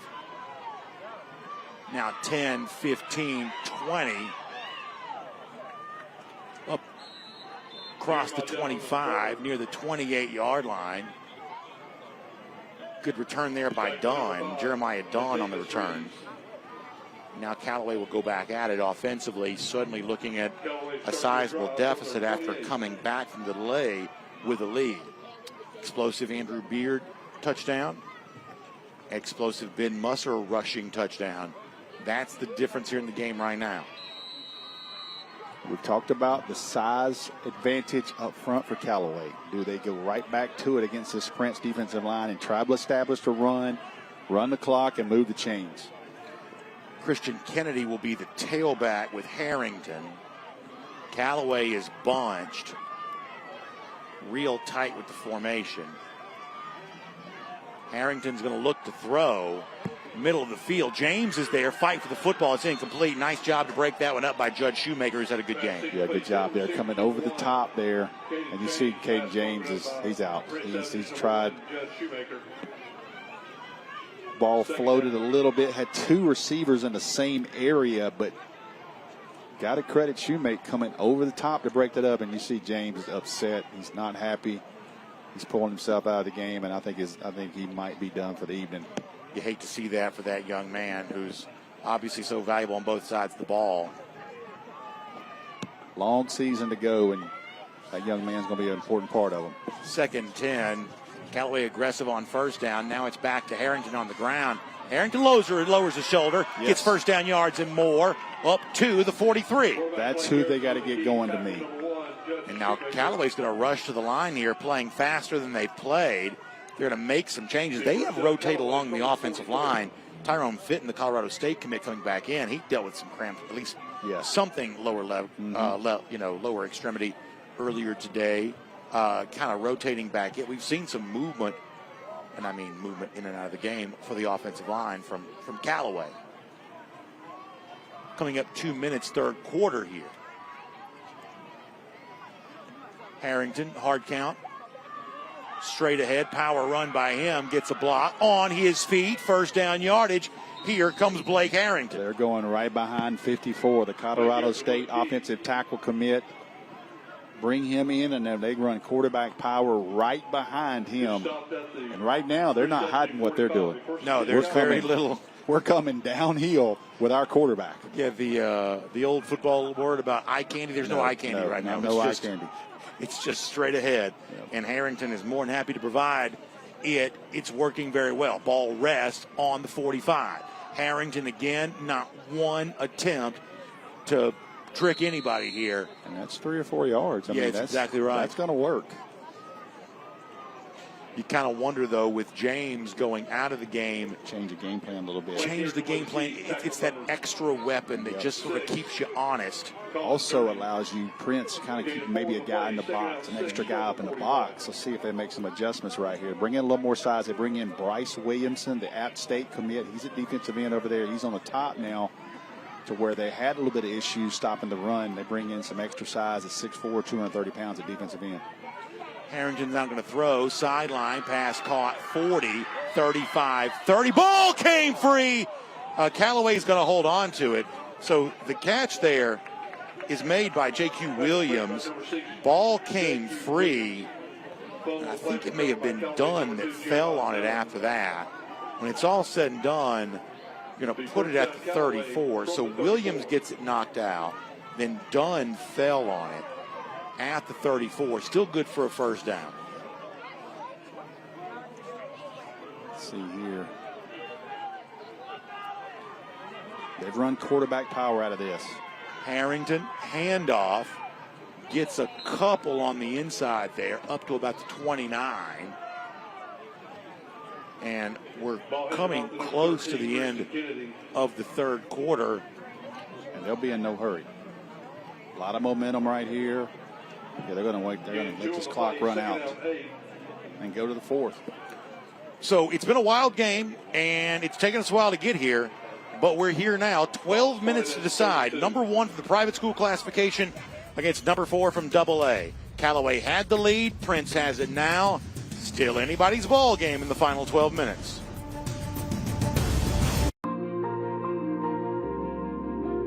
When I think about what has the power to change the world, it could all be said with just one word: kindness. And what if we lived with a heart of kindness? What if we loved like we've been loved? If that's all that we're remembered for, well, let that be enough.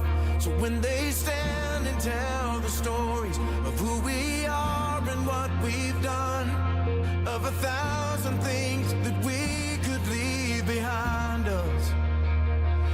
What if we lived with a heart of kindness? What if we loved like we've been loved? If that's all that we're remembered for, well, let that word be kindness.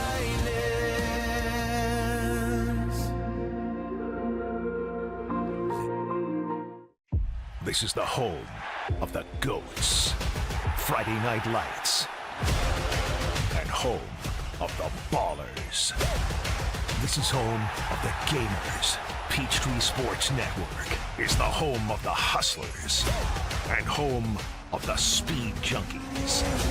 The Peach State plays here. Atlanta's home of live local sports is Peachtree Sports Network. All right, welcome back, everybody. Fourth quarter action about to get underway here. And our fourth quarter is brought to you by IBEW Local 613. Callaway's on the move. How about the night for Blake Harrington, the quarterback on the ground? 15 carries, 107 yards for him. Of course, on the other side of things, both Andrew Beard and Ben Musser, Beard the running back, Musser the quarterback for Prince Avenue, they have also eclipsed the century mark here as we go into the fourth quarter. But it's Callaway with the football here right now, trying to cut into a deficit against Prince Avenue. Harrington will now throw. Got a guy, fight for the football, and it's complete. They're at the 14-yard line. Ball came out at the end, but that's going to be ruled a catch. Yeah, they're going to call that a catch, I believe. That's J.Q. Williams again. And Williams was clearly down before that ball came out. Flag down back, though. Ooh, may have gotten a little extra help I think we there. got a flag back in the backfield. Yeah, there may have been a little nudge. We'll see if that was holding on offense. Okay. Yep. So that comes at a bad time for Callaway after momentum had been established prior to the end of the third quarter.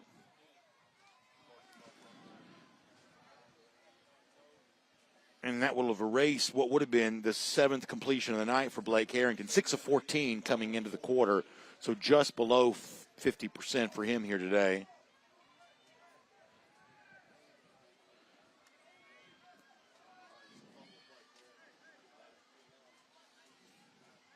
After the penalty, you're going to look at about 2nd 20 now with the ball sitting on the 42.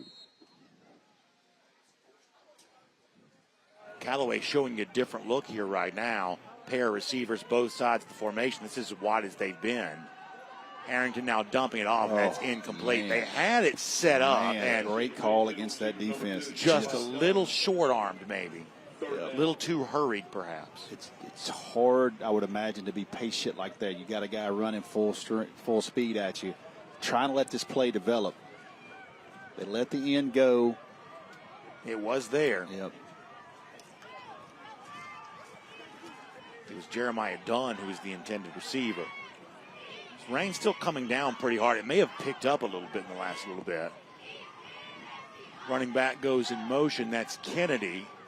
Harrington, I don't know that he held a good grip on that. That ball was slipping out of his hand as he was throwing it. Unfortunately, that's the ill effects of a wet football there. It did not seem like he had a great grip on that. Williams, once again, the intended target. Brings up 4th and 16. Well, what Coach Wiggins is going to line up here and go for this, I believe. I think he kind of understands we need to take a chance here. And, of course, beat a dead horse, but if Caden James is in the game, that's your weapon in this moment.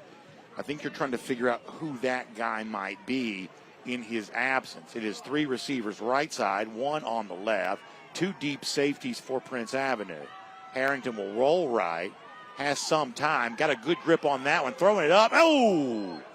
It was kind of up for grabs, sort of goes through the hands of Ashton Coleman, who was there for a potential interception. And then there's a chance for Williams to make the catch, but perhaps just kind of lost it in the hands. I believe Coleman tipped it. Yeah, Coleman gets the tip. He's had a nice game today. And Williams either just enough of a deflection that he sort of lost track of it, but a catch that maybe could have been made does not turn out that way. Now you have good field position. You're going to start around the 42. Got a 9-point lead, 11 minutes to go. If you're ever going to have a drive, it's be nice. The pitch is to Beard. Beard so quick on the snap. He looks fresh. I mean, he really does. Into Cavalier territory. They're going to say at the 50. I thought he got to the 49, but they're going to put him right there at midfield at the 50. Coming out of multiple delays, he looks really fresh. Where is he on a board for a Georgia? He's a take. Yeah, I mean that's the question. Took a big hit that time. Yeah, he's a Georgia, Tennessee, Florida State, Penn State, Ohio State. He's a take, and that's what you want to be.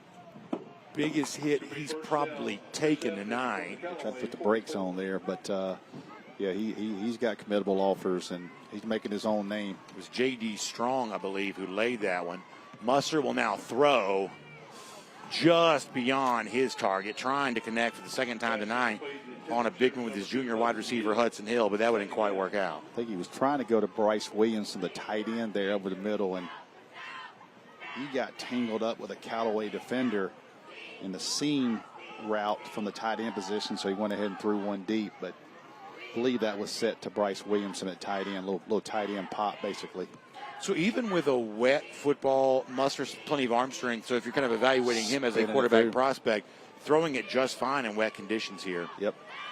There's a different handoff. That is not Beard that time. That was Hudson Hill. That was Hudson Hill kind of on the jet sweep style play. And this is when you start talking about hand size. Don't know his hand size, but to be able to grip it and kind of rip it in this type of weather. Yeah, certainly one of the things you'll pay attention to.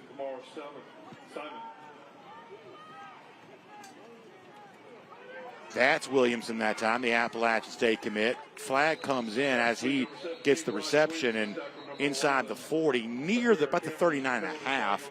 That time for Bryce Williamson, the Appalachian State commit. Yeah, flag down right there, right around the tackle. I don't know if it looks like Prince is backing up. Yeah, they're trying to make that a hold. Let's see if we got holding right around the. They're going to get Dockery on that? No, that was ticky-tack. That was where the flag was laying to me, right there. Hard to tell. Hard to tell. In fairness to the officials, we don't see the full. We only saw a portion of that, so we don't know everything they saw there. And in live action, I will admit that I did not see it.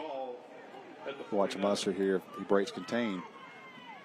3rd and 15.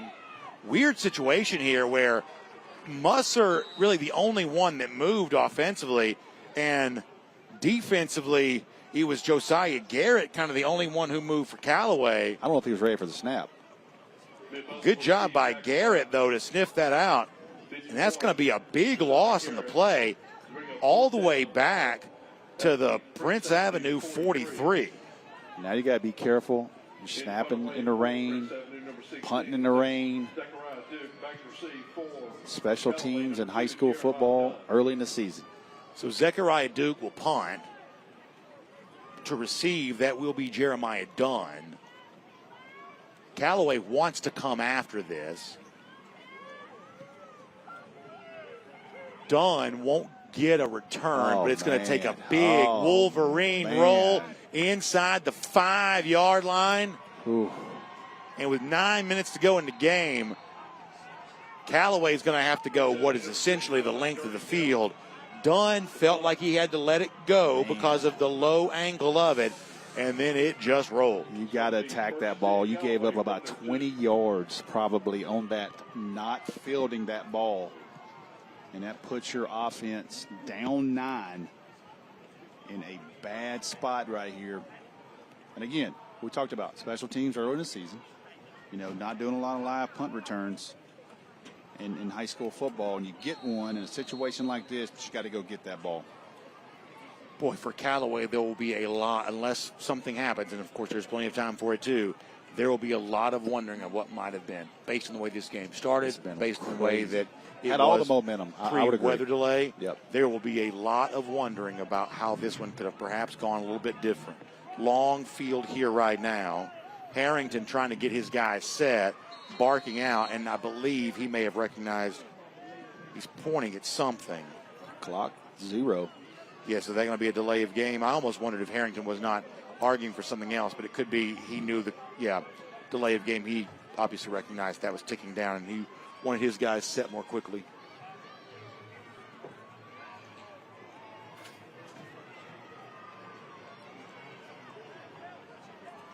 Yeah, when you take a delay of game, you're on the 1.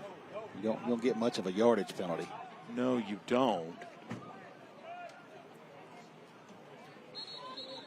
Still raining, still whistling.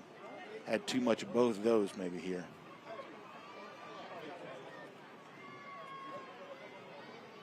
They're asking about the time on the clock. Should be 8:48, I Yeah, believe. clock continued to run after the whistle for the penalty. Now we're right. So we'll get that corrected.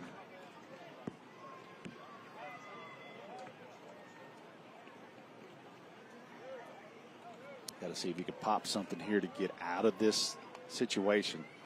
Yeah, and obviously, Harrington himself has been the sort of guy that's done that, but you got to think at this point in time, Prince may be sort of ready for that. Harrington will do, and it is just tough sledding. Tried to follow his left tackle. Prince calling for the safety. He did get back out, but not by much. Harrington was trying to follow Elijah Rowe there, the very good senior left tackle, but there just wasn't much there. He kind of ran into one of his own linemen also eventually, too.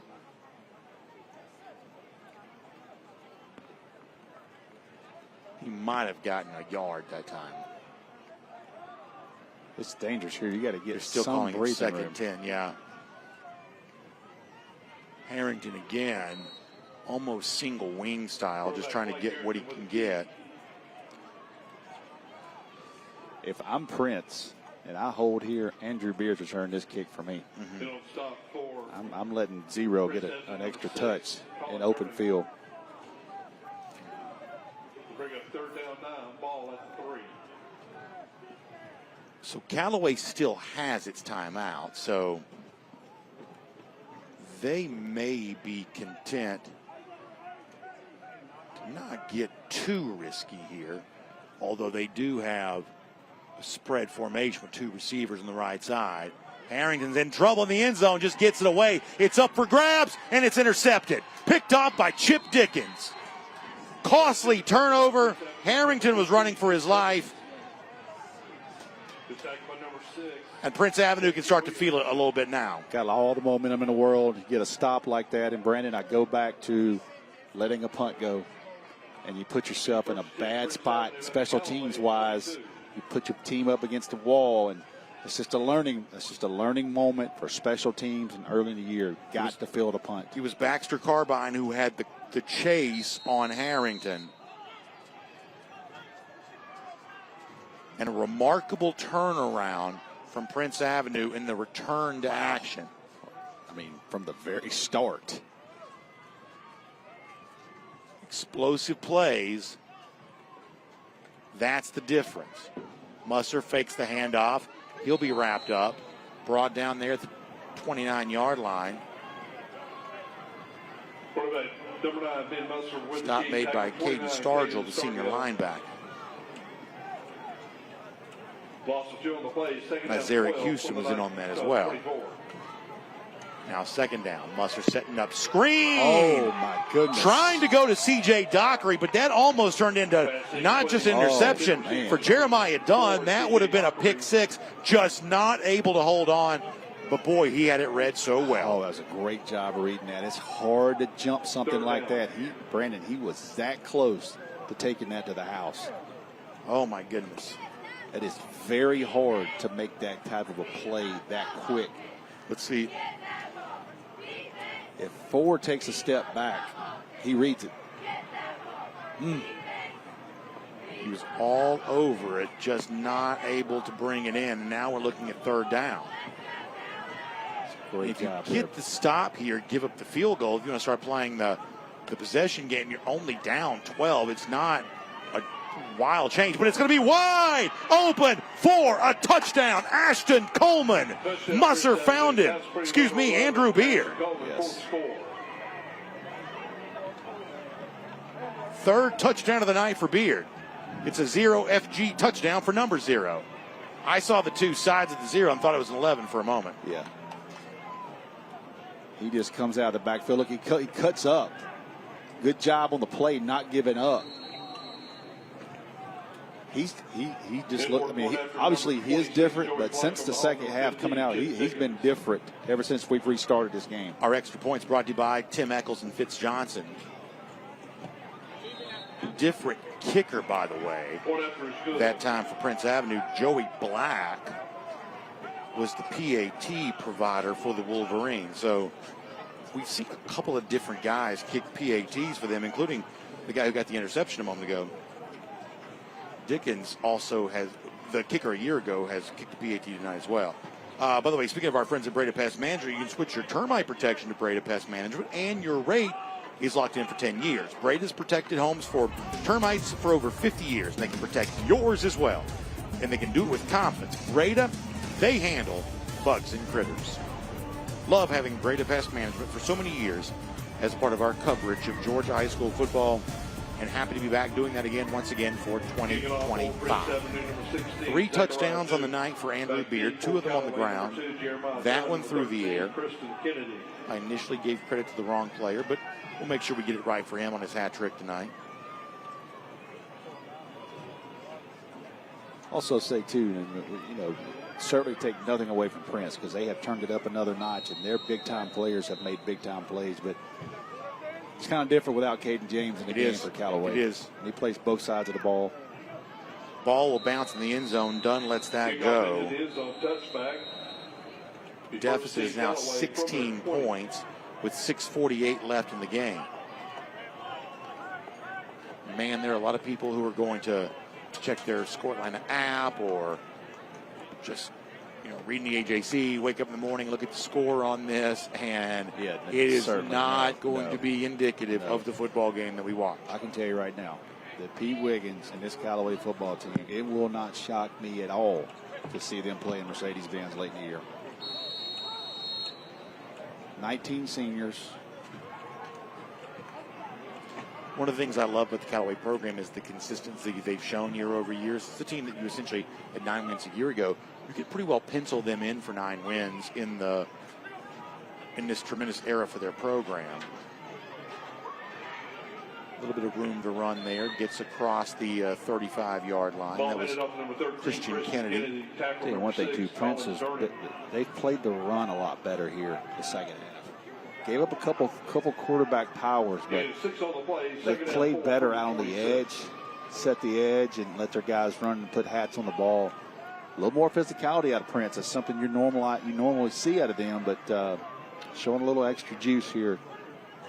We said before, it's a little bit of a new look front seven for them. Obviously, Christian Garrett, the big name that's not there. Harrington trying sidelines. Got his man. Is that going to be caught 46-yard line right there in front of the sideline? They're going to say, yeah. Nice catch to haul that one in and kind of change the field position a bit there for Callaway. Catch was made by Zy Dandy.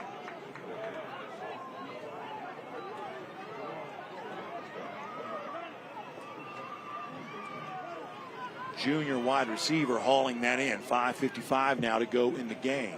4 receiver look for Callaway once again.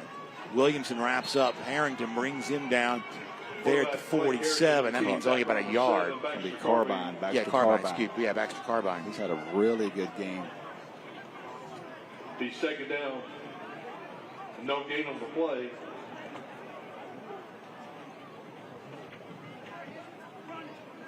Ball sits at 46. You see Carbine. He had Chase on the pass pressure earlier that resulted in interception. Big hit in the backfield. Ball came loose. Big hit leveled that time by Boss Busick. Ball came loose. Gabe Prince gets it. Gabe Prince, two-way starter for the Wolverines, comes up with the football, and that really will about do it. It's that kind of mesh-style handoff that ever since the weather became a factor, it's the third time that handoff has been a problem for Callaway. Yeah, when you get penetration on that and you try to hold the ball late, trying to decide what you're going to do, that's a problem. And, boy, all the momentum in the world is with Prince right now. Get a sideline warning to Callaway. So penalty flag on the field. Sideline warning against Callaway. You can imagine some frustration there for them. Missed opportunities and some disappointing moments going to tell their story, but probably got a lot of people tuning in thinking about what South Paulding Kell in the second half. That's exactly right. Now, folks, listen, the good news plenty is of time, you buddy. haven't missed any of that one yet. Bad news is we may see the sun come up over Marietta, Georgia tonight. Handoff going to Beard. And by the way, not an easy thing to do to fill in the shoes of Greg Vandegrift. 3 state championships, 5 straight appearances. You also got to change over quarterback here. But it certainly looks like John Richt is on his way to a win in his debut, and that'll be a big deal for him. Anytime you get the first one behind you, that's always a big deal. I'm telling you, they're excited about this young quarterback now. I know a lot of people in that area, and there is a lot of buzz about his ability to throw the football. Yeah, so Gavin Hollum is now in at quarterback. That's the freshman. And really valuable experience here just to sort of get used to what it, obviously you practice during the day, you play there at night as the flag comes in, just to get used to what it feels like on a Friday night field and on TV as well. Yep. Although I think we're in an age now because of the quarterback trainers and the 7-on, quarterbacks, even as freshmen, kind of come into this a little bit more polished, certainly than they would have years ago. This young man's had a lot of snaps in the last couple of years, certainly not high school snaps, but you know, they told us they could play this young man tonight, and at 33-17. You see some extracurricular stuff there for Callaway, just frustration, and obviously that in full view of the officials, and you know, obviously you just sort of hope that composure can be maintained here. 4 minutes 26 seconds, and you know, we have seen this a lot. I would say it was LaGrange who was in this spot a year ago against Douglas. Where not a great first game. Yet the rest of the season for LaGrange went very different. Semifinals. Made it all the way to the semifinals. So it would not surprise me, as you said earlier in the 2A classification, that Callaway also shakes this off, goes on a long run. It's even been Kell in this spot before, too. Correct. Losing in their own stadium on a Wednesday night, and yet putting the pieces back together and going on a long run after that. So obviously plenty of opportunity for that as Hollum's in the game getting a chance to throw. C.J. Dockery, the Navy commit, the intended target with that one. Now 4:17 left to go in the game. Still like the throw there. Either Dockery was getting it or he was going out of bounds.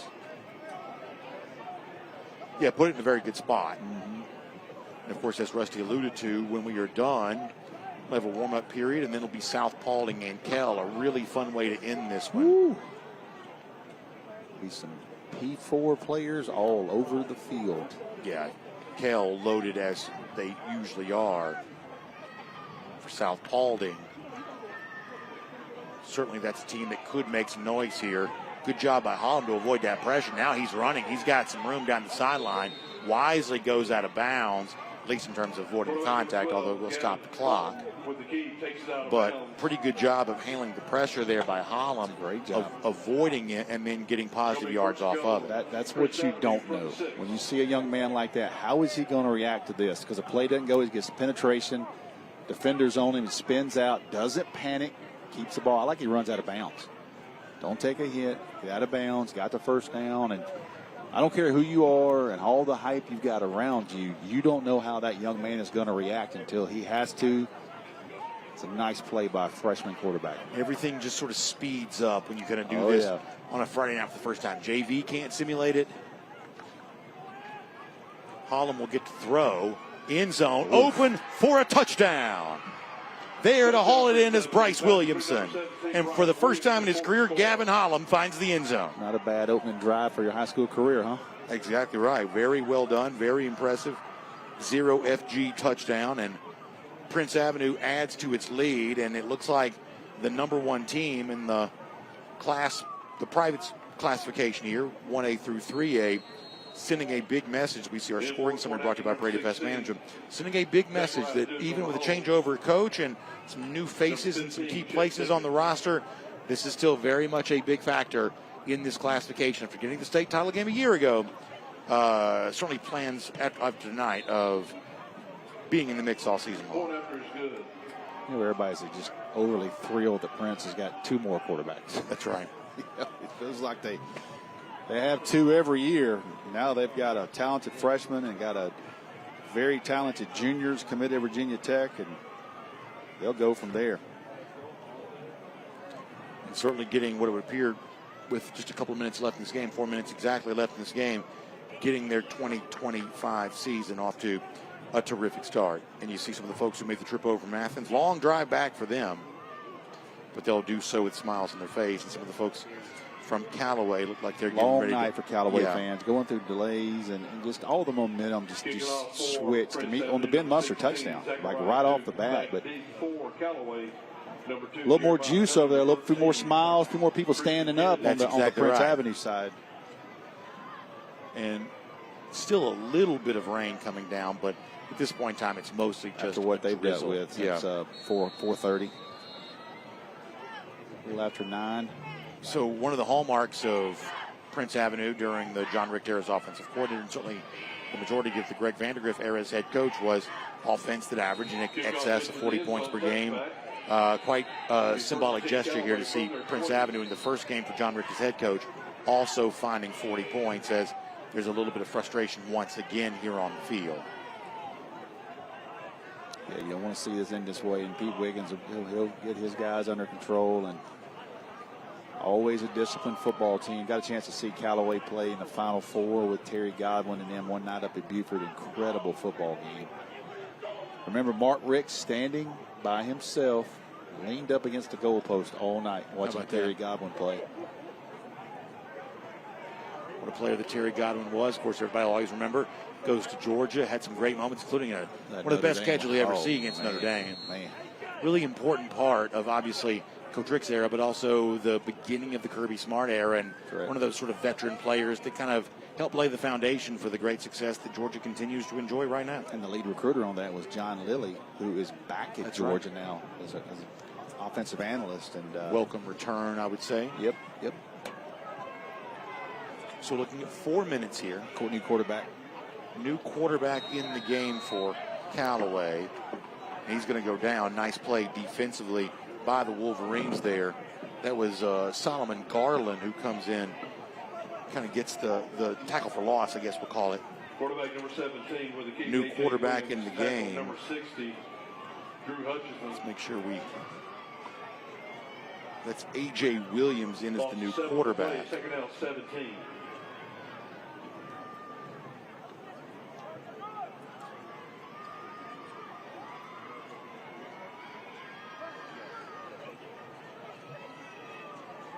Williams is now going to roll to his left, throwing towards the sideline.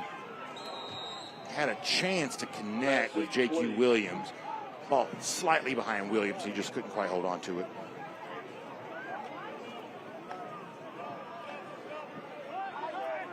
Third down. So young quarterbacks getting a chance to get some experience. I like this a lot about both coaches to understand there's a lot more season to go and get these young kids in and see what they can do.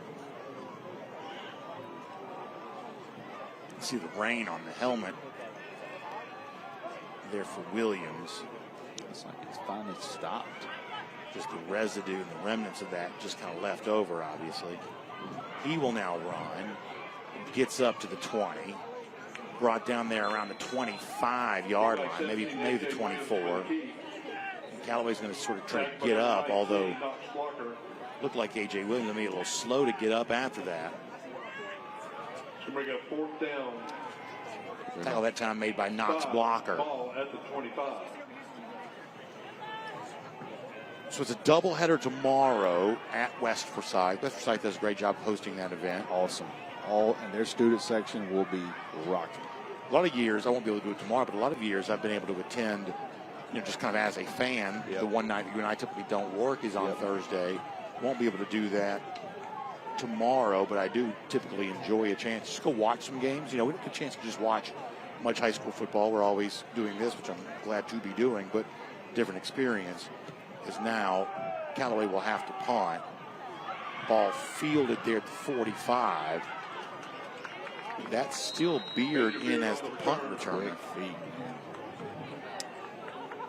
I wondered if his night might be done, but not yet. Look at Coach Rick. He's coaching. Rick, of course, the very first, he was a quarterback on the very first Prince Avenue team. Spent time obviously at Georgia, then worked with Coach Rick on his staff at Miami. Spent some time on some NFL staffs. So he's been around the game as a coach numerous places. Yeah, he's ready. There's no manual. When you're the head of the organization, you just have to kind of check boxes each week and make difficult decisions. But he's ready for this opportunity, and I think Prince got the right guy for this. And flag comes in.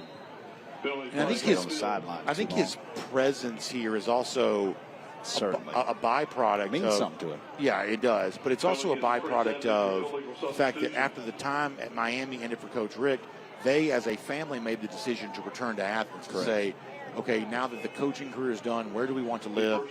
And a guy who had been as South Florida as one could be and a Floridian for most of his life, other than the 15 years he spent at Georgia, chose to return to Athens, and that's what lays the foundation for John Rick to now be a head coach again at his alma mater, because if Mark Rick doesn't move back to Athens, then who knows where John Rick perhaps ends. Correct. Josiah Garrett gets the stop in the backfield. Braxton Carrasco gets his first carry of the game. You get your first win. You get a game ball for your mantle for the rest of your coaching days, and you won your first game on TV with about 3 45-minute delays. Yeah, certainly a lot to be happy about there. Carrasco again, so it looks like Andrew Beard's night after the punt return now is done. Carrasco going to fight for everything he can get. I like it. Good, tough running there from Carrasco.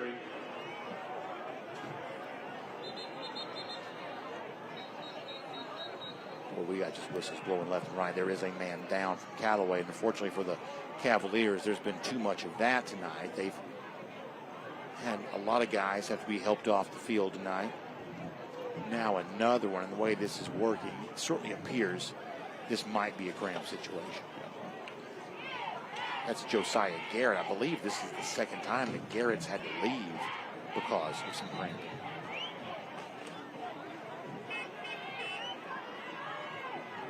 So with 122, you'll help him off.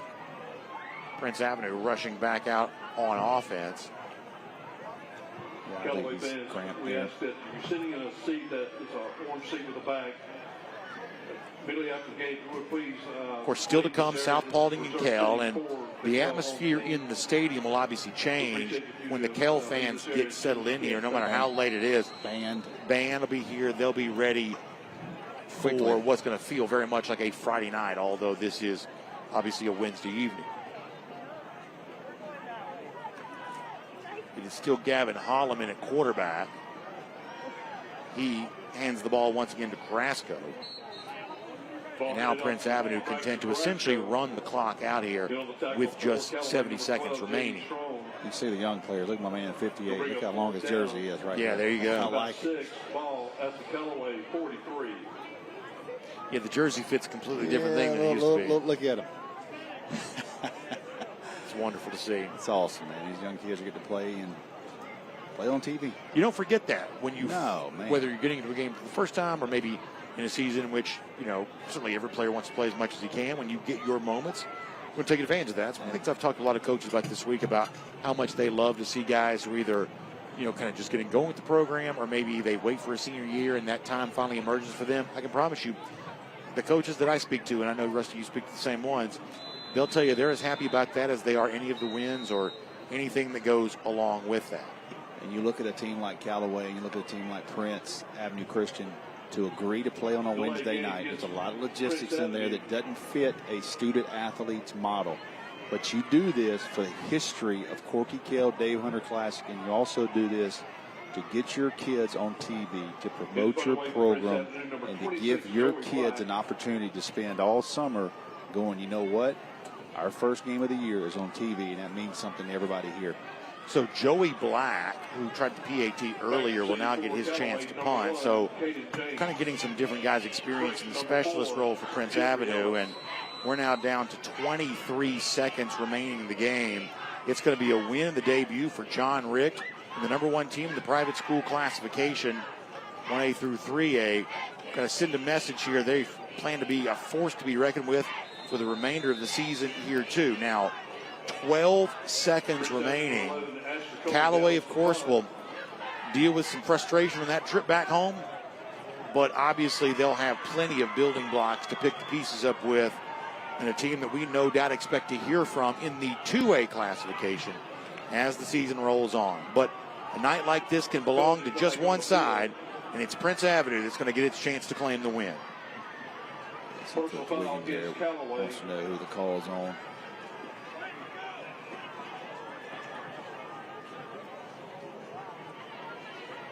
So Williams comes back out at quarterback. The whole West Georgia area right now with Troup County, LaGrange, Callaway, Carver, Columbus. Very deep. Heard County. Obviously Carver coming off state championship. Carver coming state championship. That whole corridor down 27 there is really got some good football again. I don't dispute that at all. Williams takes the snap. Handoff there goes Kennedy, and that may be the final play of the game. Handshakes coming out. What a night for Prince Avenue Christian. What a response after trailing at the half. What an answer. Long delay. First play from scrimmage on the return in the third quarter with 5:10 remaining. It's Ben Musser running 58 yards for a score. Then it was Andrew Beard with another long touchdown run. Beard got a touchdown reception. And just like that, the momentum changed. And once it changed, it did not change back.